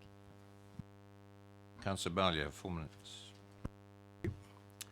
Yet again, Bramley Parish Council sat in front of you objecting to housing. As a council, we're not against development. We have the neighbourhood plan which looks to the future of Bramley. We do not need more housing at this time without considerable work to see what long-term is sustainable. At present, there are 325 houses on 3 sites under construction, bordering the settlement policy boundary. Our objections state all the policies to be considered, but there is now no 5-year land availability, so the NPPF clicks in and developers have a field day. The neighbourhood plan and the local plan carry little weight. They quote paragraph 11 of the NPPF, making effective use of land, stating, planning policies and decisions should promote an effective use of land in meeting the need for homes and other uses, while, please note, while safeguarding and improving the environment and ensuring safe and healthy living conditions. This development is not doing anything for Bramley. Then they quoted paragraph 2 of the NPPF, achieving sustainable development. At a very high level, the objective of sustainable development can be summarised as meeting the needs of the present without compromising the ability of future generations to meet their own needs. Bramley is meeting its immediate needs with 325 houses, and as for the future, needs to be very serious planning concerning the infrastructure, not just house numbers. Within sustainable, then the planning system has the 3 overarching objectives which are interdependent. Economic, to help build a strong, responsive and competitive economy. The officer says this role is considered to be limited. Social, to support strong, vibrant and healthy communities by ensuring that a sufficient number of ranges of homes can be provided to meet the needs of the present and future generations. Bramley is meeting the needs of the present with the 325 and will look to the future through careful planning. These 6 houses do nothing from social aspect, and the officer says it can only be afforded very limited weight and the contribution is considered to be significant. It is, in our estimation, 0. Environmental, to contribute to protecting and enhancing our natural, built and historic environment, including making effective use of land. The officer says the development could reasonably be expected to demonstrate a degree of inherent sustainability. Could. Again, it's not doing anything for Bramley. Then there is the presumption in favour of sustainable development, all quoted, but for decision making there is paragraph 11D for the 5-year land availability situation, which states, grant permission unless any adverse impacts of so doing would significantly and demonstrably outweigh the benefits when assessed against the policy of the framework as a whole. Adverse impacts. Sustainability, and you have to live in Bramley to see that more housing, no matter the size of the development, is not contributing to the quality of life that residents deserve. A station with a barrier down 40 minutes per hour, causing 3/4 mile of traffic either side pumping out toxic fumes. A shop 100 metres away from the crossing, causing traffic to be parked on the pavements for shoppers, and a pub that is not a family pub by any imagination. No matter the size of the development, more housing in Bramley is unacceptable, no matter what is said in favour or without constructive long-term planning. Bramley cannot be the scapegoat for the lack of Basingstoke and Dean Borough Council's lack of the 5-year land availability. Neither the developer nor the officer has demonstrated the sustainability of the site according to the NPPF, and this planning in principle has to be refused. Thank you. Thank you very much. Questions to the councillor? Nope. Thank you very much, Thank Councillor you. Bell. Mr. Gent, please. Gent or Gent? It is Gent, G-E-N-T, which you see written on walls usually, but I Mis- don't have the S. Okay. Okay. Mr. Gent, please take a seat. Stiff. Right. Mr. Gent, you have 4 minutes and the microphone is on. Good evening, councillors and officers. My name is David Gent. I am the chair of the Cliff Surgery PPG, which is the Patients Participation Group, and representing almost 6,500 patients. I would like to thank you tonight for the opportunity to speak about this application for permission in principle, the first one ever, I believe, in Basingstoke, for building the 4 to 6 residential units adjacent to Cliff Surgery. I've been a patient at the Cliff Surgery for the last 42 years. During that time, I've seen the surgery develop in size from under 2,000 patients to the current 6,500, with anticipated numbers rising fast, with local housing development currently underway, being planned and considered for the near future. Although the surgery is situated in Bramley, it serves a very wide catchment area: Sherburn St John, Monk Sherburn, Pamber, Charter Alley, Ramsdale, Sherfield-on-Lodding and Sherfield Park, as well as the many farms and houses situated in the rural community. With a limited bus service, almost non-existent, and no other public transport, it means that the majority of patients by necessity have to travel to the surgery by private car, taxis and other transport. Within the last year, the car park at the surgery has been extended, but is still at peak times not large enough to cater for all the patients and visitors. It is difficult to quantify the exact number of patients who travel to the surgery by a vehicle, but on Monday this week, there were 96 patient appointments at the surgery in a 4-hour period in the morning, plus another 40 to 50 callers at the dispensary. Most will be in cars, but there are also pedestrians walking through the car park to the 2 surgery entrances. In addition, there were doctors' cars, visitors, clinical deliveries and collections to and from the surgery. And this is repeated daily. The best estimate is over 200 vehicle movements a day, with some local patients on foot, many with children, prams, and even a handful of bicycles.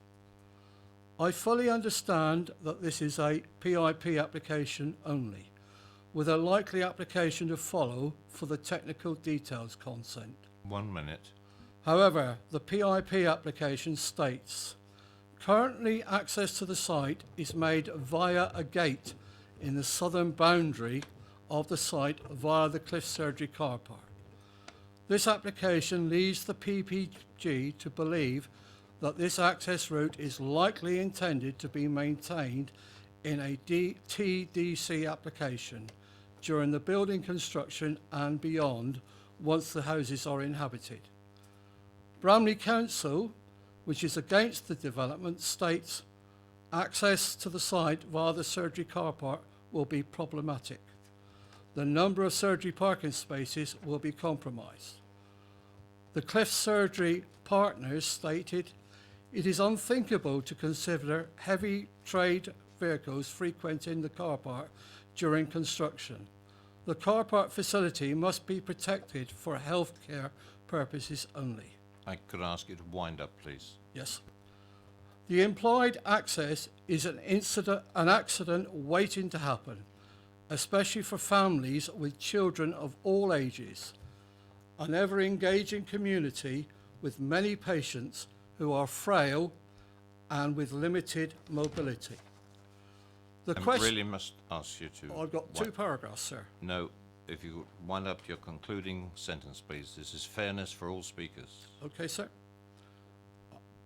The PPG feels very strongly that the PIP application should not be agreed as it stands with the implied access to the site. The applicant should find an alternative access to the site which does not create health and safety issues for the users of the Cliff Surgery. May I thank the committee for listening. Thank you very much. Any questions? Councillor Robinson. Thank you. Thank you, Chair. Could you tell us who actually owns the site and who owns the doctor's surgery car park, effectively, and whether the applicants will have any legal right to pass through that car park? The surgery is owned by the management of the surgery, which I believe are the 4 partners.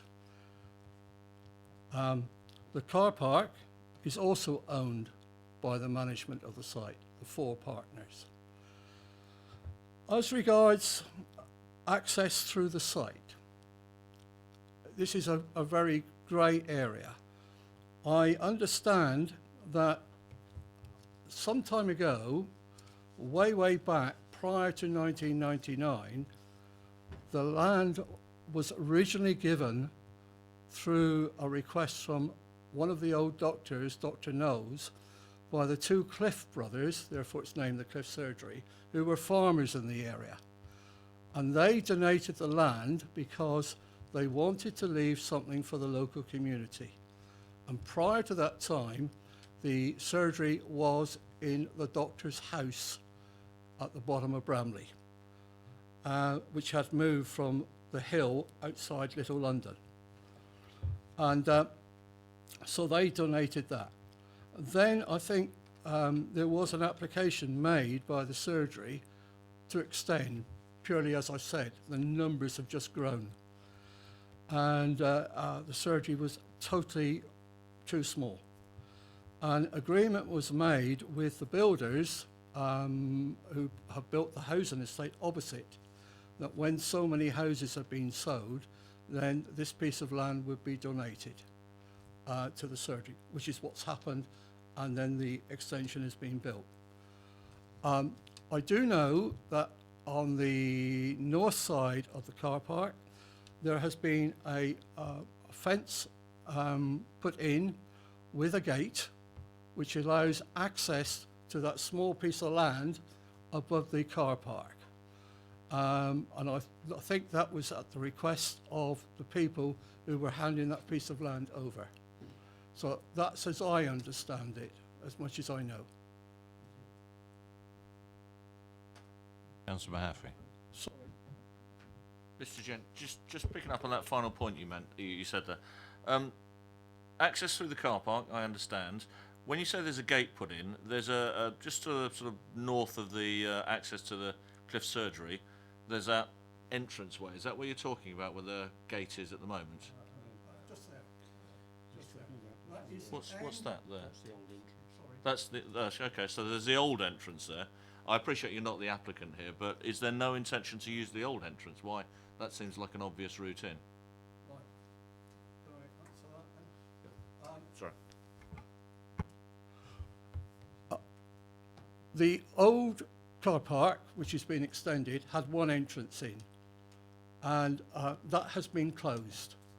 That was a planning element on the original to extend the surgery.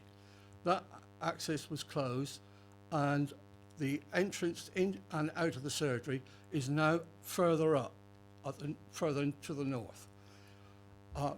There's been a major problem there. It is not wide enough to allow 2 cars to cross over. And there's been a lot of worry about the width of the road, Minchin's Lane, 2 cars trying to cross over, one backing out into the road and one backing the other way. Consequently, the surgery has put a planning application into the council to open up the old entrance and make it a one-way system through the car park, which actually, talking to Hampshire Highways, seems to solve the problem that we're not having cars clashing and turning in the car park, and that everybody is following a one-way system in and out. There's no way that the top entrance can be extended wider, and I'm already aware of 3 wing mirrors being swiped and knocked off in the last 3 weeks, including yours. Not in the last 3 weeks. Oh, right.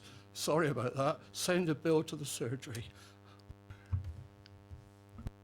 Any more questions? Nope. Thank you very much, Mr. Gent.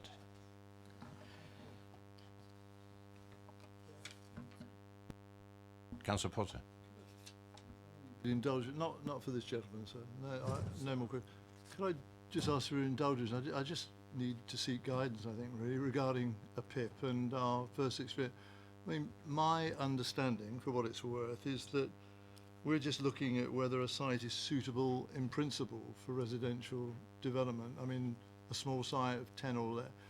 All the other matters that we seem to be straying into tonight might or might not be relevant to a TDC if it goes that far. And it just seems to me, you know, with respect to everybody involved, that is outside of the remit of what we should be looking at tonight regarding the first stage of a PIP application. And, you know, this is not the way to go about it, I don't think. But obviously I seek guidance on that. I did raise this in our pre-meet because I knew this was going to happen. And I've just agreed with Sue that I will finish public speaking, and before we go into questions for officers, she will give you a brief, because it's only fair that public speakers have prepared something to say about this. They have done some homework because they understand what a PIP is and they understand what the TDC is. But it's inevitable that people will want to put some criteria on top of a PIP. We had this in one of the initial discussions with officers after the viewing panel. So indulge me and the public speakers. Yes, exactly. Yes, I know. Let's finish off. We've got 2 more speakers, and then we'll get a brief from Sue on this one. Mr. Marlowe.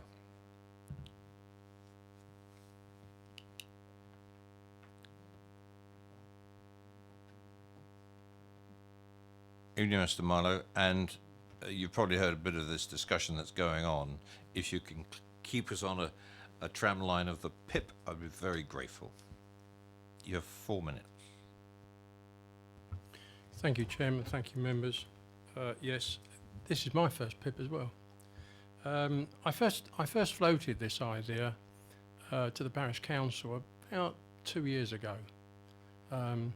Probably not very good timing because the parish had just had to absorb the permission for persimmon on 200 units across the other side of the road. And the general consensus view was, between the chairman and the clerk and a couple of other parish members, probably not the right time to do it. So we pursued it by way of representations through calls for sites, and the planners have done their analysis and basically said, well, it is capable of supporting development if it wasn't outside the settlement boundary. And of course, as time moves by, government policy changes, evolves, new ideas come in. PIP's a new idea, and PIP is actually part of the government's approach to speeding up the delivery of development. It takes the view that whilst it's not a bad idea to go for large sites, you don't actually get them very quickly. What we really need is lots and lots of much smaller sites. In addition to which, you know, the small house building industry, building 10 or 20 a year, has been decimated over the last 15 years. And the government's keen to see that reactivated. So looking at this, I took the view that with the consent for persimmon, which was 200 units outside the settlement boundary, with the consent for the doctor's surgery, which was substantially outside the settlement boundary, there's a probably real prospect that the settlement boundary was going to be due for review. So I looked at this and thought, well, this site actually, it's not out in open countryside. It's actually immediately adjoined. It is in countryside, i.e. outside the settlement boundary, but it immediately adjoins the settlement boundary. So we've submitted a PIP, and as you will take briefing and will be told, it will be focused on the three elements which your officers have quite correctly identified. Access at this stage is not an issue. Ecology is not an issue. Drainage is not an issue. Design of the development and the design and appearance of the houses, not an issue. That's all covered at the technical development detail stage. What we're looking to do here is to say, is this land, bearing in mind government policy, local plan policy, is this land a parcel which fits the three criteria which you have to judge it against at this current time? And it's our view that it does. Chairman, I can explain for your members a little bit more of the background about ownerships and the rights of way and how it's come to this point, if it would help through questioning. But my position here is that I would obviously speak in support of your officers and seek your approval to the issue of a permission in principle here. Thank you very much. Right, thank you. I'm torn by that generous offer of yours because you're straying into rights of way, not relevant to a PIP. Ownership, not relevant to a PIP. And I would rather the committee has a very good understanding of stage by stage of the PIP TDC process. It's very difficult for us to suddenly change gear in the way that we look at applications because we always look for criteria. And the three elements that you just mentioned, I think Sue would have mentioned them as well. They are so general, it's a little bit tricky for members of this committee to sort of get their heads around. So, well, there's a criteria. No, there isn't really a criteria. So I'll open it up to members for questions to your good self.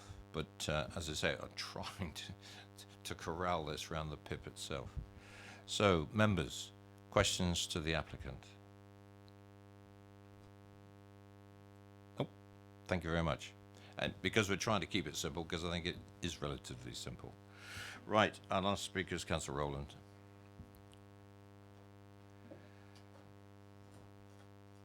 Thank you, Chair. I'll try and be quick. For a permission in principle application, I understand that there is limited scope for objections. However, I believe that scope can cover location, land use, and the amount of development. I therefore object firstly on the location. This land is located and accessed directly from the car park of the Cliff Health Centre. The access is only through the surgery car park, which only has one means of in and out onto the Minchin's Lane currently. This would generate additional traffic on Minchin's Lane and would not be in the interests of the community. This is also outside the settlement boundary of Bramley and therefore in the countryside and does not comply with policy SS6. Secondly, land use. The land is currently a green area, which I believe development could significantly change the nature of the land and the species that inhabit it. And this potential development is close to a green space as identified in the neighbourhood plan. And lastly, the amount of development. The addition of this potential development would create a build-up of residential dwellings in an already overdeveloped space with St James's Court, Minchin's Lane and the permitted development of 14 flats in Minchin's Court. The application is not clear if this is 4 or 6 dwellings, which I believe should be clarified as the PIP should cover the amount of development. All of this coupled with the fact that Bramley has already taken well over the 200 homes as outlined in the local plan, and I would request this application is refused. A general point I would like to make is such applications do not support the localism agenda, which much has been made of in terms of driving local plans and especially neighbourhood plans. I feel that communities are being let down and not given the opportunity to have their views taken into consideration. Thank you. Thank you very much. Questions to the ward member? Councillor Goodison. Thank you, Chair. Good evening, Councillor. Would it be reasonable to assume that with all the building going on over the next number of years, decade or whatever, this surgery would be likely to expand considerably in terms of the numbers of people which will be on its books?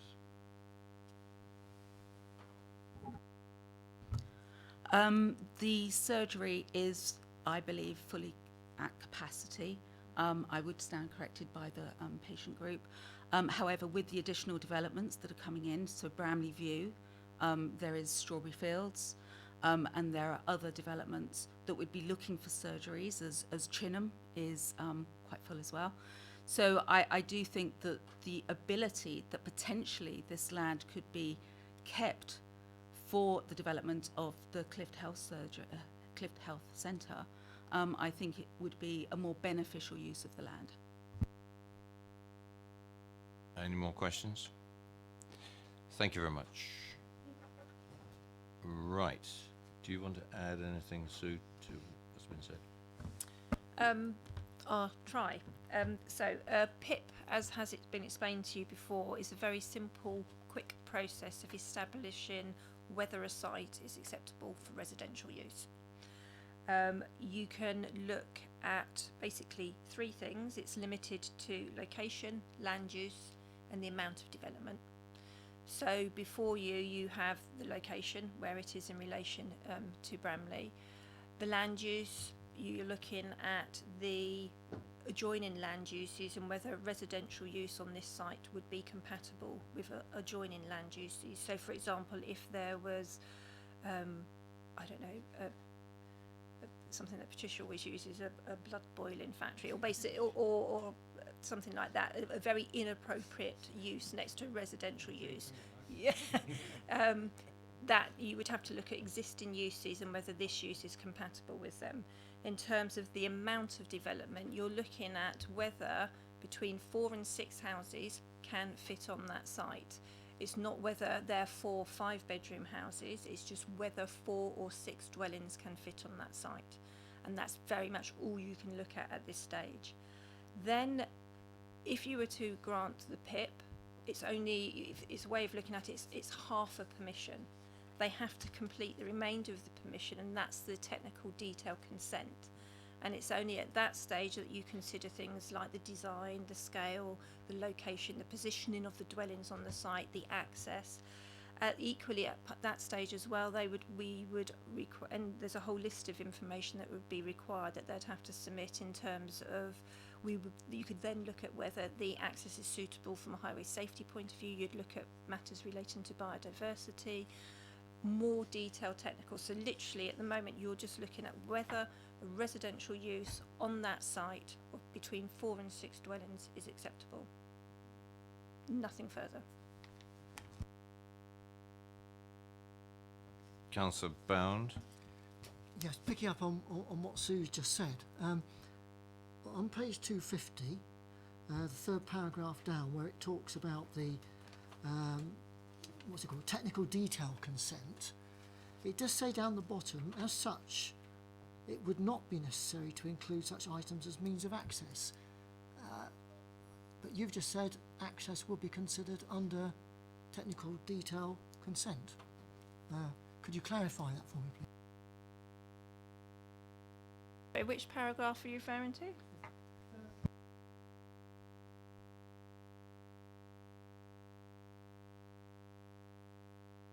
Yeah, I mean, basically that's saying that we would expect to see that information as at the technical detail consent stage. So that's not what you consider now as part of the first part of the PIP. Seems to follow on from technical detail consent, then it says, as such, it would not be necessary. Can we have the microphones on, please? Okay, maybe I've misunderstood what it said. But it doesn't seem to say that to me.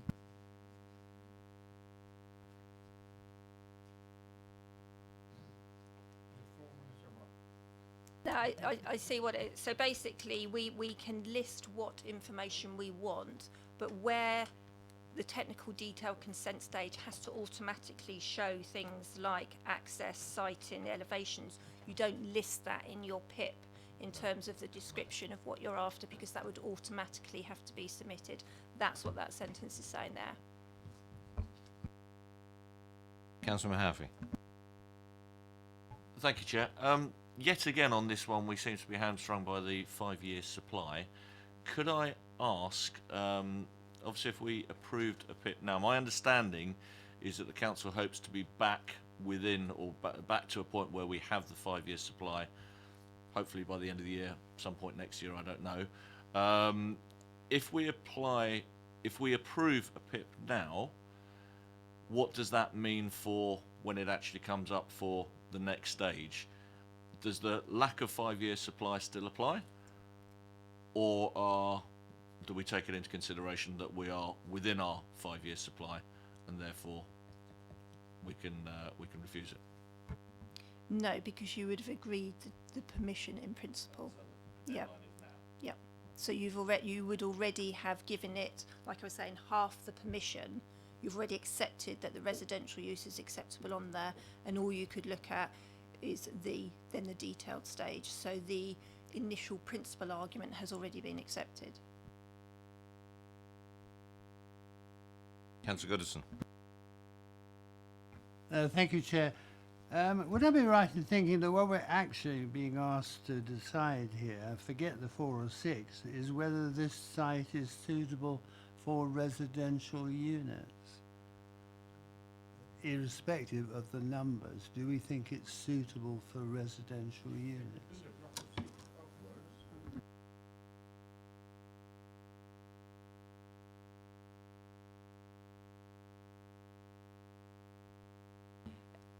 As I've said before, you're approving, is it acceptable for housing?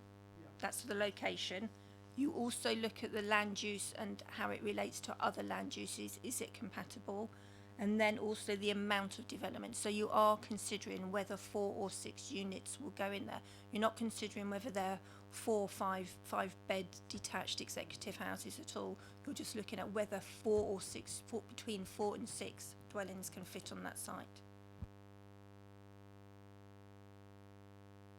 Sorry, I probably didn't phrase that very well, but what I meant was, if we were to decide, which I'm not saying we would, but if we were to decide that this site is not suitable for residential units, then the numbers are irrelevant. But that decision would be no residential units on this site of any kind. Yes, if you had a reason to refuse it on the fact that it's unacceptable for housing, you'd have to come up with a reason why it's not acceptable for housing in that location. Councillor Harvey. So if I understand this correctly, we have a situation in front of us where we have a red line next to a settlement. We have a residential approval given across the road, and we are asked whether or not this therein residential development could take place. Not whether it should, not whether it's appropriate in that sense. Could it physically be on this site for 4 to 6 units? The answer to that is logically yes in those circumstances. Policies SS1 and SS6, which are relevant under our material considerations, are rejected by our officers because understandably we don't have a 5-year housing land supply, therefore they won't stand up to scrutiny. The logic of the PIP is it not at this stage those tests have been satisfied in the minds of our officers, but all of the technical issues and everything else we've debated around the table comes next, and it might well fail on those grounds, and it might well be that we have a 5-year housing land supply which arms us enough at that stage to say no thank you very much, this doesn't meet that criteria. Well, that isn't on the table at the moment, so I can't see any reason why we cannot not approve the PIP. The PIP is there, it seems to satisfy the tests as simply as they are set out. I mean, that's the point the government have laid out. The government have made this so simple that it's impossible to stop it without the 5-year housing land supply in my head. Okay, I've got a question to officers, because an argument's been made, very sensitive, and I'll come back to you, Councillor Westbrook. You've got a doctor's surgery there, it's expanded twice. My own surgery expanded 3 times, it's now at its limit. We're building houses like there's no tomorrow. Though if you put residential on this piece of land next to that surgery, you have screwed the surgery. Now, if you turn around and we look at this objectively, that means another surgery is going to have to be found somewhere. It's going to happen, it's inevitable because of the amount of building we're doing. And this is something we keep going back to the infrastructure bit here. And this will limit the expansion of that surgery. Now, the difficulty that the NHS has, the CCG and everybody else with funding new builds, they haven't got the money. And we are compromising any kind of expansion of this surgery. Now, would that be a reason, I ask officers? No, it doesn't, but why doesn't it? Because we're back to principle of residential development, and I say that is the wrong land for it because it's compromising the surgery. I'm asking the officers now, is that a reason for opposing the PIP? My advice would be no, it's not, because you have no guarantee that that land would be offered up to the surgery for development anyway. Exactly.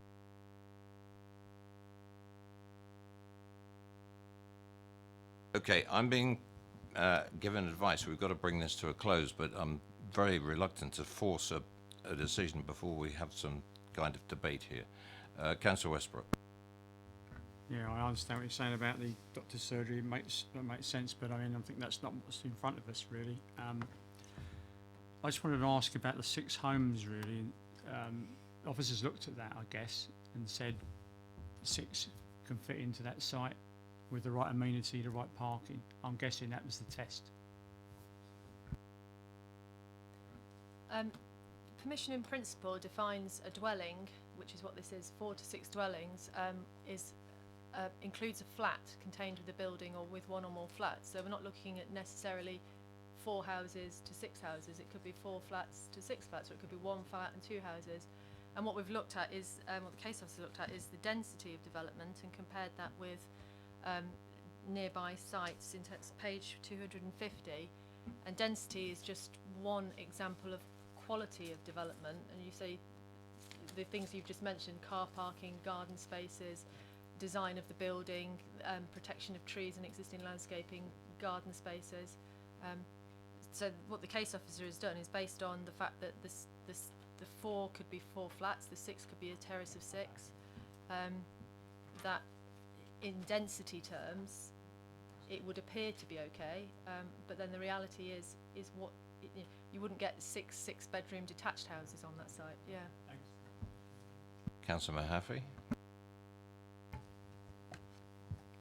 I'm very grateful for officers briefing us on a PIP. I think I understand the PIP a little bit better now than I did.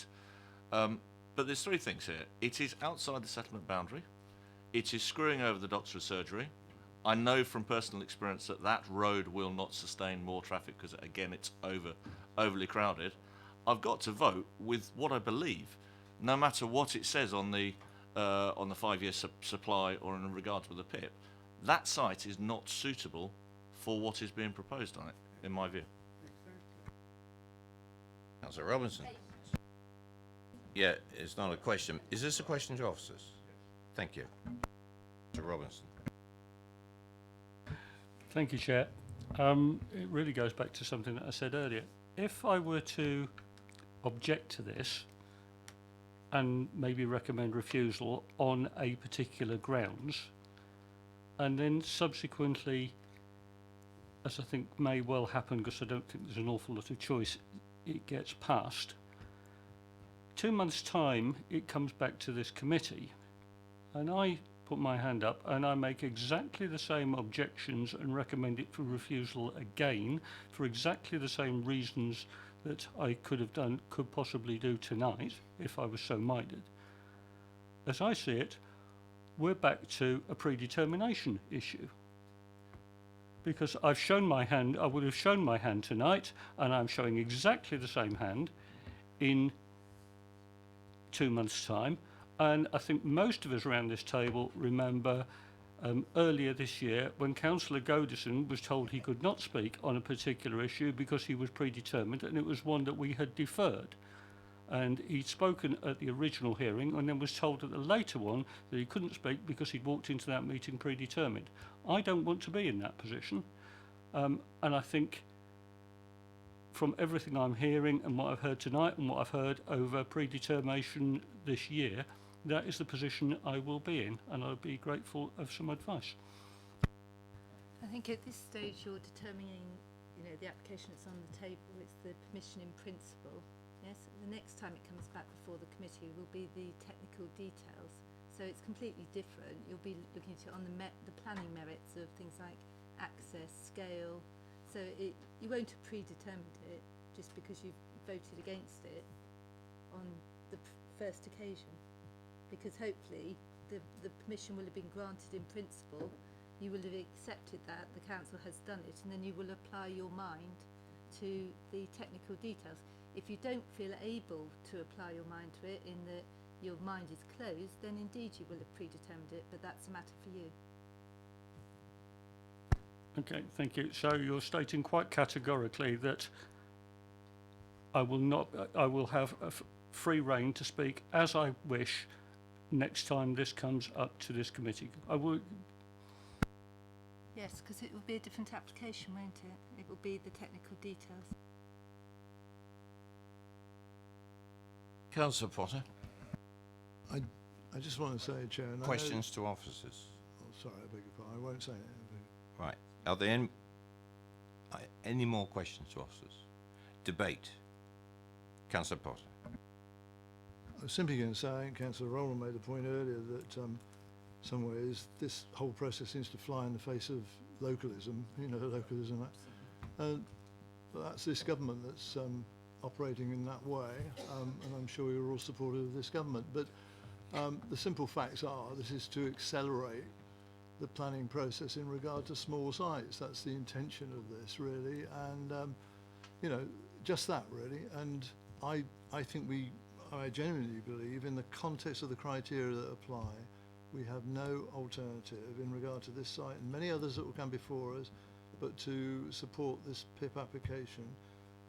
And that's in principle, and all of the other range of things which have quite validly been raised in the exchanges this evening will come before us if it gets that far in terms of a TDC. So be it. And there may be matters there that people are concerned about, very unhappy about, and it won't get beyond that stage. So be it, really. But this is the new way that small-scale developments are going to come before us, and we better get used to it. Any more debate? Councillor Mahaffey. Sorry, I've got to echo what's just been said there. I really feel we're being railroaded down a route we don't want to go, and it's all very well saying that we're only agreeing it in principle, and when we get to the TDC we'll hammer out the detail. But that was exactly the same argument we had earlier about the Upper Cufford Farm, insofar as, oh, well, you've already allocated it, so we can build on it. And, the decision is kind of predetermined for us. I can't vote for this, I'm sorry. Any more speakers? Councillor Keating.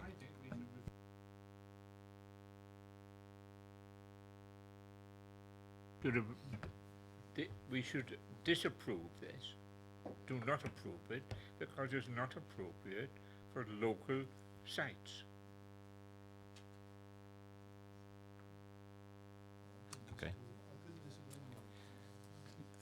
Councillor Goodison. Very briefly, I would imagine, I would hope that it would be a perfectly reasonable argument to say that we shouldn't approve this because we consider that there will be a much more necessary and use for the land in the not too distant future, and the land should be left for that purpose. Thank you. Nice thought, Councillor Goodison. We can't do that. No. I'm going to move this from the chair for the officer's recommendation for approval. I'll move it, but one seconded from Councillor Potter. All those in favour?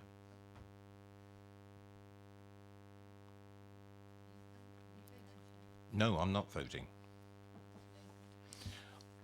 All those against?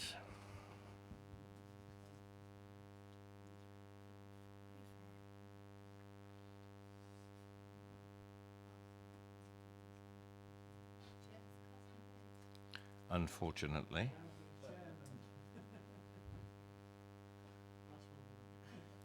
Last one of the night.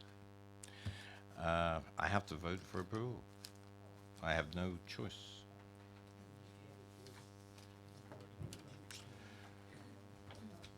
That is approved. Officers?